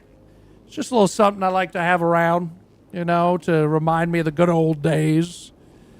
Something that, reminds me of, those people out there that care. Even if they're dead, the people that they did care, that they would care, if they were alive. The Queen's dead, but, rest in peace. There's not many people willing to give you enough pubes for a wreath. I'll tell you that, too, because I've asked other people for pubes for a wreath before. Like, I wanted to do an actual full-size, like, door knocker wreath for my door out of my own pubes, and I didn't have enough. Because I keep tracking them, and I want, it's too much to sort of pluck them out and keep track. So I asked my wife for some. She's like, I'll give you a handful here and there, over the years, and I'll collect them. But I never got enough for a full door pube wreath. And I was hoping I could by this Christmas, but I didn't. You know what I mean? Like, it would have been nice to have that out for the holiday spirit, and just to feel like the holidays are, among us and within us, that you know, I could maybe show that, you know, physically by having a pube wreath on the door. So, yeah, maybe I was thinking, Of course. you know, maybe by next year. I'm almost there. I've got it. It's about 3/4 woven. At this point, it's about 3/4 around for a full-size door knocker wreath, pube wreath for the holidays. So, yeah, I'm working on it. It's about 3/4. And if I can get it all the way, I'm going to feel really, I think joyous would be the word, and happy. And I think I will be fulfilled, maybe, is another way to put it, for the holidays. Because the holidays are tough on everyone, you know, in some way or another. They're stressful, or money's going out the door, or, you know, maybe you got to see people you don't like, or, you know, you're isolated, whatever it is. It's always a rough time for people. And I think if you walked by my door and you saw a pube wreath for the holidays, you know, I think it would lift spirits. I think it would help people to envision their life in a better way.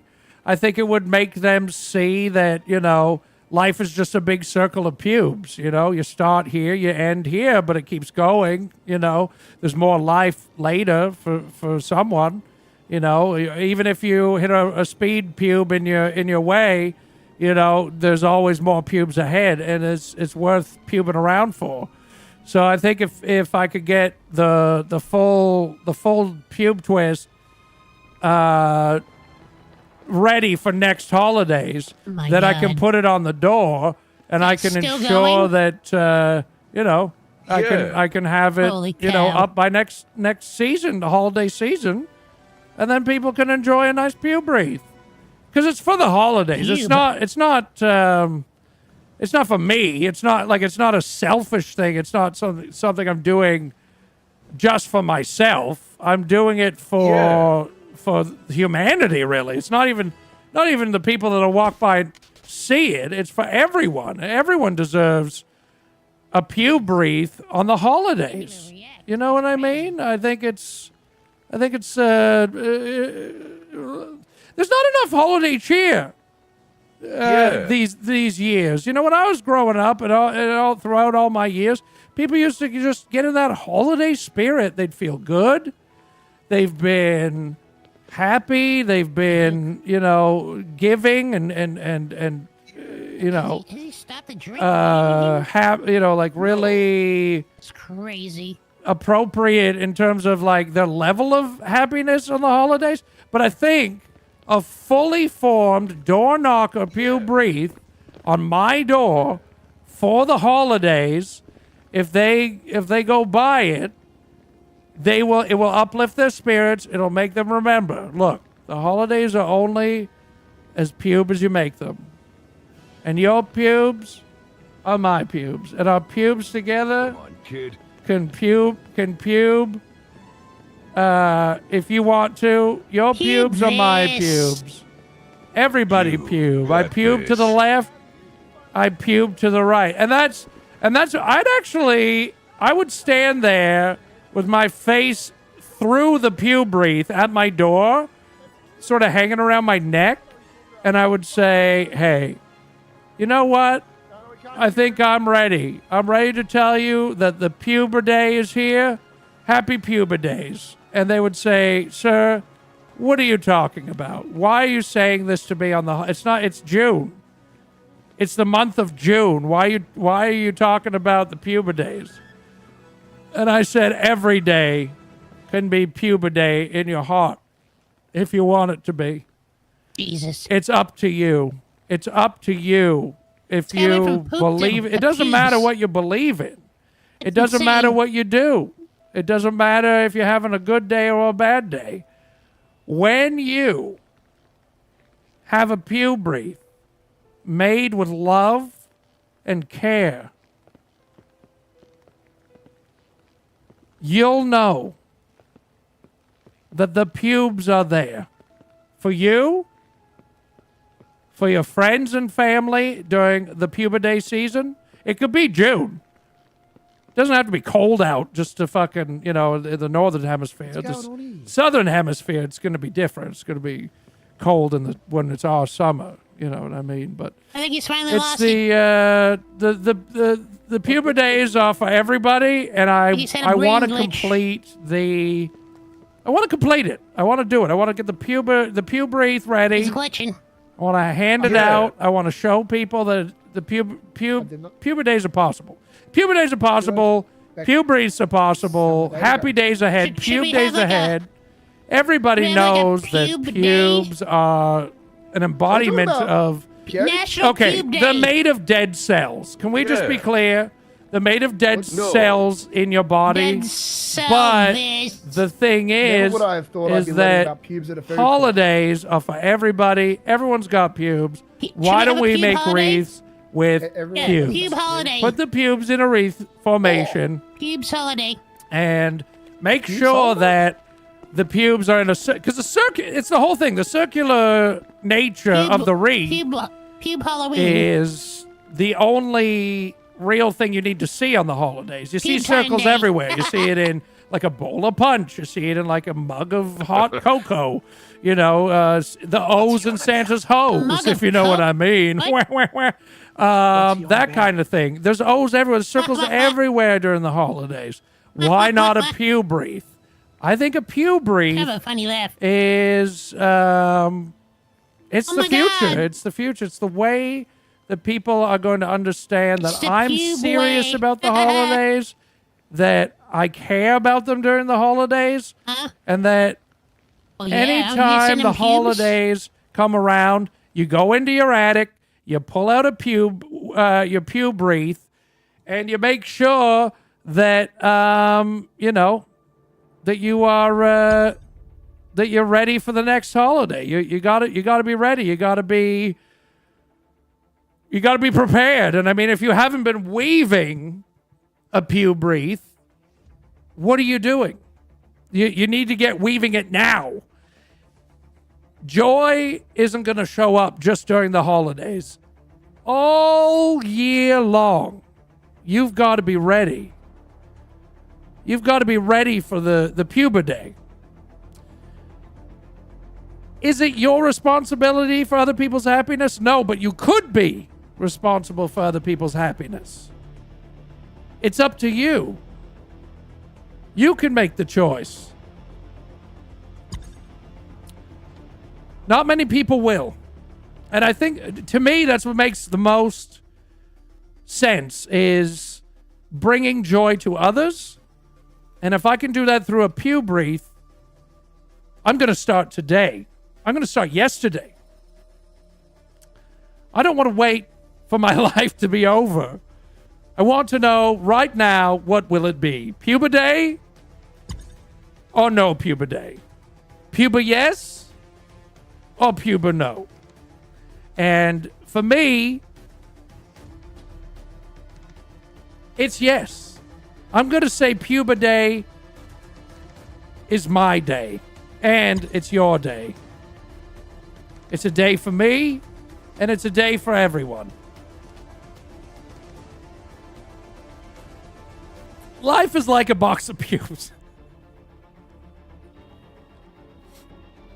You never know what you're going to get. But if you make a wreath out of it, then yes. I say yes.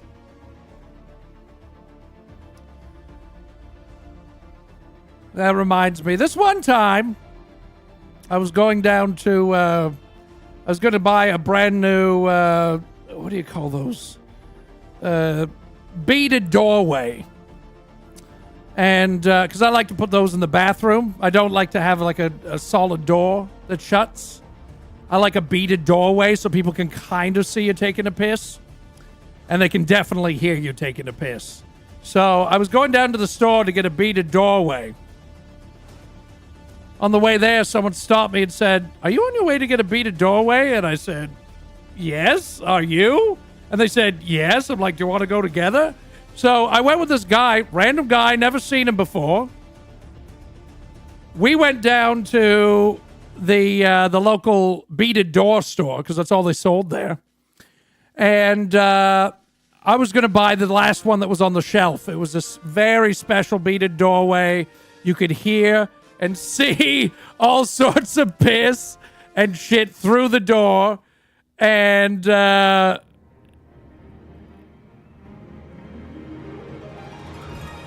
the one I wanted. They wanted it, and they reached out their hand to grab it like this. Oh, and they missed, but I got it. I went snatch, and snatch could be many things. Can we be honest about that? Snatch could be many things. I think that's a given, but in this case, it means to take something quickly. So I snatched it away. They started crying. They said, I want people to see me pissing and shitting with a beaded doorway from my bathroom, and this was the perfect one. And I said, well, I was also hoping to have a doorway that is piss and shit accessible.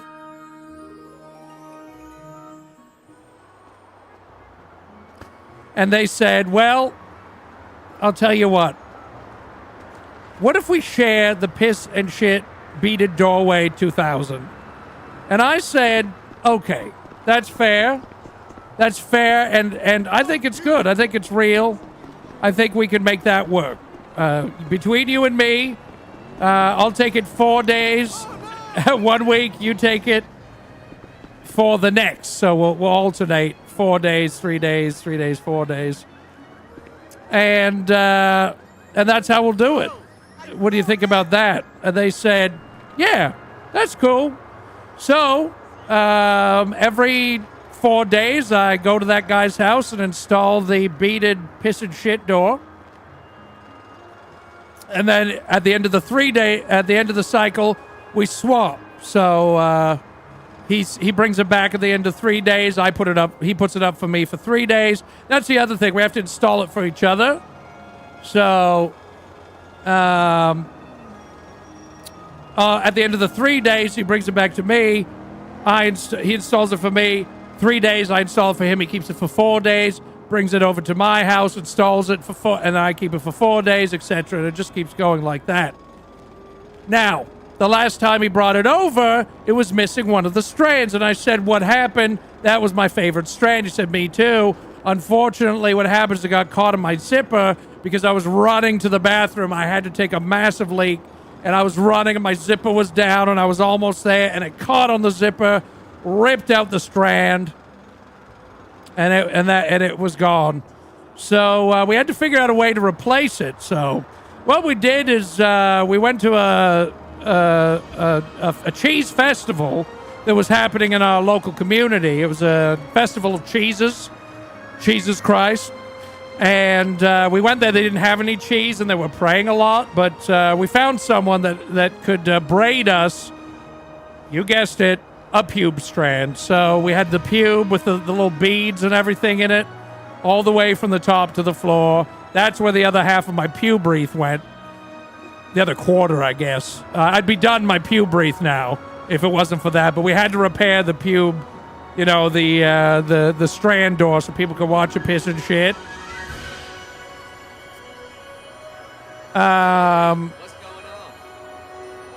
So yeah, we hook that up. People watch us piss and shit, and we share it. And that's it. Good night.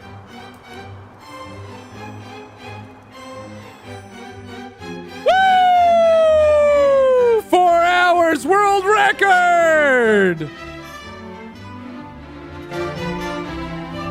We did it! 4 hours world record!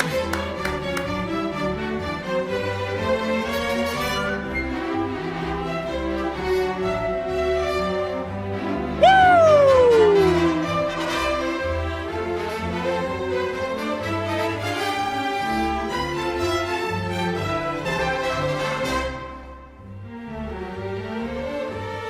4 hours, 4 hour record. Longest improvised story in the world.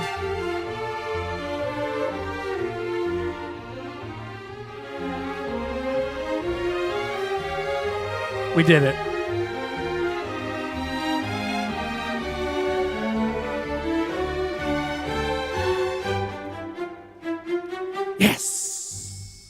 go, chat. We did it. 4 hours of yapping in a row. Improvised story. 4 hours. The record's been set. The record's been set.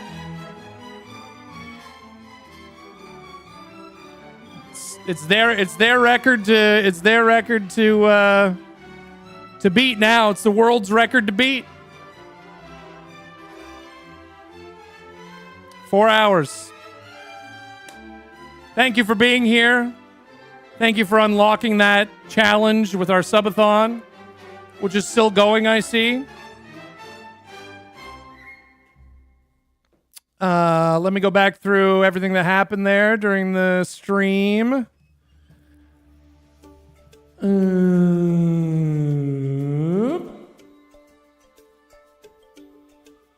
We had a raid from Ludicon. Hearts in chat for Coffee Gaming, 90 months. Hearts in chat for Gideon, 10 gifted subs. Caleb with a resub of 28 months. Hearts in chat. Hearts in chat for Worst Case Ontario. I live in Ontario. Wow. Hearts in chat for a brand new sub. Worst Case Ontario. Hearts in chat for Hades, 5 gifted subs. Hearts in chat for Oodoodoo Poo Poo, 5 gifted subs. Welcome the Raiders from Carby, Zaitoro, and Maribel 1998.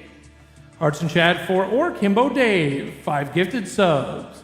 Hearts in chat for Anonymous, 5 gifted subs.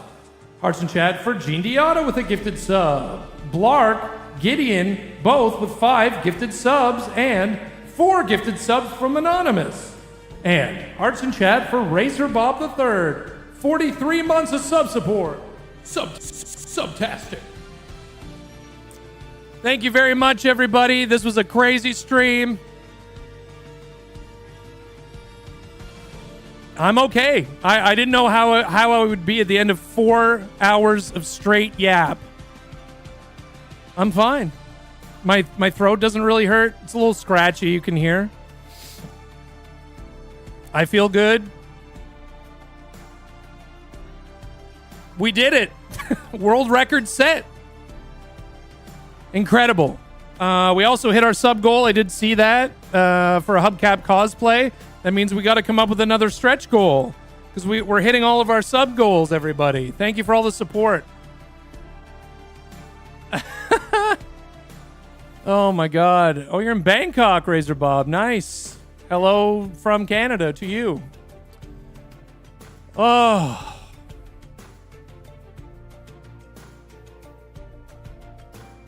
Hubcap walks from Polito to the airport while Mike walks on a treadmill.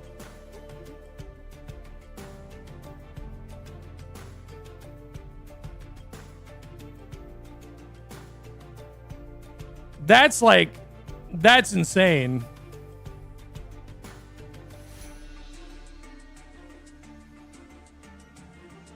You were Duke? Thank you, Gaming Greg. We love Duke. Thanks for sticking around for a lot of that.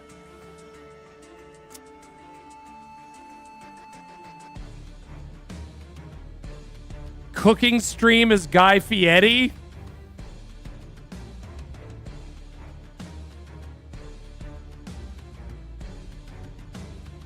That's interesting.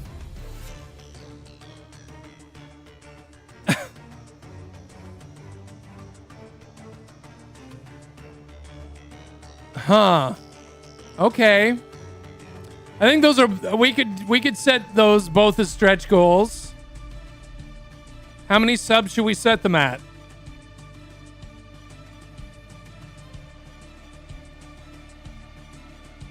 How many subs do you think we should set those at? 800 and 850? You want to go big like that? You'd like more Karen? Next subathon, we'll add Karen again. Dank, next subathon. They're already at 750? Yeah, fuck it, all right. We'll set that up for next stream. So what? 800 walking from Polito to the airport while I walk on a treadmill with treadmill cam.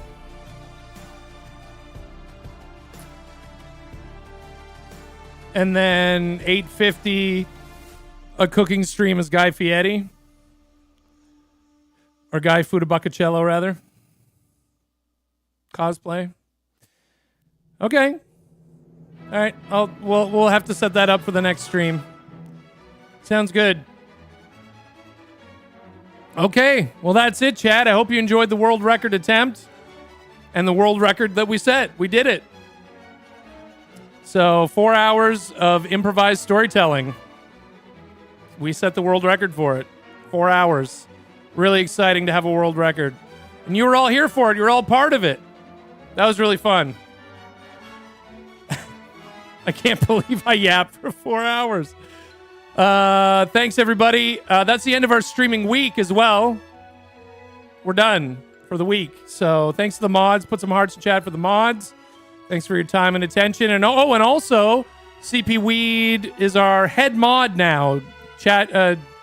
Twitch came out with like a head mod or a lead mod role that has a different icon.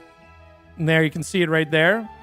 So big thanks to CP Weed for being around all these years and everything that CP Weed does for us. All of our mods are amazing, but CP Weed's definitely been around for a very long time too, and is around every day. So big thanks to CP Weed, and love your new icon there. This is the lead mod. But big thanks to all the mods, of course, for your time and attention this week, and thanks to Mox, of course, my biggest fan and supporter and helper. So thanks to Mox. Put some hearts in chat for Mox as well. And that's it. We're out of here for the week. Thanks for all the subs, resubs, gifted subs, prime subs, tips, bits, and raids. Whether you were chatting or lurking, thanks for being part of the band. Big love. It was a great week. Breaking this record next year, same time? Hold me to it. I think we should try to break it every year. That'd be incredible. That'd be an awesome thing to do. Yeah. Every new year, the first subathon of the new year or something like that, or around the holidays. Try to beat it every year. I like it. Let's do it. Check out these links CP Weed put in chat for you, and we're out of here. We're done. That's it for the whole week. I take tomorrow off. I take Mondays off, so I won't be around, but I'll be back Tuesday in the 7 o'clock hour for more fun.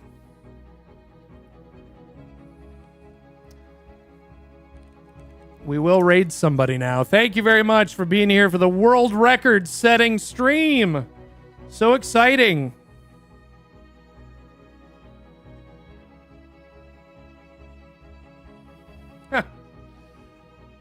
Let's go raid Penguin, who plays Ken Sama. Thank you, Zai. It's been good seeing you around, brother.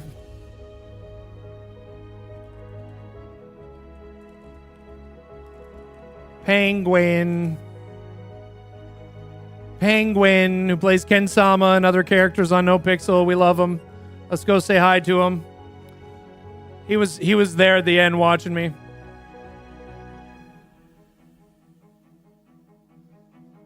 Do we still have the thing from the loop pedal? What thing?